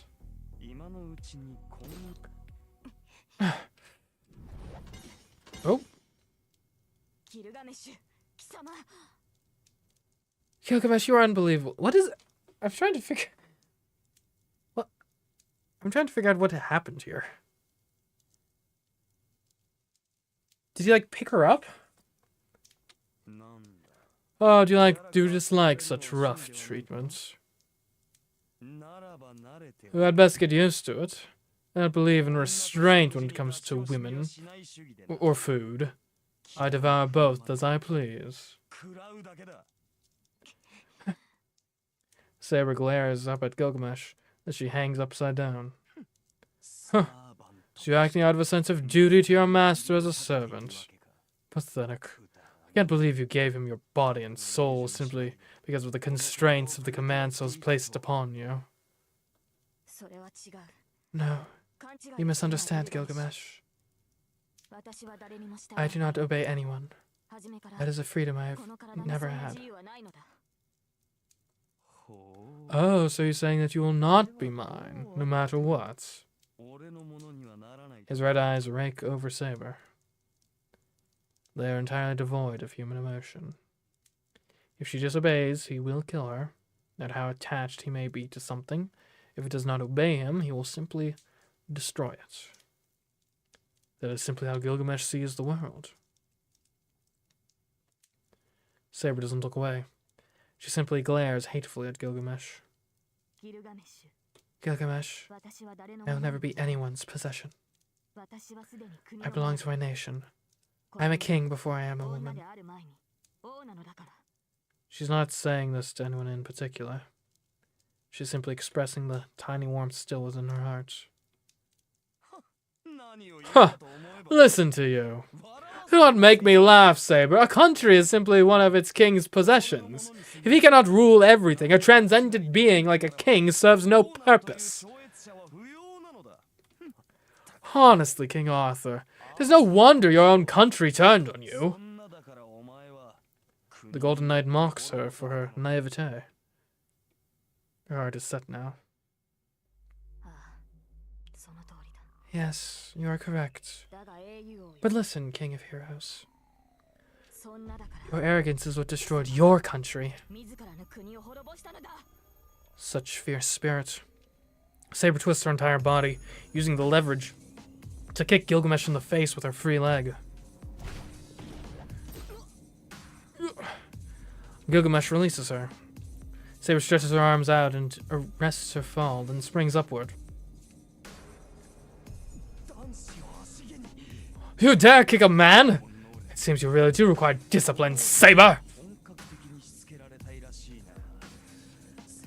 She closes her eyes and looks within herself.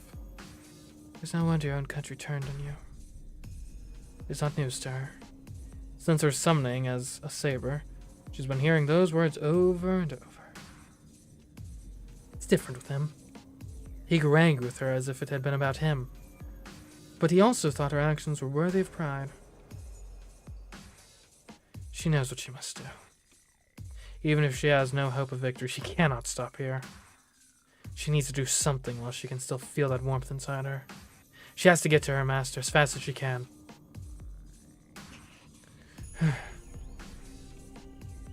She's at 8 meters from Gilgamesh.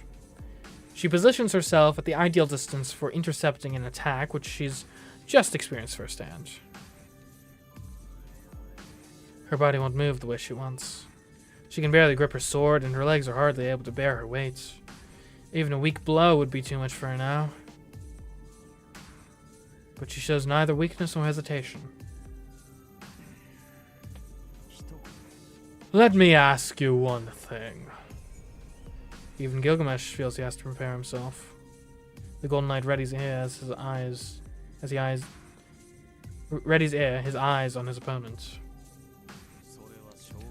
Are you quite insane? Saber doesn't answer, but her determination is there to see in her eyes. Fine, then I will not hold back. The air itself roars. The sort of rupture from ancient Mesopotamia is said to have divided heaven and earth to create the world. Gilgamesh, the king of heroes, readies his supreme sword to finally put an end to his enemy. The atmospheric vortex it creates, the sheer quantity of converging magical energy far exceeds Saber's Excalibur. Begone! You are no more than an eyesore now, woman. Gilgamesh raises his sword. Saber mirrors the movement in perfect synchronization.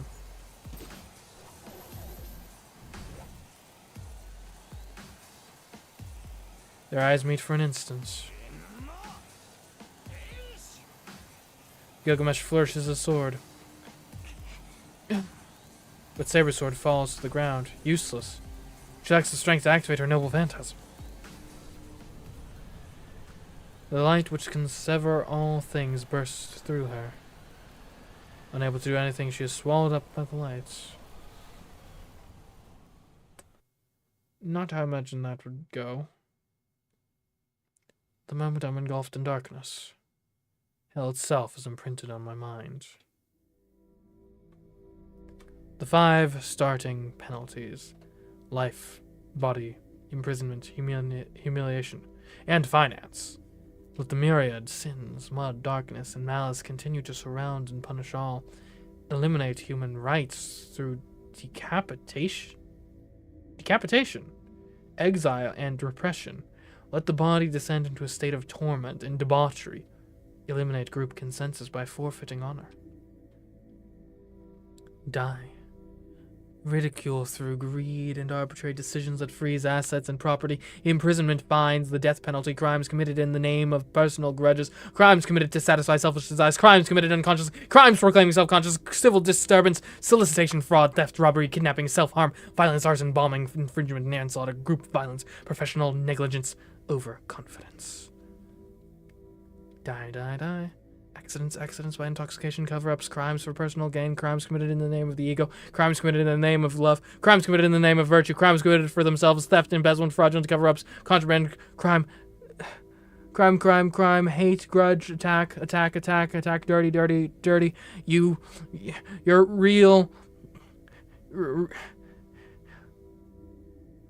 dirty, atone, violence, crimes, victims, atone. This world is ruled by non-humans. Know your conscience to rectify your sins. Know the penalty of your sins. Herein lies the goodness of man, so plentiful that he is unaware of the totality of what he is exposed to. Know the violence used to cover up the crime. Know the authority that hides the crime. The malignancy of man is here, so rare and so hard to find that it stands out in sharp relief. 100 benign, 1 malignant to balance it out. The malignant shines strong and reigns as a mighty and vicious evil to compete with the benign masses. The 5 starting penalties. For you, repeated ad nauseum. Solicitation, fraud, theft, robbery, kidnapping, self-harm, tyranny, arson, infringement, a lot of dirties, all dirty, atone, violence, crimes, victims, atone, die to atone.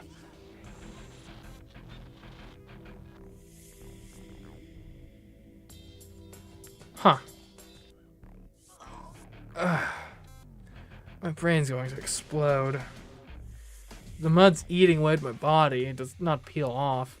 It mercilessly robs me of my warmth. I feel the horrible curse crushing all of my senses, crushing me. Darkness I can't look at directly. Ugliness I can't acknowledge. Crimes I want to run from. All man's sins. I'm going to die.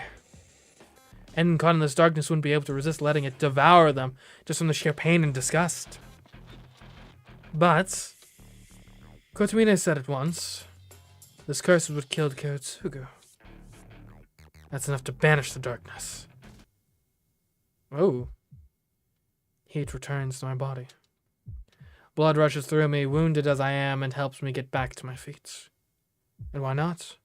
I mean, Kiritsugu Miya shouldered all of this for years.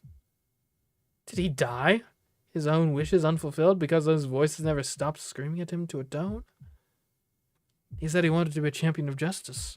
He ran around like an idiot trying to be useful to someone, and in the end, nobody let him do what he wanted to do. Even so, he still pursued something, the ideals he'd given up on. And in the end, the words of some silly kid lifted a burden from him, and he finally let himself believe that everything would be okay. I have to stand up. I said I was going to take his place and carry on his dream. If I really am the son of Kiritsugu Miya, the champion of justice, I can't let that bad guy beat me. Just like it told me. I need to win, even if it kills me. Saber told me. Kotomine is the enemy I have to defeat. Even Kotomine said, if I'm going to fight, I should put my life on the line. That's right. What can I put on the line here, if not my life? I don't have anything else to offer anyway.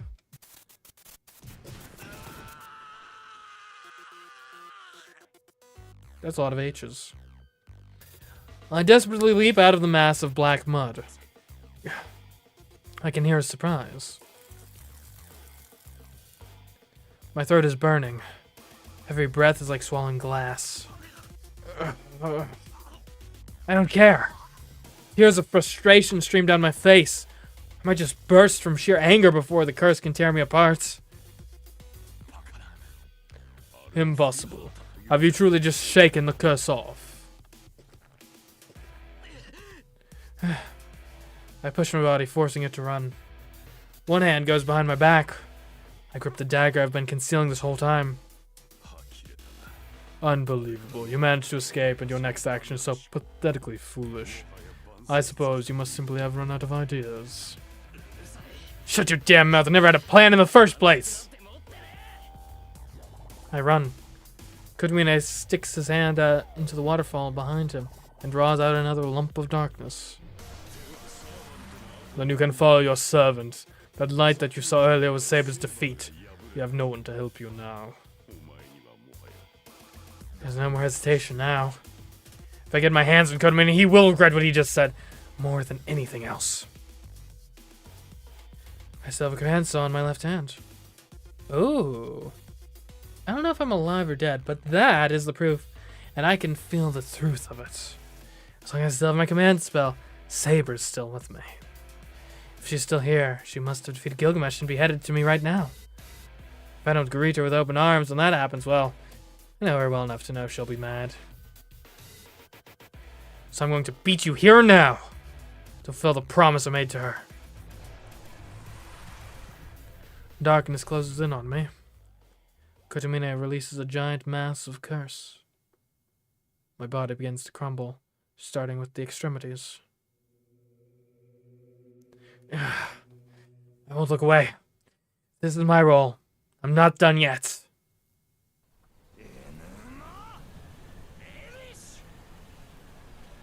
A fault line splits space itself.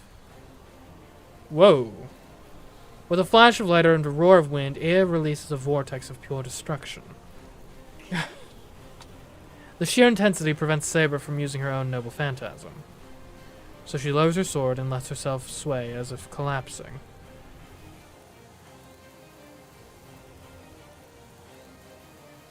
The light draws near. Saber's too injured to dodge, and there is no shield capable of defending against A's attack. That fierce dance of light and wind can only annihilate everything in its path. Nothing can stand up to A. It is an immutable fact. Both of them knew it to be true. A few hours ago. For once, that astonished cry comes not from Saber, but from the Golden Knight wielding air. Air continues to raise its sword into magical energy, unleashing a ravening beam of destruction. But Saber is on her feet, stepping into the light of A's power.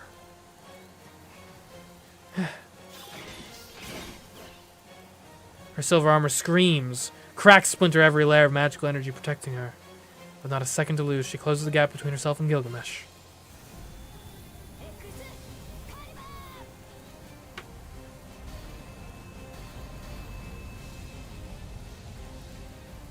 To counter A's destruction, Saber releases every drop of power at her command.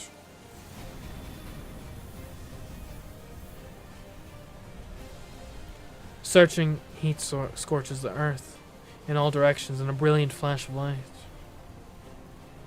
Two titanically powerful swords clash, their power so vast it creates a visible border as the two struggle against each other.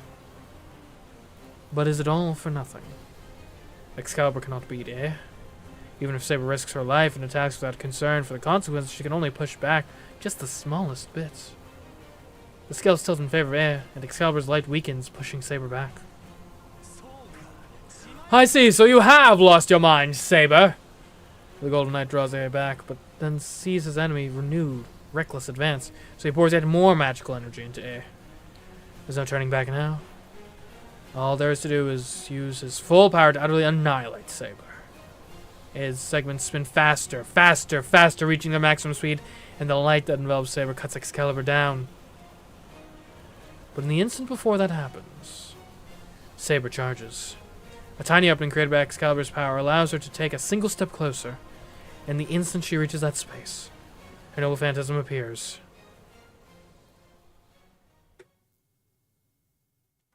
Darkness buffets Shiro as if he were caught in a wind tunnel. There's no avoiding or deflecting darkness that coats space itself. Those swallowed by the darkness can only be consumed by it. He's corroding from the fingertips inward. His legs kick at the air as if swimming. His outstretched arms are swallowed up in the black mud. His vision fails him. It's like being erased. Shiro feels himself shrinking, but he refuses to die. He tries to look away, pours every ounce of strength he has into resisting. He fights the darkness covering him, the pain trying to melt his body, and the curse trying to dissolve his mind. It's all in vain. No human could resist this corruption. And yet he continues to move. His arm is still raised, held out trying to grab something. But his heart is already broken. His thoughts are smothered in darkness, and soon it will consume him. But in that moment, you are my... Why did he remember that voice? A light in the darkness. The moment he realizes it's that light, everything runs in reverse. The switch flips. His thoughts gain speed, creating crackling sparks and form the shape with astonishing speed.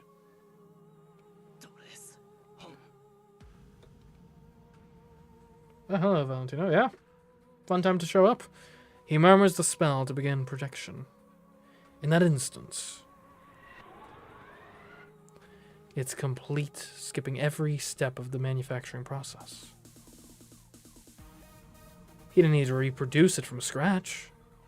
The shape had already been engraved into his very soul.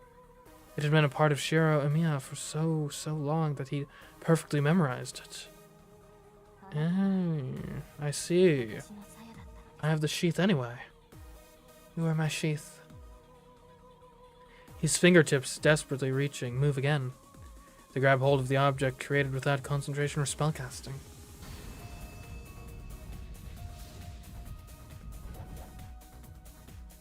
The world turns on its head, darkness eradicated by golden light, and Shiro's grasp duplicated flawlessly his saber's sheath. And so, as A's all-destroying light burns away everything in its path, Saber releases her own noble phantasm.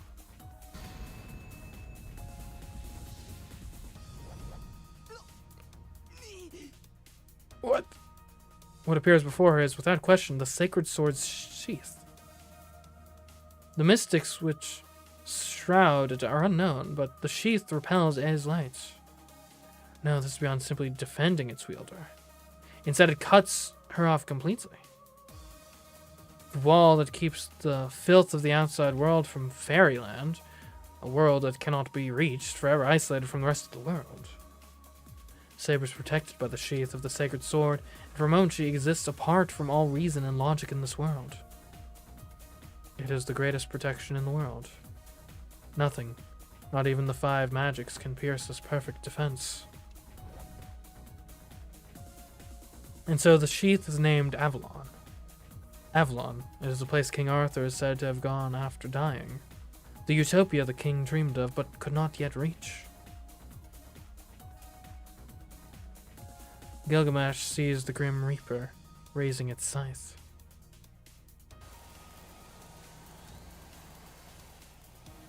But it's too late. It won't stop rotating, Gilgamesh can't retreat. How could he? Who could ever have believed an attack with so much magical energy, such a magical power, could ever be blocked? How dare you stoop to such a petty trick!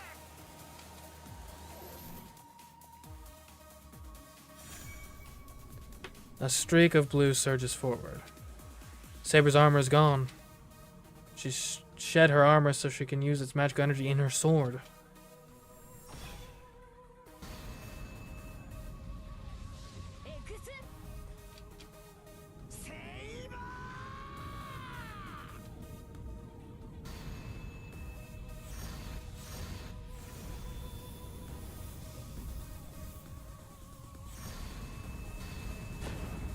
Nice. There we go. Finally. We got him.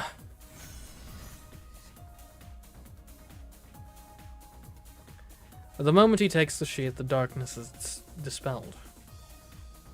The darkness surrounding Shiromia, the darkness that contaminated his body, fades all at once. Impossible. But this should come as no surprise. The sacred sword's sheath protects its owner. That filthy mud could not possibly destroy the embodiment of the utopia the girl sought. He runs. In the instant the darkness is dispelled, he moves with all speed of a comet. Projection? Who the hell are you? The priest is so assured of his own strength, and the boy, who could afford no such arrogance, face off. It is but an instant, but that instant decides the battle. Kiraito Kotomine! Shiromia runs, sometimes stumbling onto all fours. In one hand he holds the dagger. He scrambles forward on his hands and knees towards the priest. Ooh, yep. There we go. That was brutal. Shiro doesn't stop. He thrusts the dagger of retribution into the priest's chest. The priest turns slowly, before he can leave. Shiro steps down on one foot to ground himself, and turns in a circle using the momentum of his dash. He inverts himself like a top, and he floods his left hand with magical energy. Like a whirlwind. Ooh.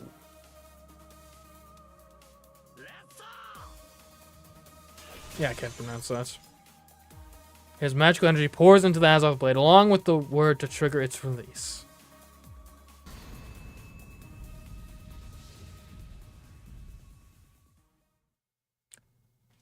You loved when it all comes together like that. Saber swings her golden sword.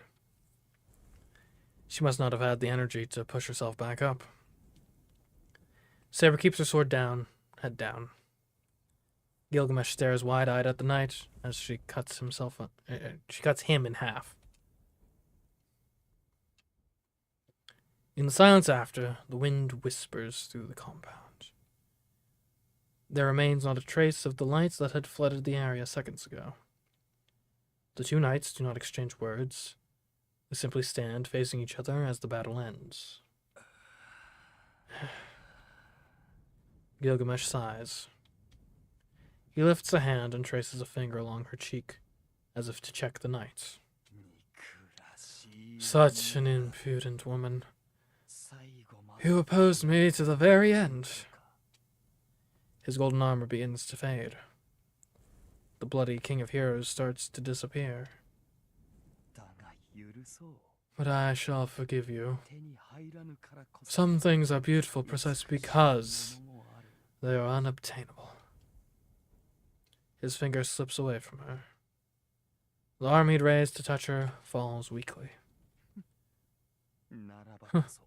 I suppose it was inevitable then that I would lose to you. He clicks his tongue in displeasure.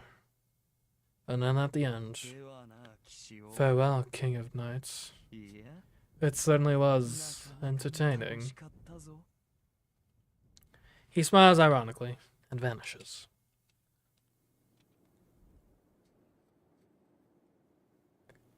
Pale blue sparks flicker along the priest's form.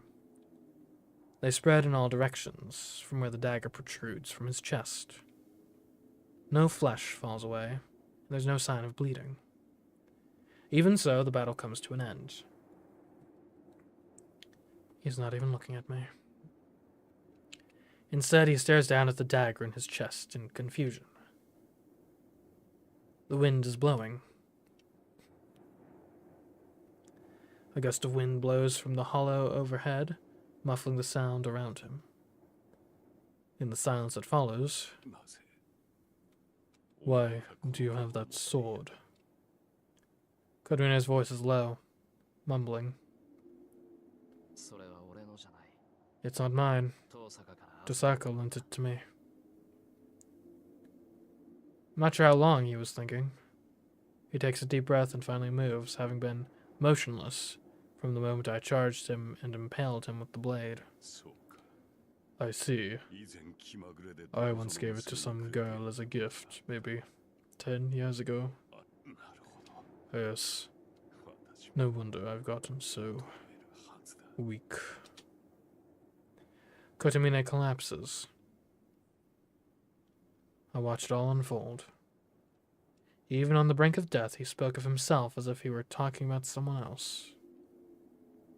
Finally, the priest sinks into that which he summoned, the very thing he wished for. And that is the end of Kirei Kotomine. The true end of a long battle. But is Ilya okay? With the enemy defeated, only one task remains. The dark hollow in the sky. The mud has stopped pouring from it, but that eerie void continues to quicken. Is it growing? I feel like it's growing. It's the Holy Grail. Maybe I'm just insane. The omnipotent Grail said to be given to the winner of this war. The wind howls. With Kotomine gone, power binding Ilya vanishes. It has been released from the hollow, and now she sleeps beside me. She doesn't seem to be in danger of dying. She'll probably wake up after we go home and have Tosaka look her over. The war has ended. Is this my first time with Fate? Oh yeah, this is my first time with any Fate material. First time reading any of the novels. Haven't seen any anime or anything, so yeah. No one else will get hurt. We won't have to lose anyone else now. No more masters, and the servants will disappear now that the roles are over. I knew this was going to happen. I climbed those long stairs with her earlier. We've already said our goodbyes. All that's left is to bring the curtain down on this whole war. I look up at the hollow and wait. My heart is empty as that void. And then she appears. She walks straight towards me, looking no different than when we first met. She stops once we're close enough to touch each other. We neither ask about each other's well-being nor offer any congratulations. This has already been decided. There's only one thing left to do. I will destroy the Holy Grail. That is my role. Saber starts walking forward. The strong winds coming from the hollow do not deter her. She approaches one step at a time. She's within range. She quietly readies her sword and looks up at the black hollow. I just watch from where I stand. I clench my fists so hard they bleed. I bite my lip and try to hold back the feelings fighting for expression. I try to burn the image of her into my mind. And then... Master, your orders, please. Without your order, I cannot destroy that thing. Her back still to me, she tells me to use my final command spell. When the Holy Grail is destroyed, Saber will disappear. Now, since Saber will destroy the Holy Grail with her own hands, she won't have to become a servant. She only becomes a servant because she sought the Holy Grail. Destroying the Holy Grail should also void her contract, since she will have chosen to do it. The moment she destroys the Holy Grail, her life will end, but she'll remain king forever? Sure. I'd like to hear it from your own lips. I hear Saber. Every time I hear her voice, I want to scream. I want to tell her not to go. I want to scream my real, honest desire. I want her to stay. And yet, I can't ever, ever say that. I love Saber. I want her to be happy more than anything else, and I want to be with her forever. But if I really love her, that's not what I should be doing. I love Saber for fighting her hardest, even when she was wounded. She gave up everything, and while she was torn apart, she still held to her conviction, even to the very end. If I think that is beautiful, if I think that is something worth protecting, then I can't destroy everything she stood for just for my own happiness. She was born a king, and that's how she lived. Nothing can change that. From the moment she drew the sword and made her vow, she was a king, nothing else. That is her conviction. She fought her battles until the very end, believing she was doing the right thing.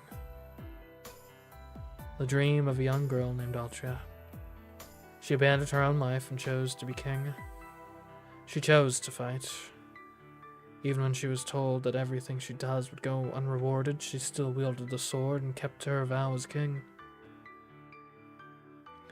That lasted for many years. I can't do anything to tarnish the pride she held to until her final moments. Saber, fulfill your duty. Please. My voice is heavy with emotion.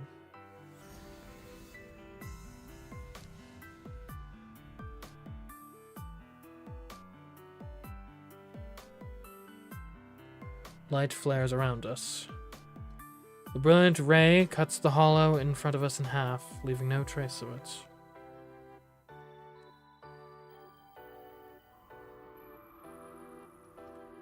Nothing remains.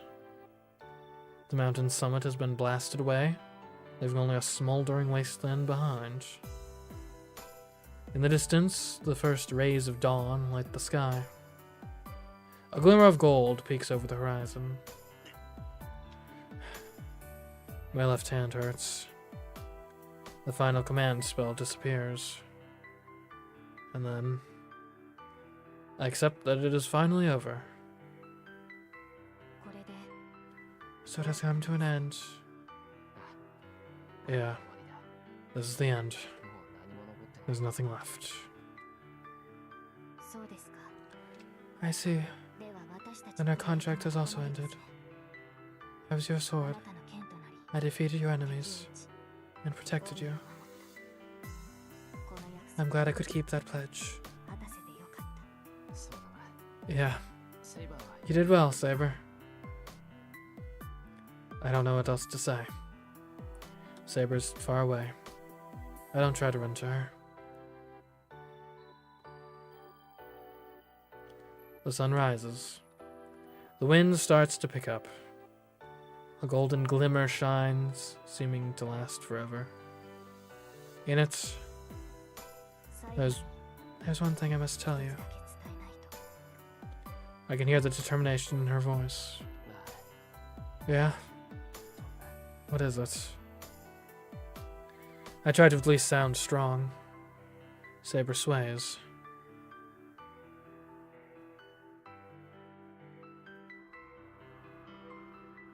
She turns. Saber looks straight at me and says, her voice clear, I love you, Shiro. Oh. She said it. The wind blows over the mountaintop. For a moment I close my eyes, blinded by the morning sun. And then I open them again. Oh, and she's gone. I don't think I was surprised. I just had a feeling. Our goodbye was always going to be like this. All I see is the wasteland. Saber's gone, carried off by the gusting wind. Just like when she appeared. She left with grace, without a trace. Yeah. That's so like you. There are no regrets in my voice. Every memory, both of what I've lost and what I've gained, remains in my heart. I'll keep them all there. Forever.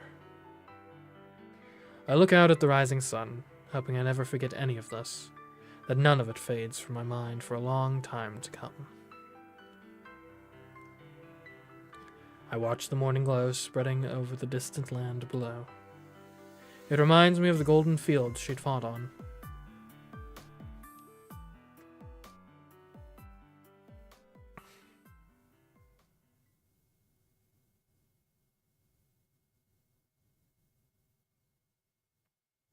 Huh? Epilogue. Oh, jeez. I wonder how long the epilogue is. Because different, like, people have very different definitions on, like, how long an epilogue should be. Right? Sometimes it's like, oh, it's like 2 paragraphs. Sometimes it's like, oh, yeah, this is like another, like, whole chapter. I hear a creaking sound. It's the old, heavy, rusted door of the shed opening. Light pours in through the crack in the door. It's enough to wake me up. Senpai, are you awake? I don't even need to look to know who's approaching. It must be that time already. I take a deep breath and open my eyes.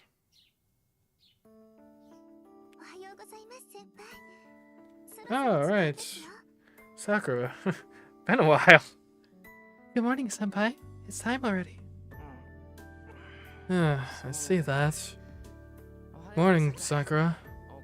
Thanks for waking me up. It's nothing. I knew you'd wake up anyway, so I didn't need to do anything. Got it. Sakura came all the way out here to wake me up. It's no trouble. I just wanted to wake you up this morning. So I woke up half an hour earlier than usual. Today's a special day after all. Is it? Oh. Then I remember. That's right, it is a special day. Sakura, I don't think I even need to ask, but Fujini's not here yet, right? No, Miss Fujiwara's not here yet. Oh, but Ilya's already here. I forget if Sakura even met Ilya. I feel like that whole thing, like, happened after Tosaka, like, banned her from the house. But I could be wrong. It's been a bit. I knew it. If Ilya's here, then that can mean only one thing. Crap. Sorry, Sakura, but I need you to take care of breakfast this morning. I'm going to go wake Fujini up. Oh, okay. Good idea, senpai.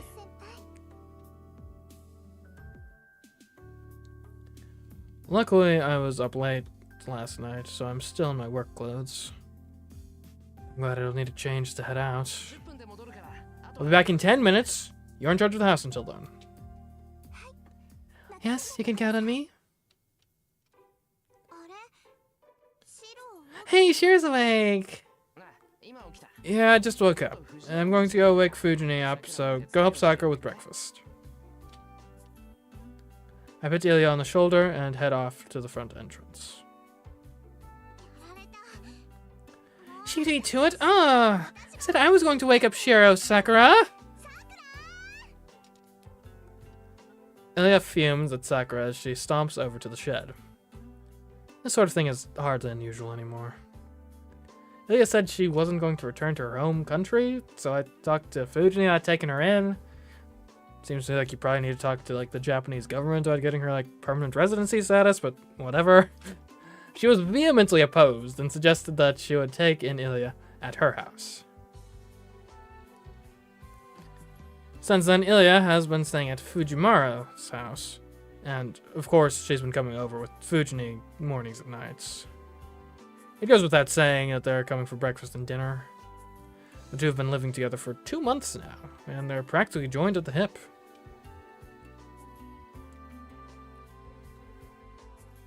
When I pass near the shed wall, I hear Sakura and Ilya talking. Ilya's pretty blunt, so I thought she wouldn't get along with Sakura, but that doesn't seem to be the case. They're like an odd couple. Ilya's energetic, while Sakura's more laid back. It seems like they get along in spite of their differences. In fact, Sakura has regained her usual cheer thanks to Ilya.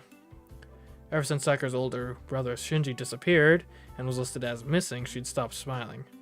Girl, like, come on. I get he's your brother, but like, over him, really? Like, he had every bit of misfortune that happened coming to him, let's be honest. She must have sensed that he had something to do with the mass coma incident at the school. Fretting over Shinji, Sakura shut herself away. It was Ilya who forced her to get over it, and Sakura's in her normal cheerful self when she's with Ilya. Yep, Sakura's smiling again. I'm truly happy about that. Sakura's most herself when she's smiling, that gentle smile of hers.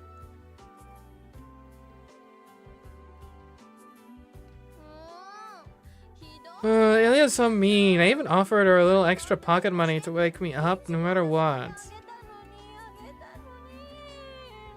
Fujini is in tears as she shovels breakfast into her mouth.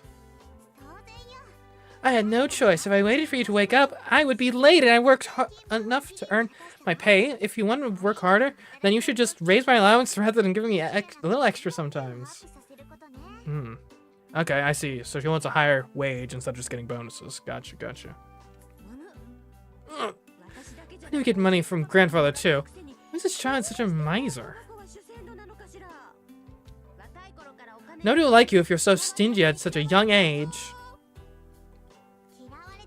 That's okay as long as the person I like doesn't like that. I don't care what anyone else thinks. Oh, by the way, Taiga, I want my money you borrowed the other day back. It was payday 5 days ago, right? How do you know that? Reiga told me. I can give you the details of the conversation if you like. Ilya grins wryly. Unlike her more friendly relationship with Sakura, Ilya and Taiga are practically cats and dogs. Ilya gets really mean with Fujini. Even her smile reminds you of a certain someone's smirk. You got until tomorrow. If you can't pay me back, I'll take it out of your allowance, Taiga. Wait, who is getting the allowance here? Who? Well, I can't believe grandfather told you about that. Yep, I'm with him all day. Taiga even said I'm cuter than you, Taiga.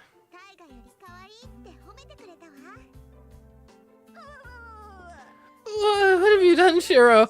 This girl's a devil. She's going to take over the whole Fujimura group. Well, you're the one who insisted on taking her in personally instead of letting me deal with her. Well, what can I say? More importantly, why does a grown woman still get an allowance from her grandfather?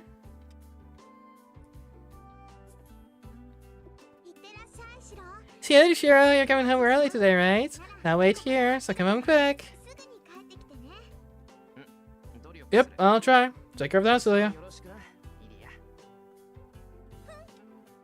She might as well just live in this house for all I care, Tummy. That's what I initially offered. Fujini sulks as she hides behind my back. Yeah, back up, Taiga. Don't give Shiro such a hard time. Yeah, shrugs off Taiga's comment. Looks like Fujini isn't really in a position to push back against Ilya. Well, I'm going ahead. Don't dawdle and wind up late for school, Shiro. Fujini lets out an engine roar and disappears like a speeding bullet. She got a driver's license last month. Okay. Since then, she's been late for school a lot less often, but now she has a new nickname. Rocket Tiger, or Rocket Driver. She's the only one who doesn't know about it. Oh. I stretch and take a deep breath. Sakura already left for school. She had a pretty big bowl of rice this morning, so she must be pretty driven today.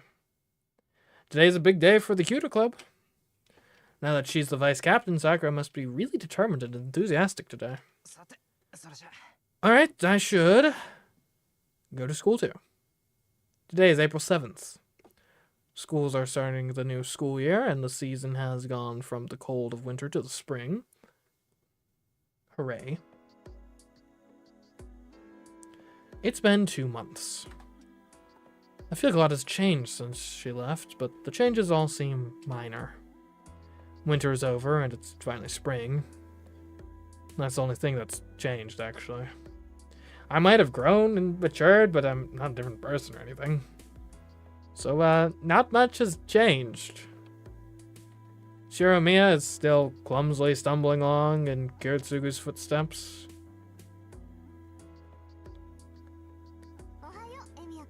Morning, Emiya. Fancy running into you this morning. Hey there! Nice weather we have today, Tosaka. I wave in greeting. But is this really a coincidence? We run into each other almost every day. And I guess it's plausible our schedules might just be synced up, but then you start to wonder if maybe that's an intentionality as well. Well, sure, we never ran into each other that often before. So it can't be a natural confluence of our schedules unless we've changed schedules for some reason. Run into each other? Tosaka narrows her eyes and glares at me, unhappy with how I phrased that. I don't think getting angry so early in the morning is good for you. Bad for your blood pressure, you know? Tosaka, did you start leaving your house earlier? You always arrived later. You're never early or late to school. You're exactly on time. That's not true. It was just a coincidence that we never saw each other. Do you know your house and mine are in opposite directions, so if we woke up at a normal time and walked down the hill at the same time, we'd naturally meet up here. Huh. That's news to me. I guess that's not so surprising. Wait a minute. That's only possible if our daily schedules are the same. For Tosaka to reach this intersection at this hour, she'd have to wake up at 6 in the morning. But that's... Tosaka, you must be exhausted. I just come right out and say it. What are you talking about? I'm not tired, and I'm not pushing myself either. Why do you say that? Well, because you're not a morning person. If you go to school while you're half asleep, your goody two-shoes front might collapse. You'd be a goner if you fell asleep in class. If someone woke you up, you'd go berserk, and they'd see your true, terrifying face. Like, who dares disturb my slumber kind of terrifying. I would never do something like that. I would never make a mistake like that just because I woke up 30 minutes earlier. Aha, so you did wake up 30 minutes earlier. Oh, so you did wake up earlier than usual. Oh, come on, it doesn't matter what time I get up. If you have time for trivial questions like that, then get to school. Tosaka huffs and looks away. She has a point. So I'm going to let this go and just resume our walk to school.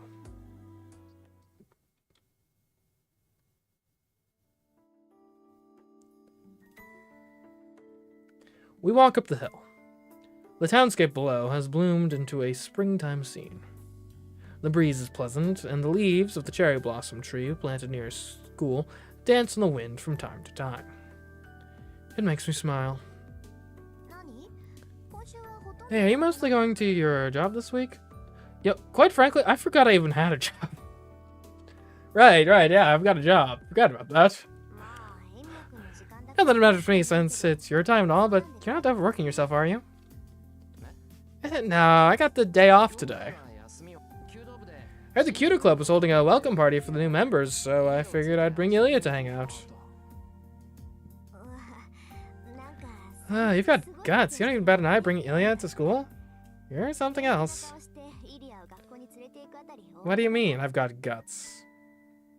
What's wrong with bringing Ilya to school? Is she too young?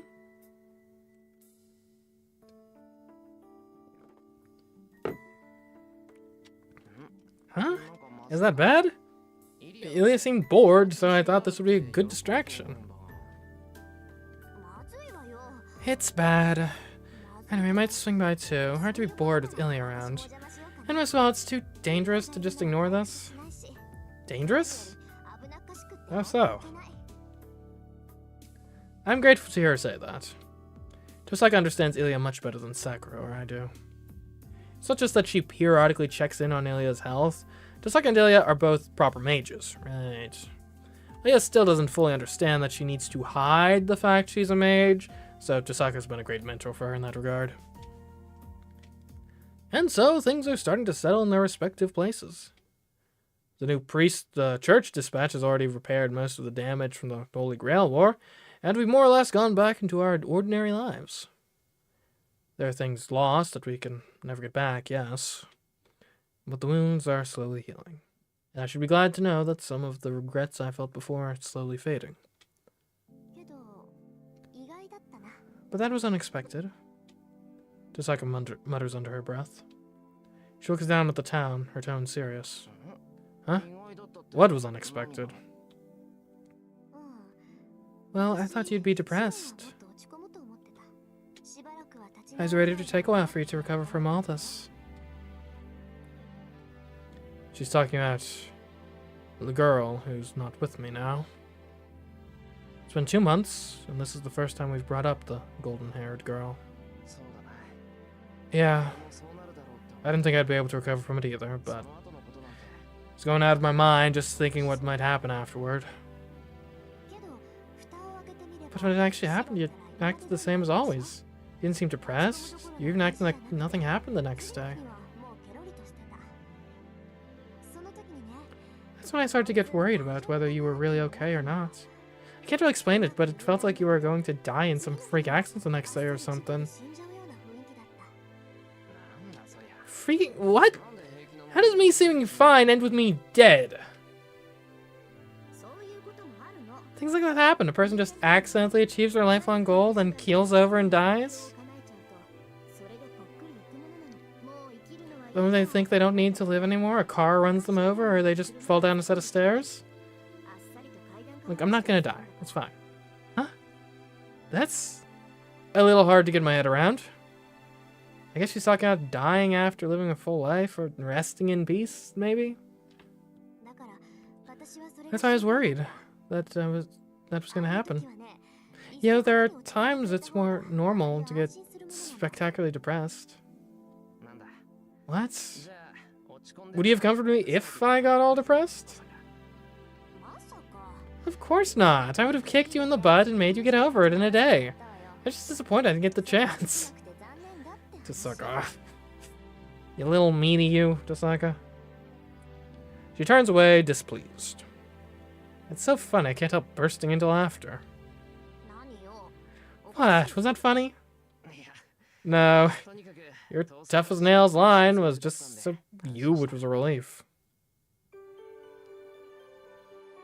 We continue walking, enjoying the spring sunshine. The hilly road is long, and it looks as if it continues into the endless blue sky. Then she brings something else up, surprisingly casually. So you don't have any regrets? You know, Saber being gone? Her eyes are on the sky as she speaks. Yeah, I don't have any regrets. Probably. I'm not trying to put up a front. I even surprised myself with how at peace I sound. Nothing was left unsaid, so I don't regret anything. Everything went into the moment we said goodbye. What I wanted to do, what she dreamed. Maybe we were both stubborn. And maybe I really should have grabbed her hand and made her dream come true. But there was something we both felt was beautiful, and we both desperately tried to protect it until the very end. I have no regrets. As she properly ended her time. I can't let myself be stuck in those memories forever. Huh, so you've already settled that matter for yourself. So that's why you're not depressed. Yeah, you're just going to drown in your memories. Yeah, but I still dream about her. I'm going to remember her for the rest of my life. One day my memories of her will fade, and I'll forget her voice and her mannerisms. But still, I'll never forget what happened, or that I loved her. Tasaka doesn't say a thing. But for some reason, she looks elated. She's practically skipping now. What's going on, Tasaka? What's the rush? Did something happen? Nothing. I just want to get to school quickly. So come on, hurry, Shara. I'll leave you behind if you're too slow. She turns around and starts to run up the hill. What the hell? Why would she push herself when she's not a morning person? I grumble, then sling my bag onto my shoulder and run to catch up. It's only 7:30 in the morning. It's too early for students who aren't involved in any club activities, but I guess there's nothing wrong with getting to school early. I run up the hilly road that seems to stretch into the sky, and I reach the school earlier than usual. Today is the first day of the school year. If I want to celebrate, I need to shake off old memories. Remnants of my memory will never go away. But I still need to go on, even if the emptiness in my heart makes me cry.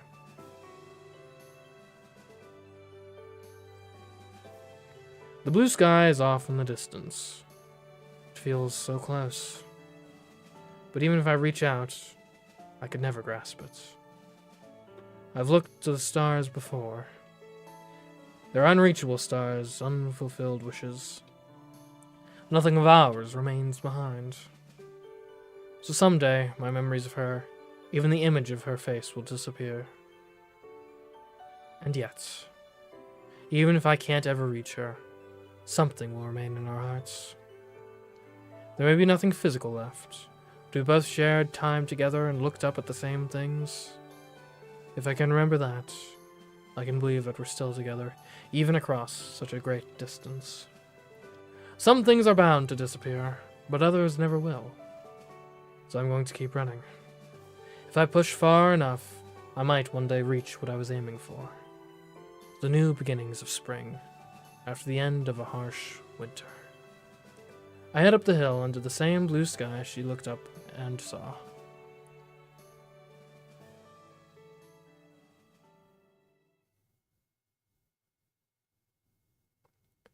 The battle is over. This is her final battlefield. The battle that split her country in half and ended with the king's victory. Oh, we're here. Oh, okay. The night runs to her. The battle's over. Blood-red sunset has faded, and now the darkness of night covers the battlefield. The hill is littered with corpses and curses. All that resentment tries to drag the survivors down with it. Through it all, the night runs breathless. He grips his horse's reins as the wounded white steed does its best to keep up. The knight and the white horse are the only survivors. Draped over the horse's back is the wounded king. Your Majesty! King Arthur, this way! The knight must have been wounded himself, but he runs with all his might. The king he serves is on the verge of death. Even after defeating the rival king in single combat, his king sustained a fatal wound. The knight knows there is no hope here. His king will die soon. Please stay with me! If we manage to reach that forest, you shall... He calls desperately to his king. Or perhaps the knight truly believes that his king is immortal. So long as they have the guidance of the sacred sword, the king will never perish. With labored breathing, the knight crosses the mountain of corpses and heads to a forest that has not yet been stained in blood. He knows of his king's immortality. So he believes that if he can only escape this cursed battlefield and lead the king somewhere pure, the king's wounds will be healed. Or rather, he hopes. Unlike the other knights, he always believed in his king. The king had always been isolated at court, shunned by the knights and feared by the people. But the knight was proud of the young king, who never revealed any personal feelings, no matter the situation, and always remained idealistic. The knight did not serve his country. And that is why he entrusted his sword to his king, strove to aid his king, and rose to the position of the king's personal guard despite his young age. The king whose true face can never be seen. The boy tried to be fair and selfless, and did not allow his personal feelings to interfere with his duties. Rather, he hoped that if he could someday get close enough, he could see his king's real face. That is his greatest desire. He wants so much to see his king's true face, not the stern countenance the king bore on the battlefield, but the king's true face, a smiling, laughing, human face. That moment would surely come in court, when the king is relieved of all duty. Even the most perfect king cannot be on the edge all the time. The knight was proved wrong, though. But he learned to fight his expectations. He reached the rank of Imperial Guard and stood at the king's side.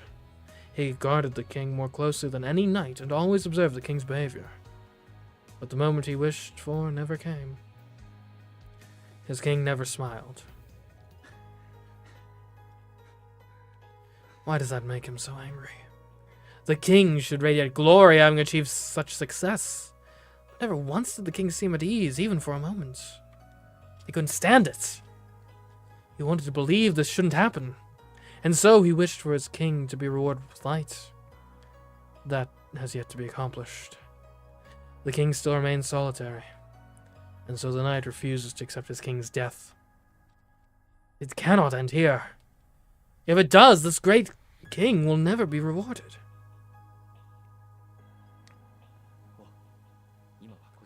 Your Majesty, please stay here. I will summon reinforcements right away. Once they reach the forest, the knight leans his king's body against a large tree. It is a race against time. Even riding hard on horseback, it will take half a day to bring back the troops they left at the harbor. Any who see the king now would know that the king will not last until dawn. Please, hold on until then. I promise I will bring our troops back here. The knight bows to his half-conscious king and returns to his white steed. Bedivere. Before he can leave, the king, he thought unconscious, calls out to him. Your Majesty, have you woken up? Yes. I was having a dream. The king's voice is faint, but there is warmth in it. A dream, sire?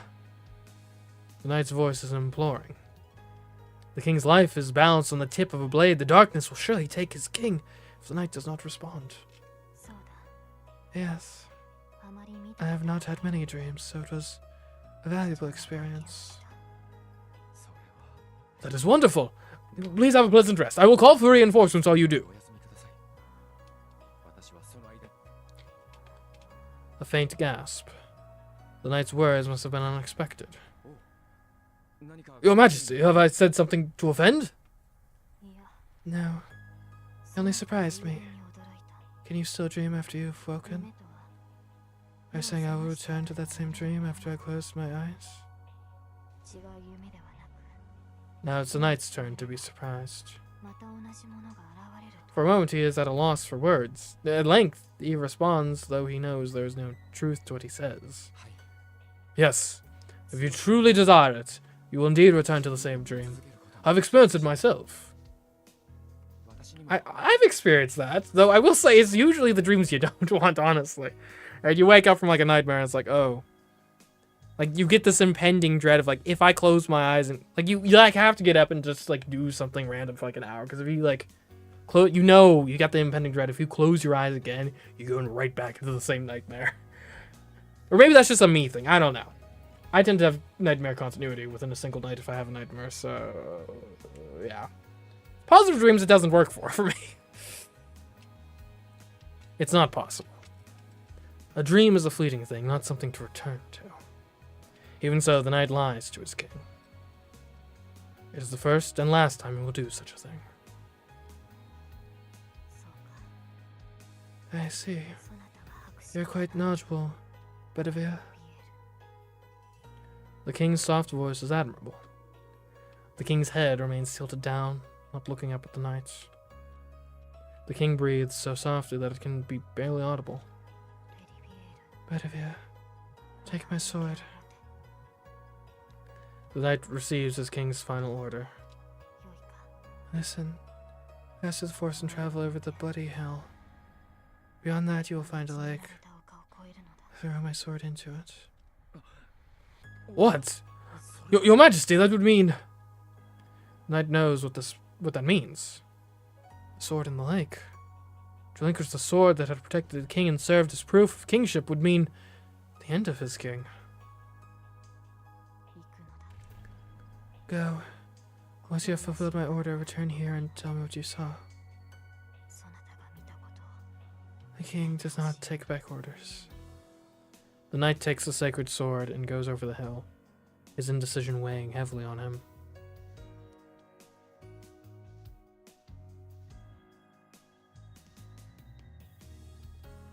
And so, 3 times the knight hesitates to follow his king's command. The lake looms in front of him, but he cannot throw the sword away. Doing so means his king will disappear. The knight's unwillingness to part with his king stays his hand, and so he returns to his king. Once again the king orders him to throw the sword into the lake. When the knight lies and claims he's thrown the sword into the lake as ordered, his king simply replies, "Do as I have commanded you." To defy the king's order is a great sin for a knight, but he's already done so twice. Each time he stands before the lake, he hesitates at the thought of losing this king. No more. When the knight realizes he cannot alter his king's decision on his 3rd visit, he hurls the sword into the lake. The sacred sword returns to the lake. A white hand emerges from the water and catches the blade, and the sacred sword vanishes from the world. And the knight finally accepts it. The end of his king. The responsibilities that had so long burdened the knight finally come to an end. By the 3rd time he crosses the hill, the first rays of morning light touch the forest. The ruins of the battlefield now distant. There is no trace of the bloody battle. Only a thin haze covers the hill. I've thrown the sword into the lake. It is back in the hands of the Lady of the Lake. At the knight's words, the king's eyes open. See? Then you must stand proud. You have obeyed your king's command. The knight gives a silent nod to that voice, knowing the speaker is on the brink of death. It's all over. Turmoil will continue to grip the nation. The wars will not end. The day of ruin will come soon. But the king's battle was over. Because he, or rather she, fulfilled her role till the very end. The light fades. With everything done, the last of the strength that kept her going is spent. We must apologize, Bitavia. This sleep will be a long one. She closes her eyes, slowly as if going to sleep. The morning light spills through the treetops. As the king drifts to her eternal rest, a hush falls over the forest.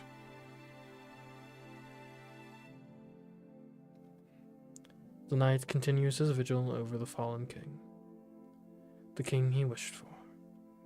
The solitary king attended by only a single knight.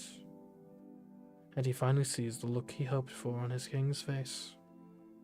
A peaceful sleep. In her last moments, the king finally found the peace that had so long eluded her. The knight is overjoyed. The knight thanks whoever gave his king such comfort, and watches the king with a sense of pride.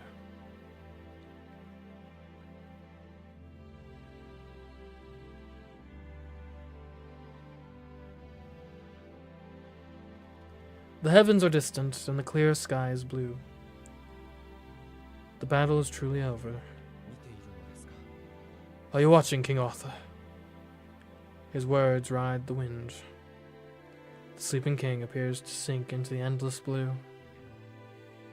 May your dream continue. A distant dream takes her.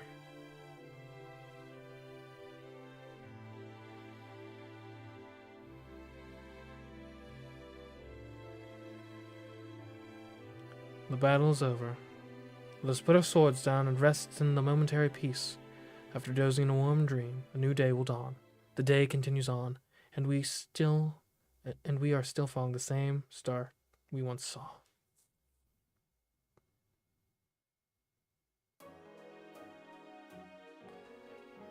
Well, there we go. That is Fate Stay Night. Yeah, that was enjoyable. Very nice. Emotionally resonant. Fun mysteries throughout.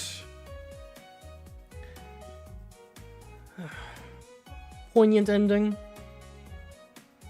Gotta love a nice little sort of bittersweet ending. Because sometimes, like, the endings where just everything works out and everyone's just fine. Like, it's too sugar-coated. It's too sweet to accept. It's like, if you ever seen The Matrix, there's like a scene where Agent Smith is explaining like the previous Matrixes, and it's like, oh, we had a Matrix where just everything was perfect, but the humans didn't accept it because it was like too good to believe. And I feel like sometimes some endings can be overly like that. Like, I finished another Code Recollection recently, and one of my critiques of that game is that there's a I would try not to spoil, but there's a particular plot point that is resolved like way too easily in like a happy manner, but not a satisfying manner in the slightest.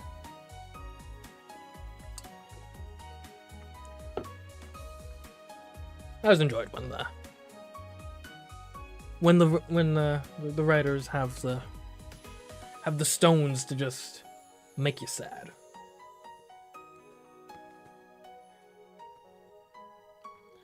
But yeah, I mean, as I understand, I think that's just route like 1 of 3 or something. So might be doing some more. Not sure if we'll dive directly into it. Probably can wait at least like 2 weeks or so, but yeah.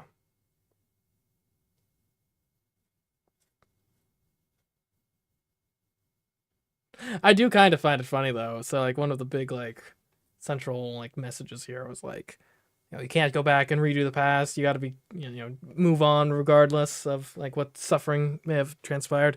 But then also like, you know, it is also a visual novel where you can just straight up like go back and try out the different routes. So maybe you do the other routes and it's that square is or circle is squared or whatever. But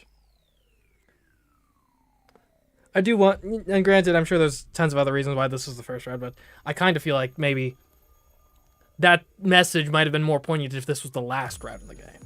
Where it's like, Because then it's more, instead of the first route. Because if it's the last route, then it's like, oh yeah. Well, things didn't quite turn out how you had hoped. Well, too bad. You can't just go back in time and try to fix it. Sometimes things just turn out like one way. Oh, gotta not do that because then I get copyright claimed for music.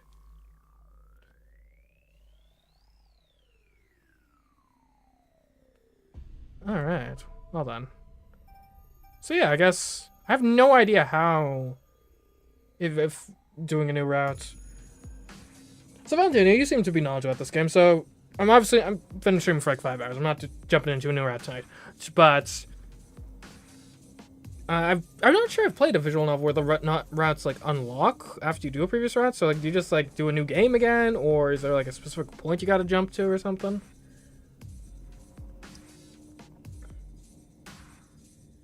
The routes are in order. So like if I just like pressed continue, would that like bring me to the next route?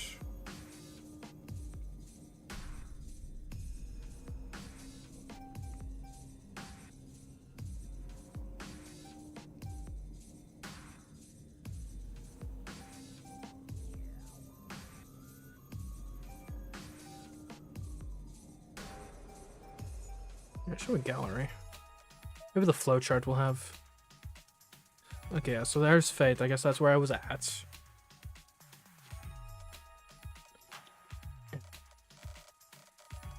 Sheesh. Long flowchart. Okay, that was the end. Okay. I guess I'll figure out how to unlock the. How to, like, get to the next route.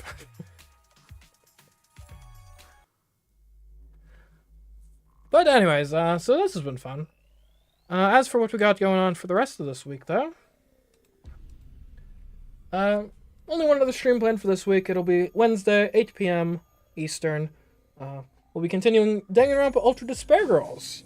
I'm looking forward to that one. We aren't quite to like the climax there as we were with this one, but had some interesting reveals last stream there, so I'm gonna look forward to where that story's going. Oh, and thank you for the follow, Valentina. Valiers? Appreciate it. Glad you enjoyed what you saw today. And in all likelihood, we will likely be doing the other routes too. So keep an eye out for that. But anyways, until next time, I've been CMeeCraft, and I'll catch you in the next stream and or video. Goodbye.